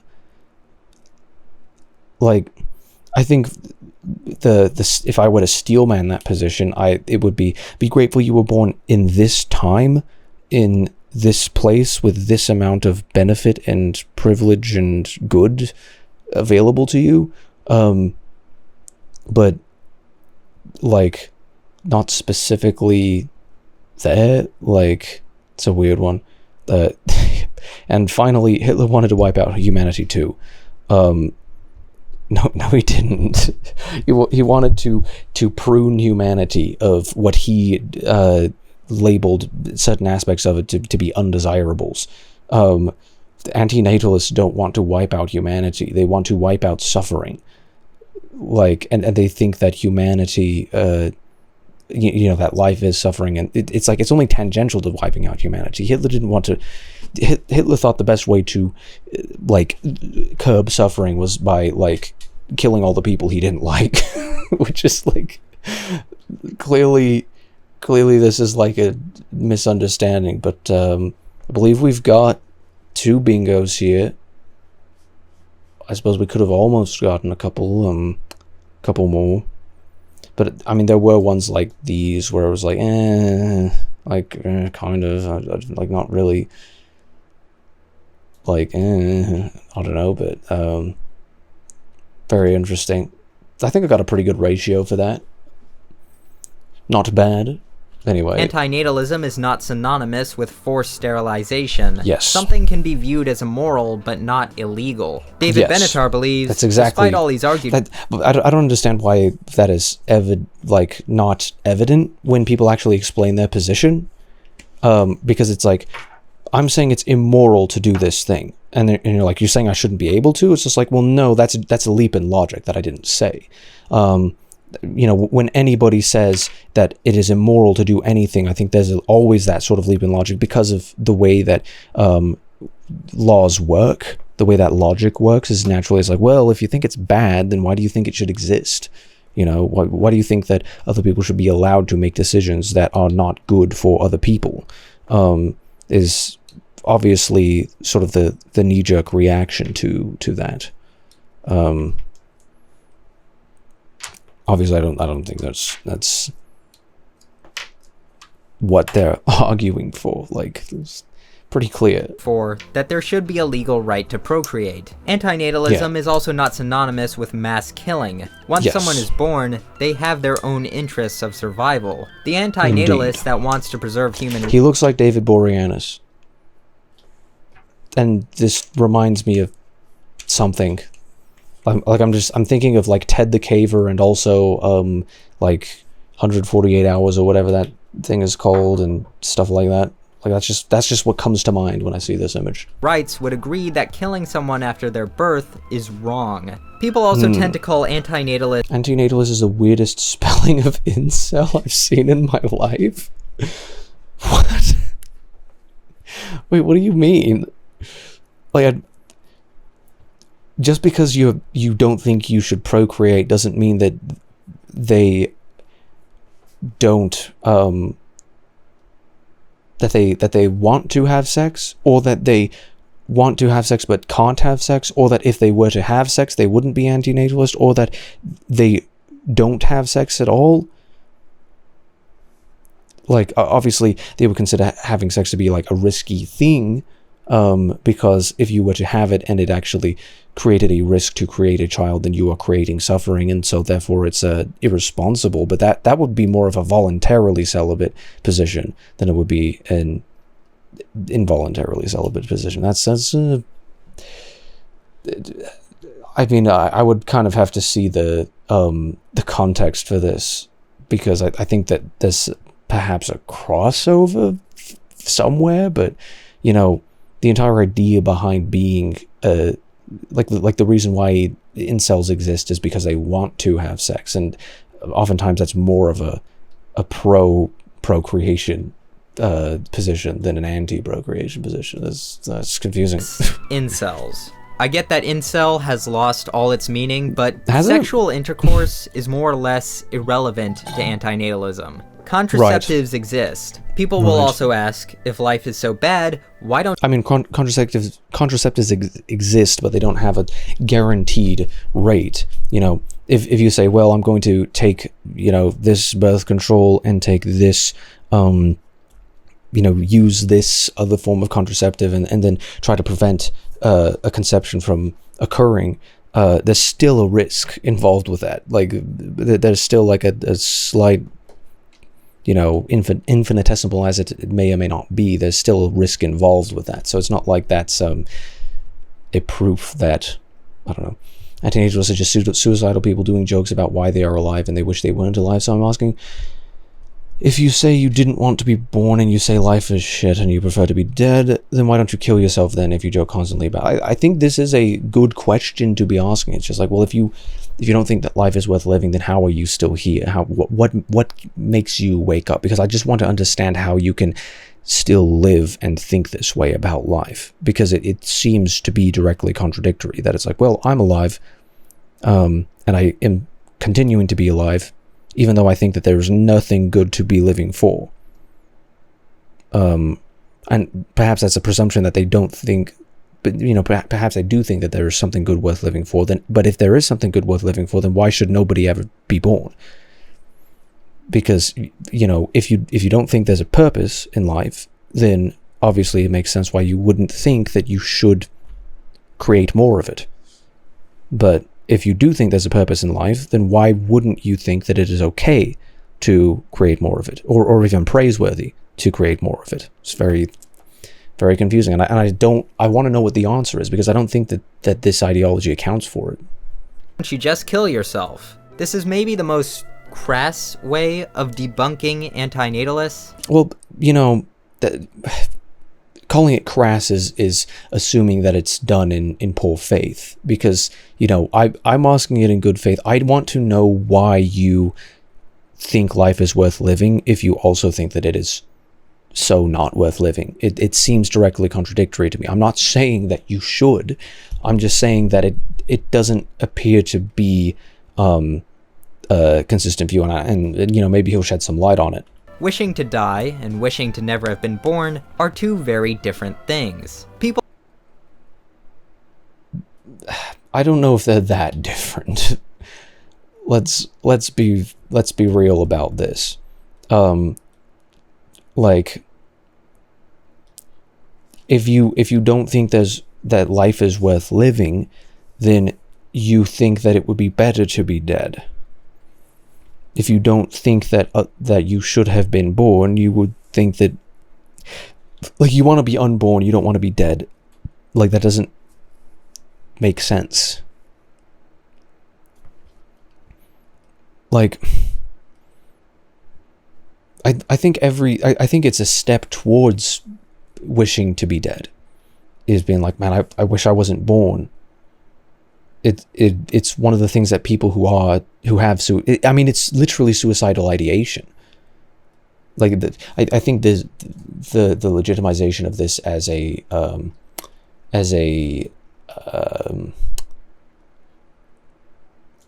an ideology is kind of the mainstreaming of that I almost put the BRB up.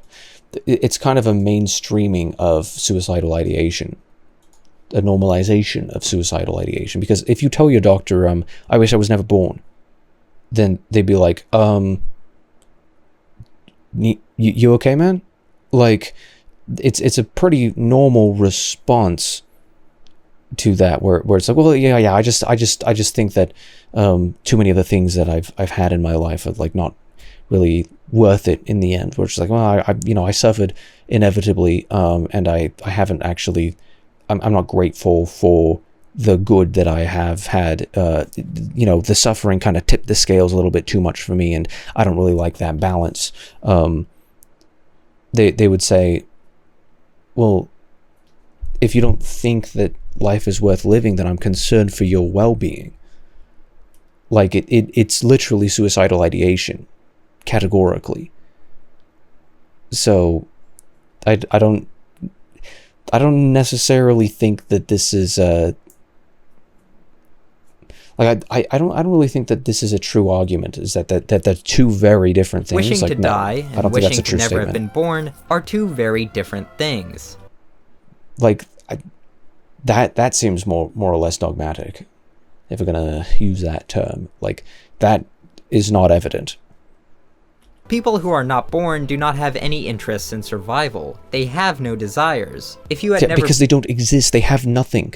They don't exist. This is a hypothetical person. They do not exist. Like, it's paradoxical. Been born, it's not like you would miss anything. Yeah, because you don't exist. Like, having never been born, there are an infinite amount of people who haven't been born.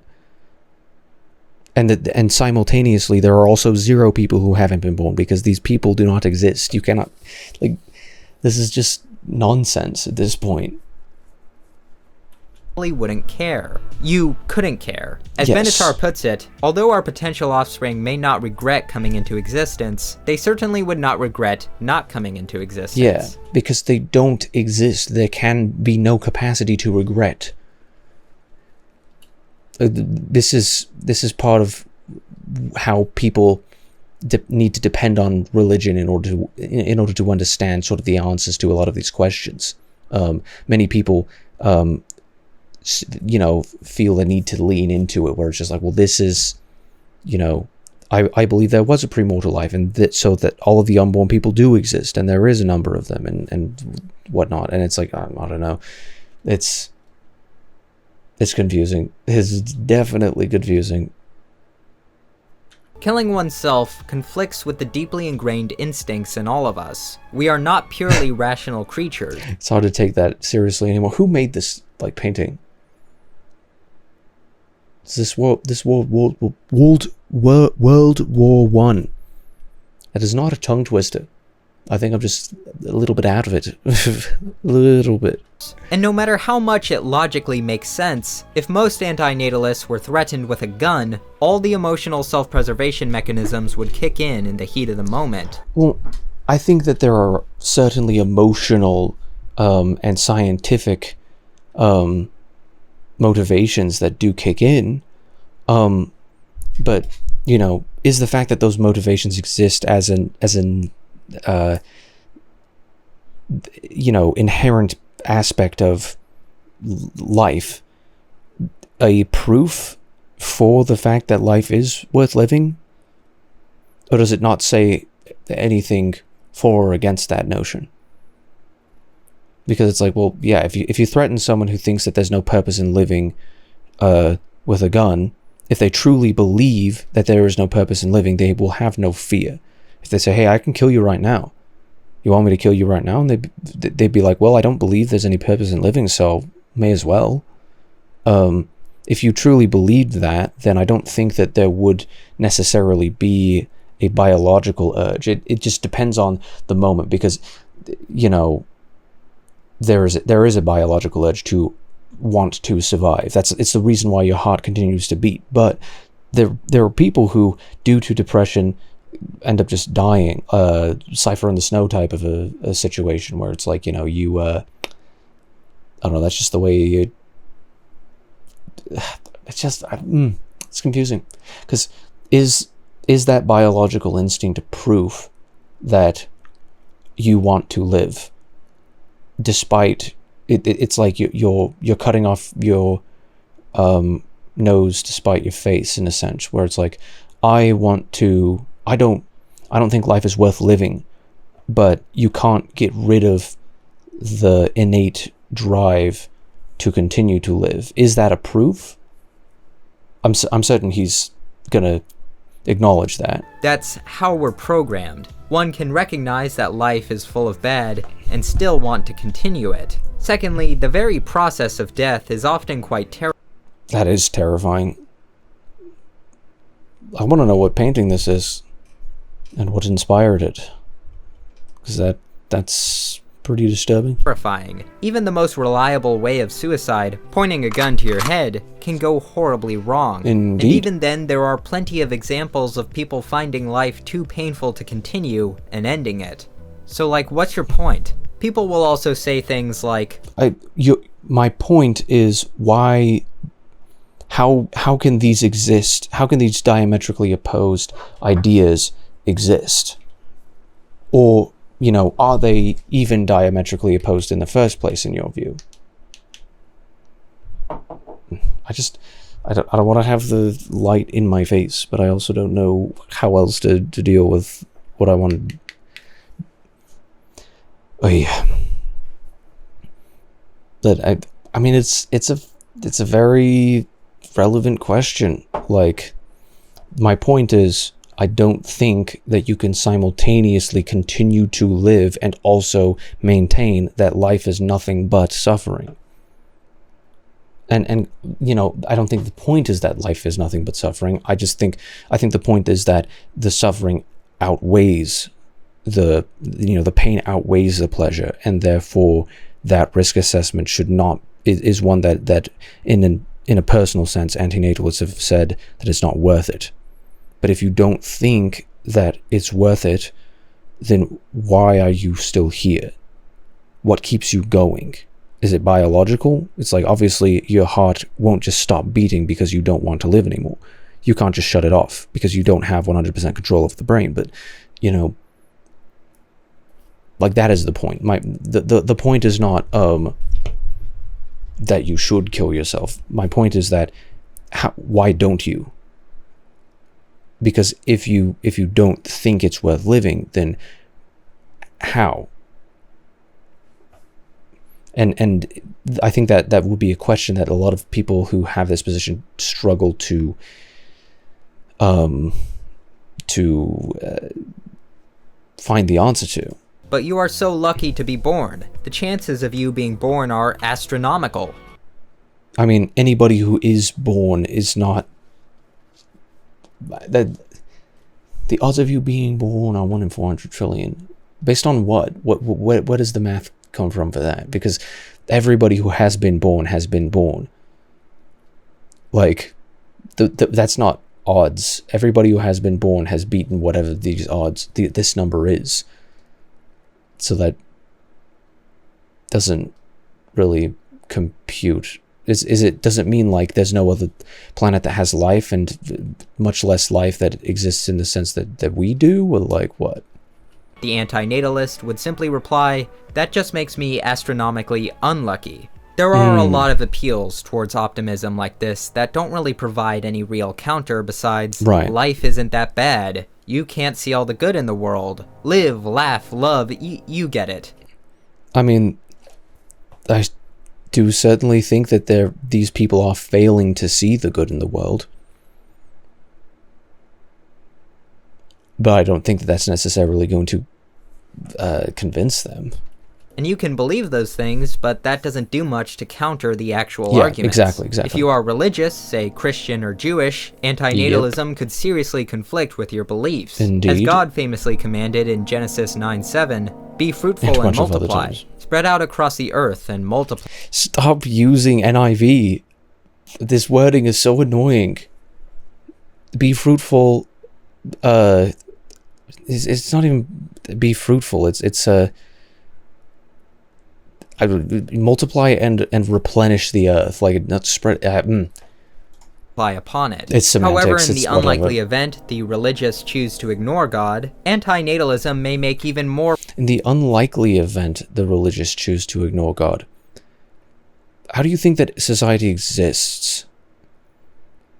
The entire reason that a Judeo-Christian society, in the way that it exists today, exists in the first place is because of Athens, Greece. Like, it's because of, it's like we cannot make empirical we don't have empirical evidence to support the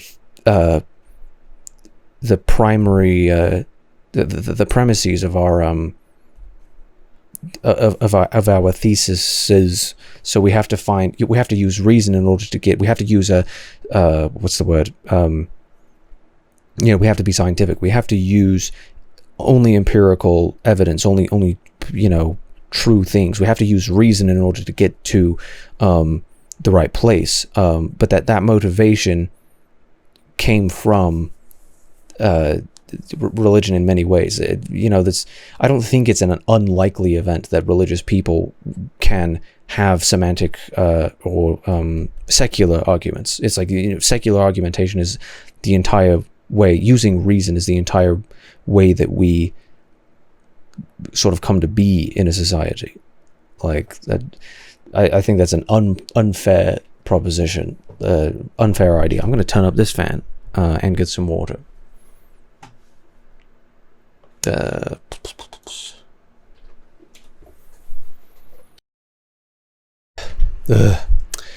need to end this actually ASAP because it is way too muggy in here. Like I wish I could get proper ventilation, but it obviously just sucks. What time is it? Oh, it's 11:26. Let's see if I can actually blast through the rest of it. Not likely. Sense. There is always a chance that your child will be sinful enough to be sent to hell, eternal torment.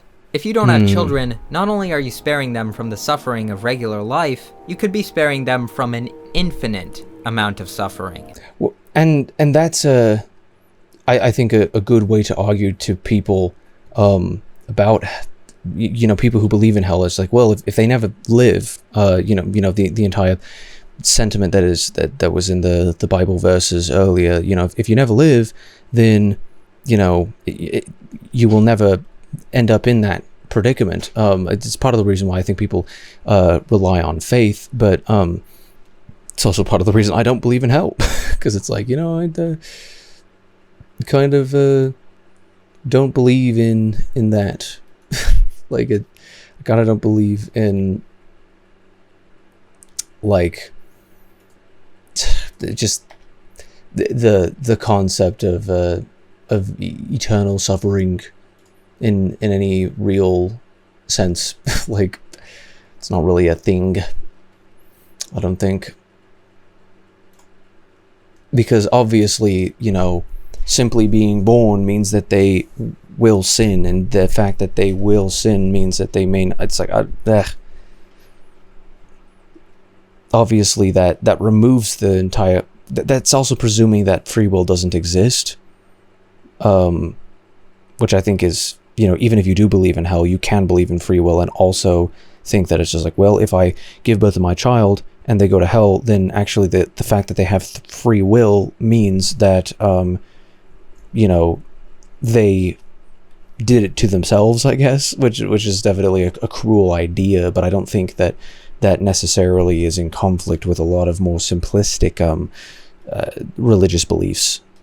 There are, of course, arguments against antinatalism that are far more sound. One could argue against the premises Benatar puts forth in his asymmetry argument, or one could talk about how the very thing that makes life seem falsely better, Pollyannaism, actually makes life better. Yes. Because remembering previous pleasant events and anticipation of better events actually creates a more sound state of mind. Indeed. One counter-argument comes from Sam Harris's discussion with Benatar, arguing that if humans manage to create lives in the far future with far less suffering... Harris actually had a discussion with Benatar? So we actually know, like, what his voice sounds like? Do we know what he looks like? Like, how mysterious is he truly? Because, I don't know, it's just... consisting of billions of lives, that would outweigh all the suffering of the billions of the previous lives. Of course, this is extremely optimistic, and there is no way of knowing if this what was the point that Sam Harris made? One counter-argument comes from Sam Harris's discussion with Benatar, arguing... I'm gonna take the fan, and I need to reduce the noise. It's gonna bother me right now and in post.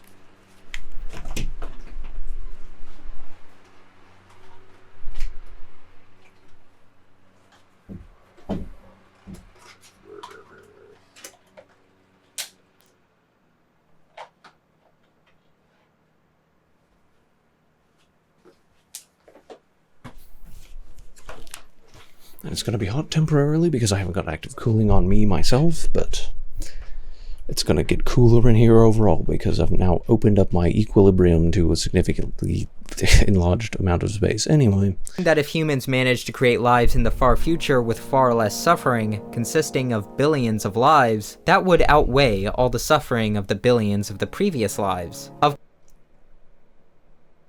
But not in a subjective sense. That would make everybody who lived before, you know, if there was some sort of an afterlife, they'd be like, well, dang, like, you've created something that's, like, perfect, and I didn't get to live in that. That's not very fair, is it? But also, this is utopian. I do not believe that utopia is possible. It's not achievable. And, I mean, only natural that Sam Harris would argue in favor of a utopia and the existence thereof. But I don't think antinatalists would agree to the existence of a utopia. I think that's one of the things where, you know, antinatalists and I would agree, where, like, far leftists and I would not. Is that, no, there's actually no existence of, what's the word? There's no existence, like, there's no possibility, no existence for a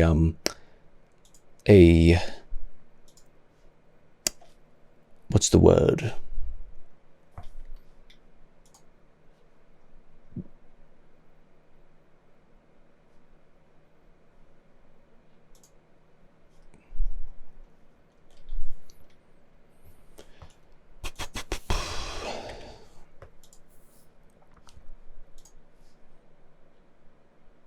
Where was I at? What was I thinking?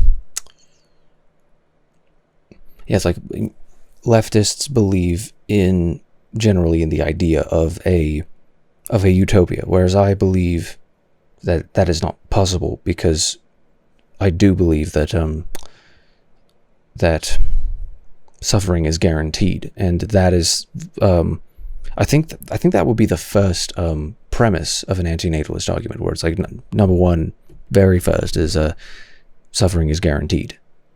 Life guarantees suffering. Or perhaps that it is later on, because it actually, that would also be presuming that suffering is a bad thing. But yeah. Of course, this is extremely optimistic, and there is no way of knowing if this would ever be possible. I have a counter-argument of my own. The lifetime of the universe, even the lifetime of Earth, extends in front of us for billions of years. If we did fully adopt antinatalism and went extinct, intelligent life could evolve again. This means that that intelligent... And this is exactly what I was saying before.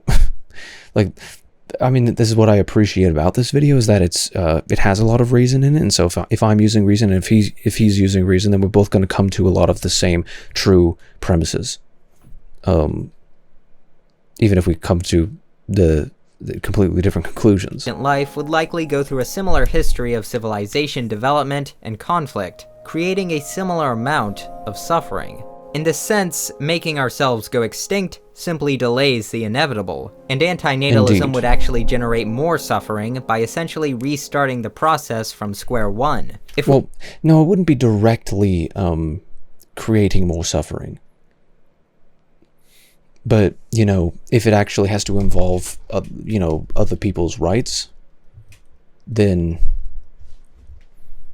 I don't know, like, this is kind of a rough one, I don't know, because it's like, you can't kill all the other animals, because the other animals have just as much of a right to life, presumably, as you do. Or perhaps they don't if you're an antinatalist, I don't know. Is right to life implied in antinatalism? Because, you know, animals don't have the ability to reason, so would it be better for you to say, actually, no, you don't get to reproduce, so we are going to ensure that all animals and plants and everything else, that there is literally nothing living, and the only way to do that, I think, is in a violent way, where you literally, like, set off an atomic bomb that destroys everything, but then, in that sense, you also can't prevent whatever created life from creating, you know, causing life to be created elsewhere.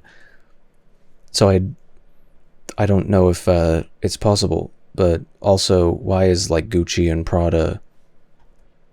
This is a weird utopia. Would Gucci and Prada exist in a utopia like this? I mean, supposedly it's a utopia. Utopias are always so clean and, like in these sorts of, like, concept arts, where it's just like there's something too perfect about it. Where it's like, there would still surely be externalities here. Like, I think that, you know, the fact it's in a temporal plane would guarantee that. Like, it just doesn't seem plausible that this could ever exist. Looks cool, though. And it's cool that we can imagine it up. If we continued to exist and progress, we would have all the developments in technology that we could share with this new intelligent life, lessening any further suffering of that. So that's what it's saying, is that there's like I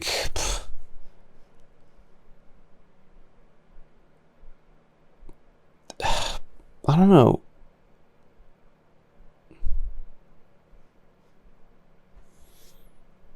That's kind of a rough one, because you know, is it because we know better so that we would actually be able to help out the less developed creatures if they have evolved that far? I think there is an element to that. But in that sense, wouldn't that just mean that every single form of life will eventually evolve into something that can reason to the point that it can comprehend suffering with reason? Because, you know, all life has, if it can feel pain, then it has the ability to suffer anyway. So, like, this is a strange one. I don't know if, I think this is an argument that proves too much. It's just odd. Species. This argument is also very optimistic and makes a lot of assumptions and predictions for the future, but I would say it's still a counterpoint that could be considered. It should be obvious by this point that arguments for antinatalism by people who understand and have thought about the subject are arguments that can't simply be dismissed easily. They may be seen as counterintuitive or deeply uncomfortable, but that alone does not make them wrong. Indeed. Antinatalism also solves a few interesting population... What makes them wrong is that they are wrong. Like, it's not that they're wrong because they're counterintuitive or they're whatever it is. They're wrong because they're wrong. And there can be no proof of that. So, in a sense, antinatalism is a religion in the same sense that any other religion is a religion. Ethics problems. For example, the mere addition paradox, or the repugnant conclusion. The repugnant conclusion basically goes like this. Let's say that we agree with the principle that the most desirable outcome is one that maximizes the total positive quality of life. Indeed. I believe many hold this principle already. Let's say that graph A represents a world with 1 billion people in it, with a very high quality of life. The x-axis is the size of the population, and the y-axis is the quality of life. This means the area inside is the total quality of life. Now, let's add graph A+, which has a larger population but a segment with a slightly lower average quality of life. They still live exceptionally well, but it's just slightly lower. As you can see, the area of total quality of life is larger, which means more people have a high quality of life. Now, let's add population B-, which has the same amount of people and the same area of total quality of life, but reorganized. If we keep following this line of logic, we eventually reach population Z, which has a large amount of people with a quality of life which is barely positive, barely worth living, and yet by our So, basically Marxism. It's like, it's all equal, but it's not very high at all, is it? Now, let's add population B-, which has the same amount of people and the same area of total quality of life, but reorganized. If we keep following this line of logic, we eventually reach population Z, which has a large amount of people with a quality of life which is barely positive, barely worth living. And yet, by our reasoning, the total area of quality of life is equivalent to the original A population simply because there are more people. This is the repugnant conclusion. If you backtrack and insist on a different principle, that what matters is average well-being and not total... That's a great name, by the way. The repugnant conclusion. It's pretty cool stuff.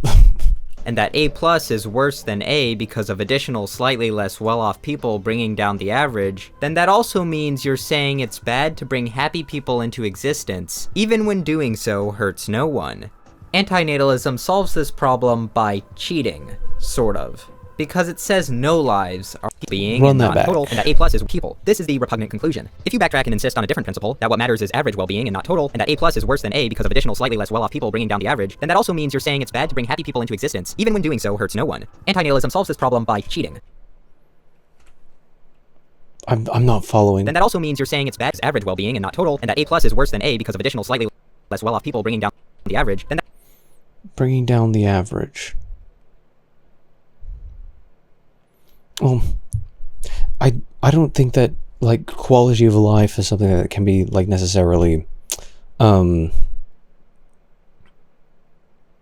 debated in the sense that this is an interesting one. It also means you're saying it's bad to bring happy people into existence, even when doing so hurts no one. Antinatalism solves this problem by cheating, sort of, because it says no lives are worth living. You'll find that if you apply antinatalism to ethics, a lot of ideas are flipped on their heads. Indeed. This is why I find it kind of fascinating. If we were to take antinatalism seriously, then the end result would ultimately be self-extinction.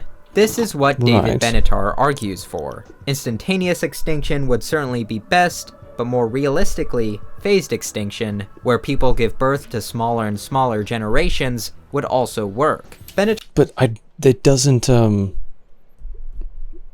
don't know why he's bringing them up as an example multiple times, but it doesn't actually account for the ideas that are, you know, the counter arguments where it's just like, well, but eventually something else, some other species is going to take our place and be thinking the exact same things and be suffering in effectively the exact same way.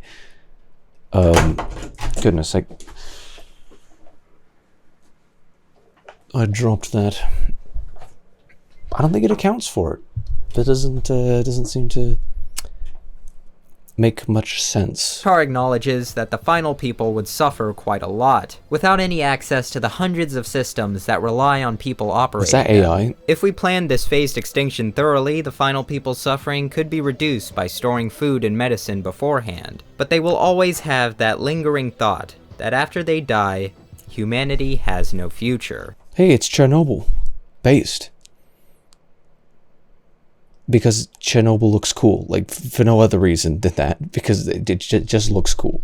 Not because, like, you know, nuclear fallout is a bad thing, but the final people, this phased extinction would last like 2 seconds. Like if it were to happen, the amount of people who like, because, you know, it was one of the things on the bingo board where it's just like, well, people are going to do it anyway, and it's like, well, yes, it's true, but there's no way that you can democratically get 100% of people to agree to not having kids, you know, or sex or whatever, you know. They're not going to agree to it.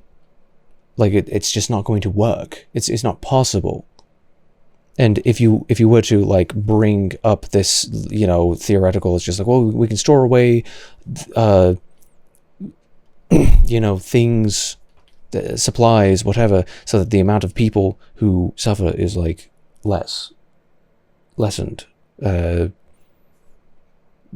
know, minimized.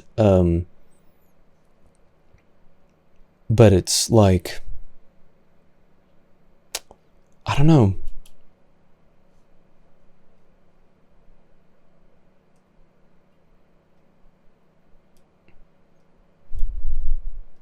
Because,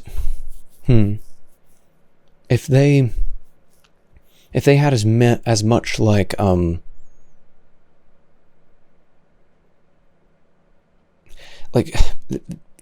I seriously don't think that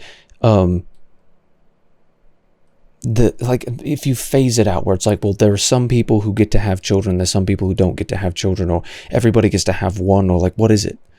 Like phased extinction, like what is actually how the solution works on an interpersonal level? Because you have to get down to the micro details here in order for this to be a proposition that can function.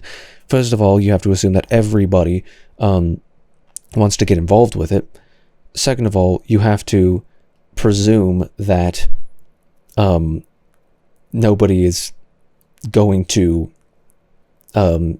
try to seize power, because it's just like, well, oh yeah, I'm totally not going to have kids or anything, and then everybody else doesn't have kids, and then you can have kids, and because you are still around, and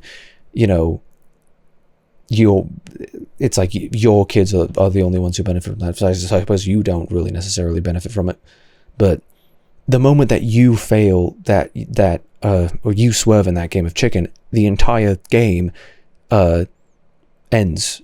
Like, it's over. Like, it just doesn't make sense.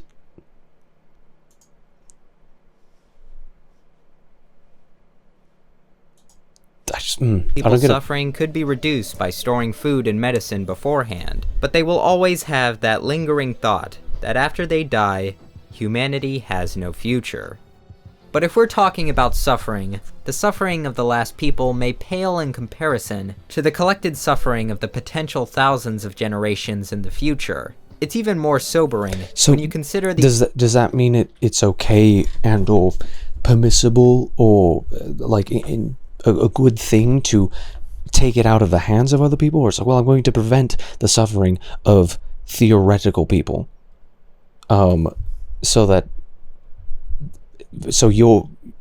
Because you're going to create the suffering of people who do not exist, which does not make sense.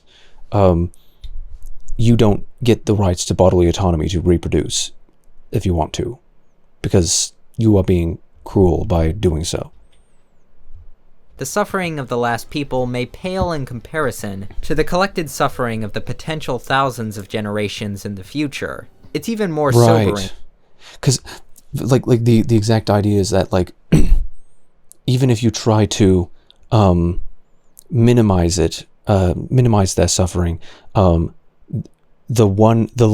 last person on Earth, the last couple people on Earth, are going to look at themselves and say, what have I, like, they're going to be so lonely.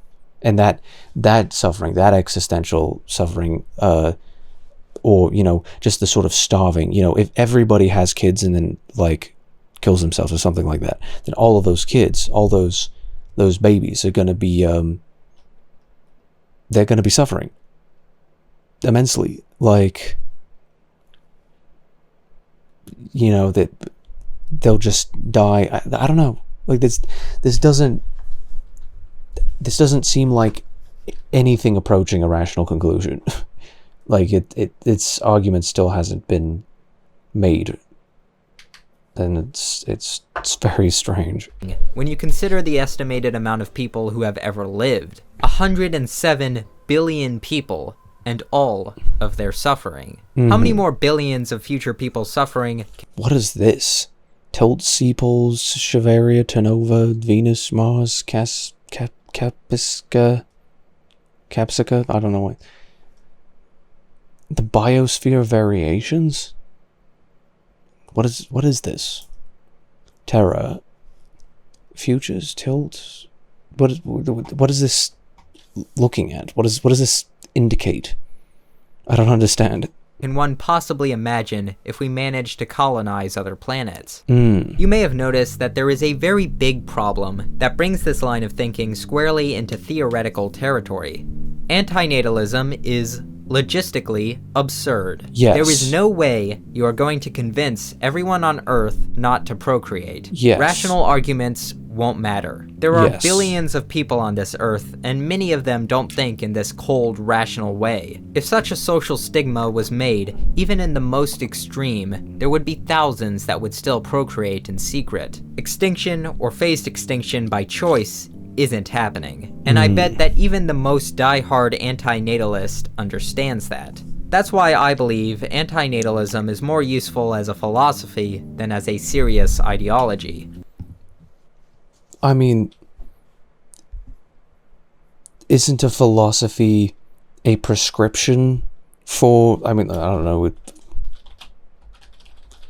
if we actually, the study of ideas about knowledge, truth, the nature of meaning of life, other fundamental aspects of reality and human existence. I mean, it is a study, and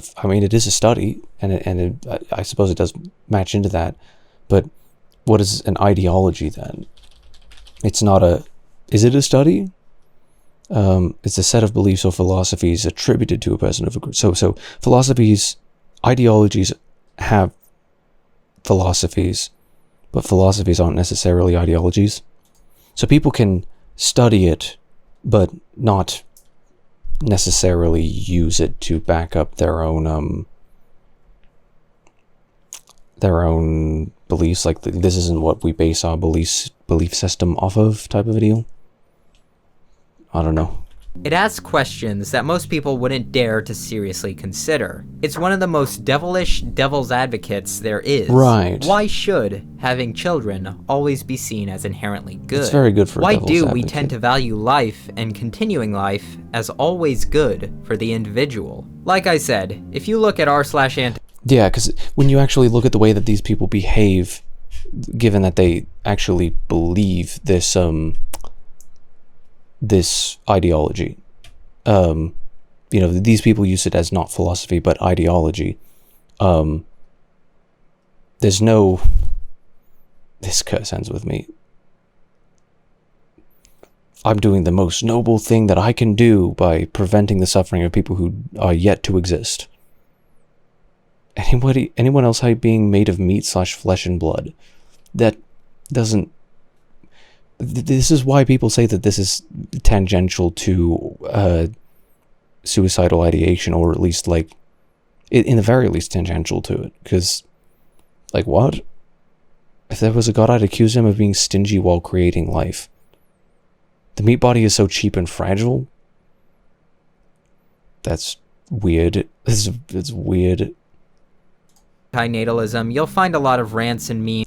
Yeah, suicide is on my mind. It's like, okay, I definitely believe that this isn't an ideology that is literally just the normalization of suicidal ideation. Definitely not. About life and suffering.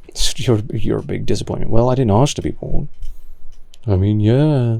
And not much about discussing the actual philosophy or ethics. These people are clearly unhappy, and while antinatalism is what they say they advocate for, maybe there's more to these posts than meets the eye. I believe that behind antinatalism are a lot more useful sentiments that should be given far more consideration than is usually. I think what many antinatalists could more realistically achieve is better parenting and more concern for the quality of life rather than the quantity of it.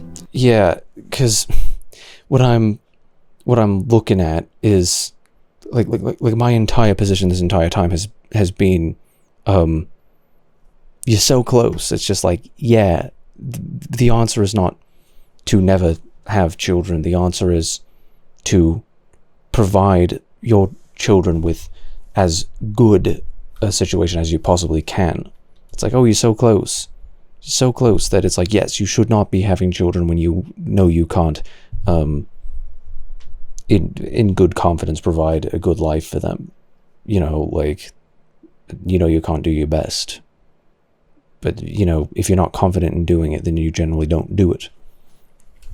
I think what many antinatalists could more realistically achieve is better parenting and more concern for the quality of life rather than the quantity of it. Bringing a child into this world is a big responsibility. Yes, that's not a new idea. But should it be emphasized even more? Should every parent ask themselves these questions before having a child? What quality of life do I expect this child to have? I think Will I all be of able these to questions adequately should be provide asked, for yeah. that child? Will I be able to give this child the same love and care if they do not grow up to be what I expect of them? Do I have to have a child that is my biological offspring? Can the resources I have be shared with an adopted child? How will I react if my child feels that life is too painful for them and they want to end it? Considering all of this, there is a lot more to the question, do more lives really need to be brought into existence than it seems? Antinatalism asks this question seriously, and that is why it is valuable. Questioning everything is an essential part of critical thinking. Yes, even ideas yes, many of us yes. have accepted as truth, even those at the very foundation of our programming. Indeed.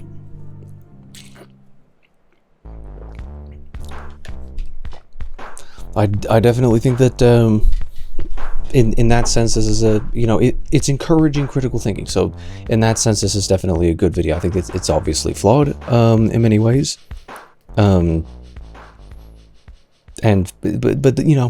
some of the work was a little bit dicey, but he got to the right answer in the end. So that's as it counts. Wait, is this a thing? How funny? Should everyone die? This is the evolution of this channel. When did Solar Sands go from looking at minion porn to talking about how to end all human suffering? Is that true? That's insane. People tend to remember good more than bad. I think you got it backwards, buddy. People who are mentally healthy. Ah, I see. Indeed. Fascinating to me, the majority of people online seem to only be interested in crap on other people's joy, children, anything. After letting this comment simmer for a year and replies still come in all the time, I've concluded that both sides of the coin in this discussion are equally as pretentious. I mean, kind of true. Like, yeah, it's just human nature. Human nature is going to be, there's got to be some issues with it. Look at this wild inflation fetish art. What if we just let humanity die out? I mean, apparently that's a thing. Oh, that's a great thing about having this mouse. Is now I can just infinitely scroll. Which, I already had that, but it's actually faster. And it takes less time to set up. What if I love pain? Okay, that's something different. Wait a minute. This is the thing, is that these questions have been asked for literally millennia. We will not be the last people to discuss these questions, and we will not be we're not the first people, and we will not be the last people. So it's just kind of ironic when people say, well, what if I like pain? It's like, well, yes, it's been part of the argument for forever. We've made no further I mean, it just goes to show that why did Devil Alec Baldwin attack me while I was trying to get coffee? Imagine what obnoxious, dumb a-hole you have to be to make Alec Baldwin seem sympathetic. We should end off with this. Can you please say Free Palestine one time? What? Can you please say Free Palestine one time? Yeah, so you have no right to somebody else's freedom of speech. Dude, get a hold of yourself. Why did you kill that lady? Why did you kill that lady? Okay, I was extremely harsh on Baldwin for the way that he handled himself in that situation. It's manslaughter, but to think that he was doing it on purpose is just poor faith, bad faith. I don't believe he wanted to do it. He didn't put the bullet in the gun. That was someone else who was on set who did that. He clearly didn't intend on doing it. It's like, why did you do that? It's like, why did I open the door and not realize that someone was behind it and therefore hurt them in the process? Why did you hurt them? It's just I didn't intend to. You know that, right? What happened is I was trying to do something that I was trying to do my job, and the equipment that I was given was mismanaged, and it caused it to take the life of somebody. Like, brain, have a brain. He did not do it on purpose. Like, I don't particularly like Alec Baldwin. I think he's kind of nasty in many ways. But, like, come on. I mean, he did act in one of my favorite childhood movies, so you gotta hand him that. He does have a little bit of sparkle. Sparkle. You killed that lady and got no jail time? Yeah, of course he didn't get any jail time because it wasn't his fault. Like, I think the way that he framed the situation showed a very... I mean, he was extremely defensive about it, and of course you do when you commit manslaughter, involuntary manslaughter. Like, of course you were going to be defensive. It's like, I had no idea that the bullet was in the gun. But what he was saying is that he's like, actually no, I didn't think that the... I'm trying to remember exactly the context. If the gun had a blank in it, as it was intended to be, then he would not have killed them. But you should still treat every gun like it is loaded with lethal ammunition. And if he was treating it in that way, then he would have saved them. But I still don't think that... Like, it's sort of the argument that it's like, well, you don't have to wear a seatbelt if you know that there is nobody else on the road and that you aren't going to mess up. And that, in nature, all things being equal, nothing is going to happen, because there are no outside forces that can act upon me. But, like, knowing, you can't actually guarantee that. That's exactly the reason. It's like, that's why you treat each gun like it's loaded. You treat each gun like it is lethal, because it has the potential to be. And you don't necessarily know if something can malfunction. You don't necessarily know if something is going to go the wrong way. And you might end up, it happened in another, ages and ages ago. It happened. Can you believe that he was going to run for president? Anyway, ages and ages ago, there was another actor who pointed a gun to his head and it had a blank in it, and he fired that blank. But because he pointed it to his temple, the blank actually let out enough force to kill him. Traumatic brain injury, and he died like hours later in the hospital. That's the type of thing where it's like, no, this is why you always treat it like it's loaded with lethal ammunition. You can't take your chances on that. There are some things that you don't know. So it's like, unless you know the risk that you are going into, and you've used as much of your reason as possible to ensure that all harm will be avoided, then you kind of can't treat it like that. So I think he has a slight amount of maybe if he went to the range a single time in his entire life, then he would have he wouldn't have made that mistake, because it would have been like sort of second nature to him. But then again, they are doing a film, and they're under the presumption that it's safe, to directly aim a gun at somebody that is a certain distance away from you. But it's unsafe to assume, but he did. I don't think he has all that much moral culpability in it. The way that he the way that he dealt with the situation, I think, was scummy in many ways. But in the end, it is the production, the person who deals with the guns should not have allowed the guns to have been in the possession of somebody else, and to say that it was his fault that somebody else did not do their job is just ignorant of the situation, ignorant of the morality surrounding the situation. It's just like, come on. Like, you are making me defend Alec Baldwin, and I don't think he's a particularly great person. No jail time, Alec. No jail time, Alec. Yeah, of course You're he didn't have jail time. putting innocent people in jail, Alec Baldwin. Wait, putting innocent people in jail? Who's putting innocent people in jail? He is? What do you mean?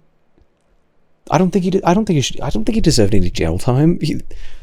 His legal and moral culpability in this situation was immensely reduced by the fact that he did not have any intent or knowledge, or he had no reason to believe that he was going to kill anybody by doing that. Like, you really don't think that he lives with like a regret that happened each day? Like, I mean, look at his face. Like, come on. Like, I think his regret is part of the reason why he dealt with it in a crappy way. Like, I'm so sorry. Free Palestine, Alec, just one time, and I'll leave you alone. This is ideology. This is fascism. This is literally, like, this is fascism. She's trying to extort a phrase out of him. If you have to be bullied into saying something, then perhaps he doesn't actually believe it, and he's just saying it to get you off his case. You are scum. Like, seriously. Because, you know, demanding that you were depriving it of its sincerity by demanding it in the first place. It's if he doesn't believe it in sincerity, then it isn't worth anything. I'll leave you alone, I swear. Just say Free Palestine one time. One time. One time. Call the police. One time, Alec. You know he's a criminal. You know he's a fucking criminal. He's not there was... You are actually just completely unaware of what happened. He didn't kill anyone. Like, I don't know if he actually got charged with involuntary manslaughter, but, like, there was no... I think he was careless considering it was a gun, because he was never taught, like, any of that, and he never went out of his way to actually understand and to respect the power that a gun has, regardless of whether or not you think it's loaded with non-lethal rounds or otherwise. It still has power behind it, you know, and you don't know if somebody decided not to do their job and allowed crew members who were on strike to go and shoot with the weapons and not actually unload them. Like, ugh. Clearly there was negligence done. There was criminal negligence, but they should have been charging the producer. They should have been charging the person who actually was responsible for that. Criminal negligence charges do not stand for him. Involuntary manslaughter, I don't know, he may be... I don't even know if he was convicted on it, but, like, no, absolutely not. Absolutely, he's not a criminal. He did not commit a crime because he held the gun that killed somebody. He didn't think it was going to... Like, he didn't know that his actions would cause would cause harm. This is an evil person, like, through and through. Goodness sake. Come on, Alec, just say Free Palestine one time. One time, just one time, please. Sounds like Cardi B. And I'll leave you alone. Free Palestine. No thanks. Fuck Israel, fuck Zionism. Please say it. One time. Could you do me one quick favor? One time. Oh. Alec, can you do me one quick favor? And I mean, that's wow, that's crazy that, you know, at the height of, like, anti-Zionism and you know, all of this stuff, that this is I didn't show the thing, but you're ugly. You totally deserve that. White Devil Alec Baldwin attacked me while I was trying to get coffee. You were not trying to get coffee. You were trying to get a rise out of somebody. You were trying to... You being an ideological not an ideological... You being a social fascist, you were trying to extort somebody by bothering them into validating your opinion. Like, this is what self-centered selectivism is. I don't even like him, and I would have helped him, not you, trash. Yeah, no, literally. I'm afraid I'd do much worse than Alec to you. It appears that you were harassing a man who was just trying to get his coffee, and you had it coming. Kind of based. What is ad? I don't even know what that is. What is this? Farewell, Ted Cruz? What is this context for this ad? It's really hard to make Alec Baldwin seem like a sane one in an encounter, but you managed it. Congrats. I don't think he's a hero for doing what he did, but in this predicament. But don't make me like him. Extremely justified. Stop smoking meth and get a job. Oh man, that's insane. But actually, Alec Baldwin attacked a fan who questioned him in a coffee shop. Pled not guilty to involuntary manslaughter charge in the 2021 on-set shooting death of cinematographer, gun supervisor for Rust movie, 18 months of prison for fatal shooting. Yes, he's still awaiting sentencing? Really? I didn't know that. But I don't necessarily, if pleading guilty to that charge means that, like, I don't know exactly what that means. Like, what are the repercussions potentially of that?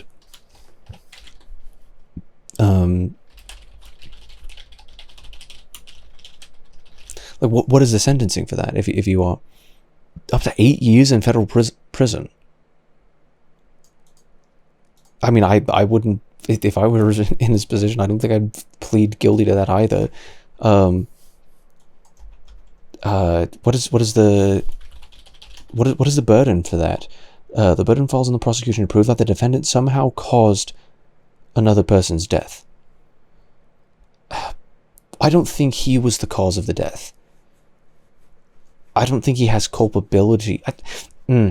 I think I would consider jail time to be excessive, actually, or a fine to be excessive, because, like, I don't know, maybe they could mandate that he go to a range and actually take a couple of lessons in shooting, and a judge can actually require that somebody do that, and it's like, maybe you are barred from ever using a prop gun ever again. I don't know. There's plenty of things that he would be completely. Like, he literally said, no, we should just use CG. We shouldn't even use blanks in guns. We shouldn't even be using real guns. We should just use CG for all of our gun related stuff. Like, he literally was advocating against guns as a response to this. Like, I don't think that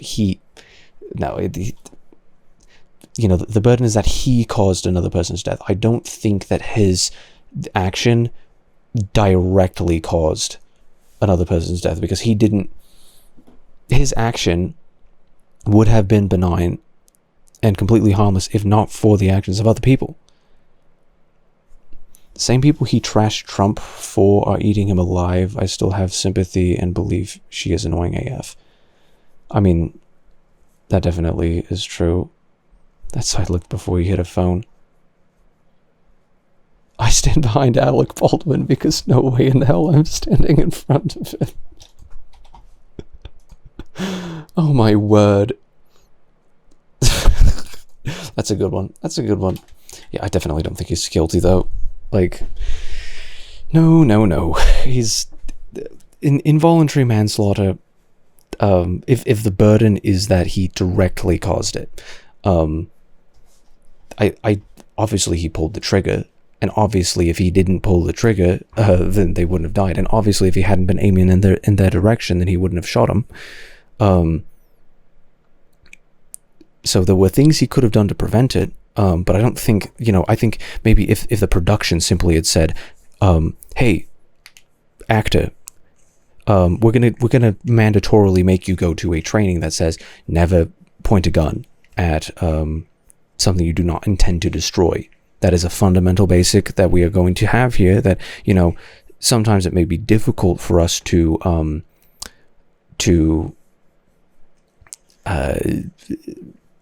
what's the word? We're shooting a film, so there are going to be people who are going to be down range, which is one of the rules that we kind of have to bend and break a little bit. However, still you cannot point it directly at something. There's no reason to point the gun directly at the camera, the cinematographer, the DP,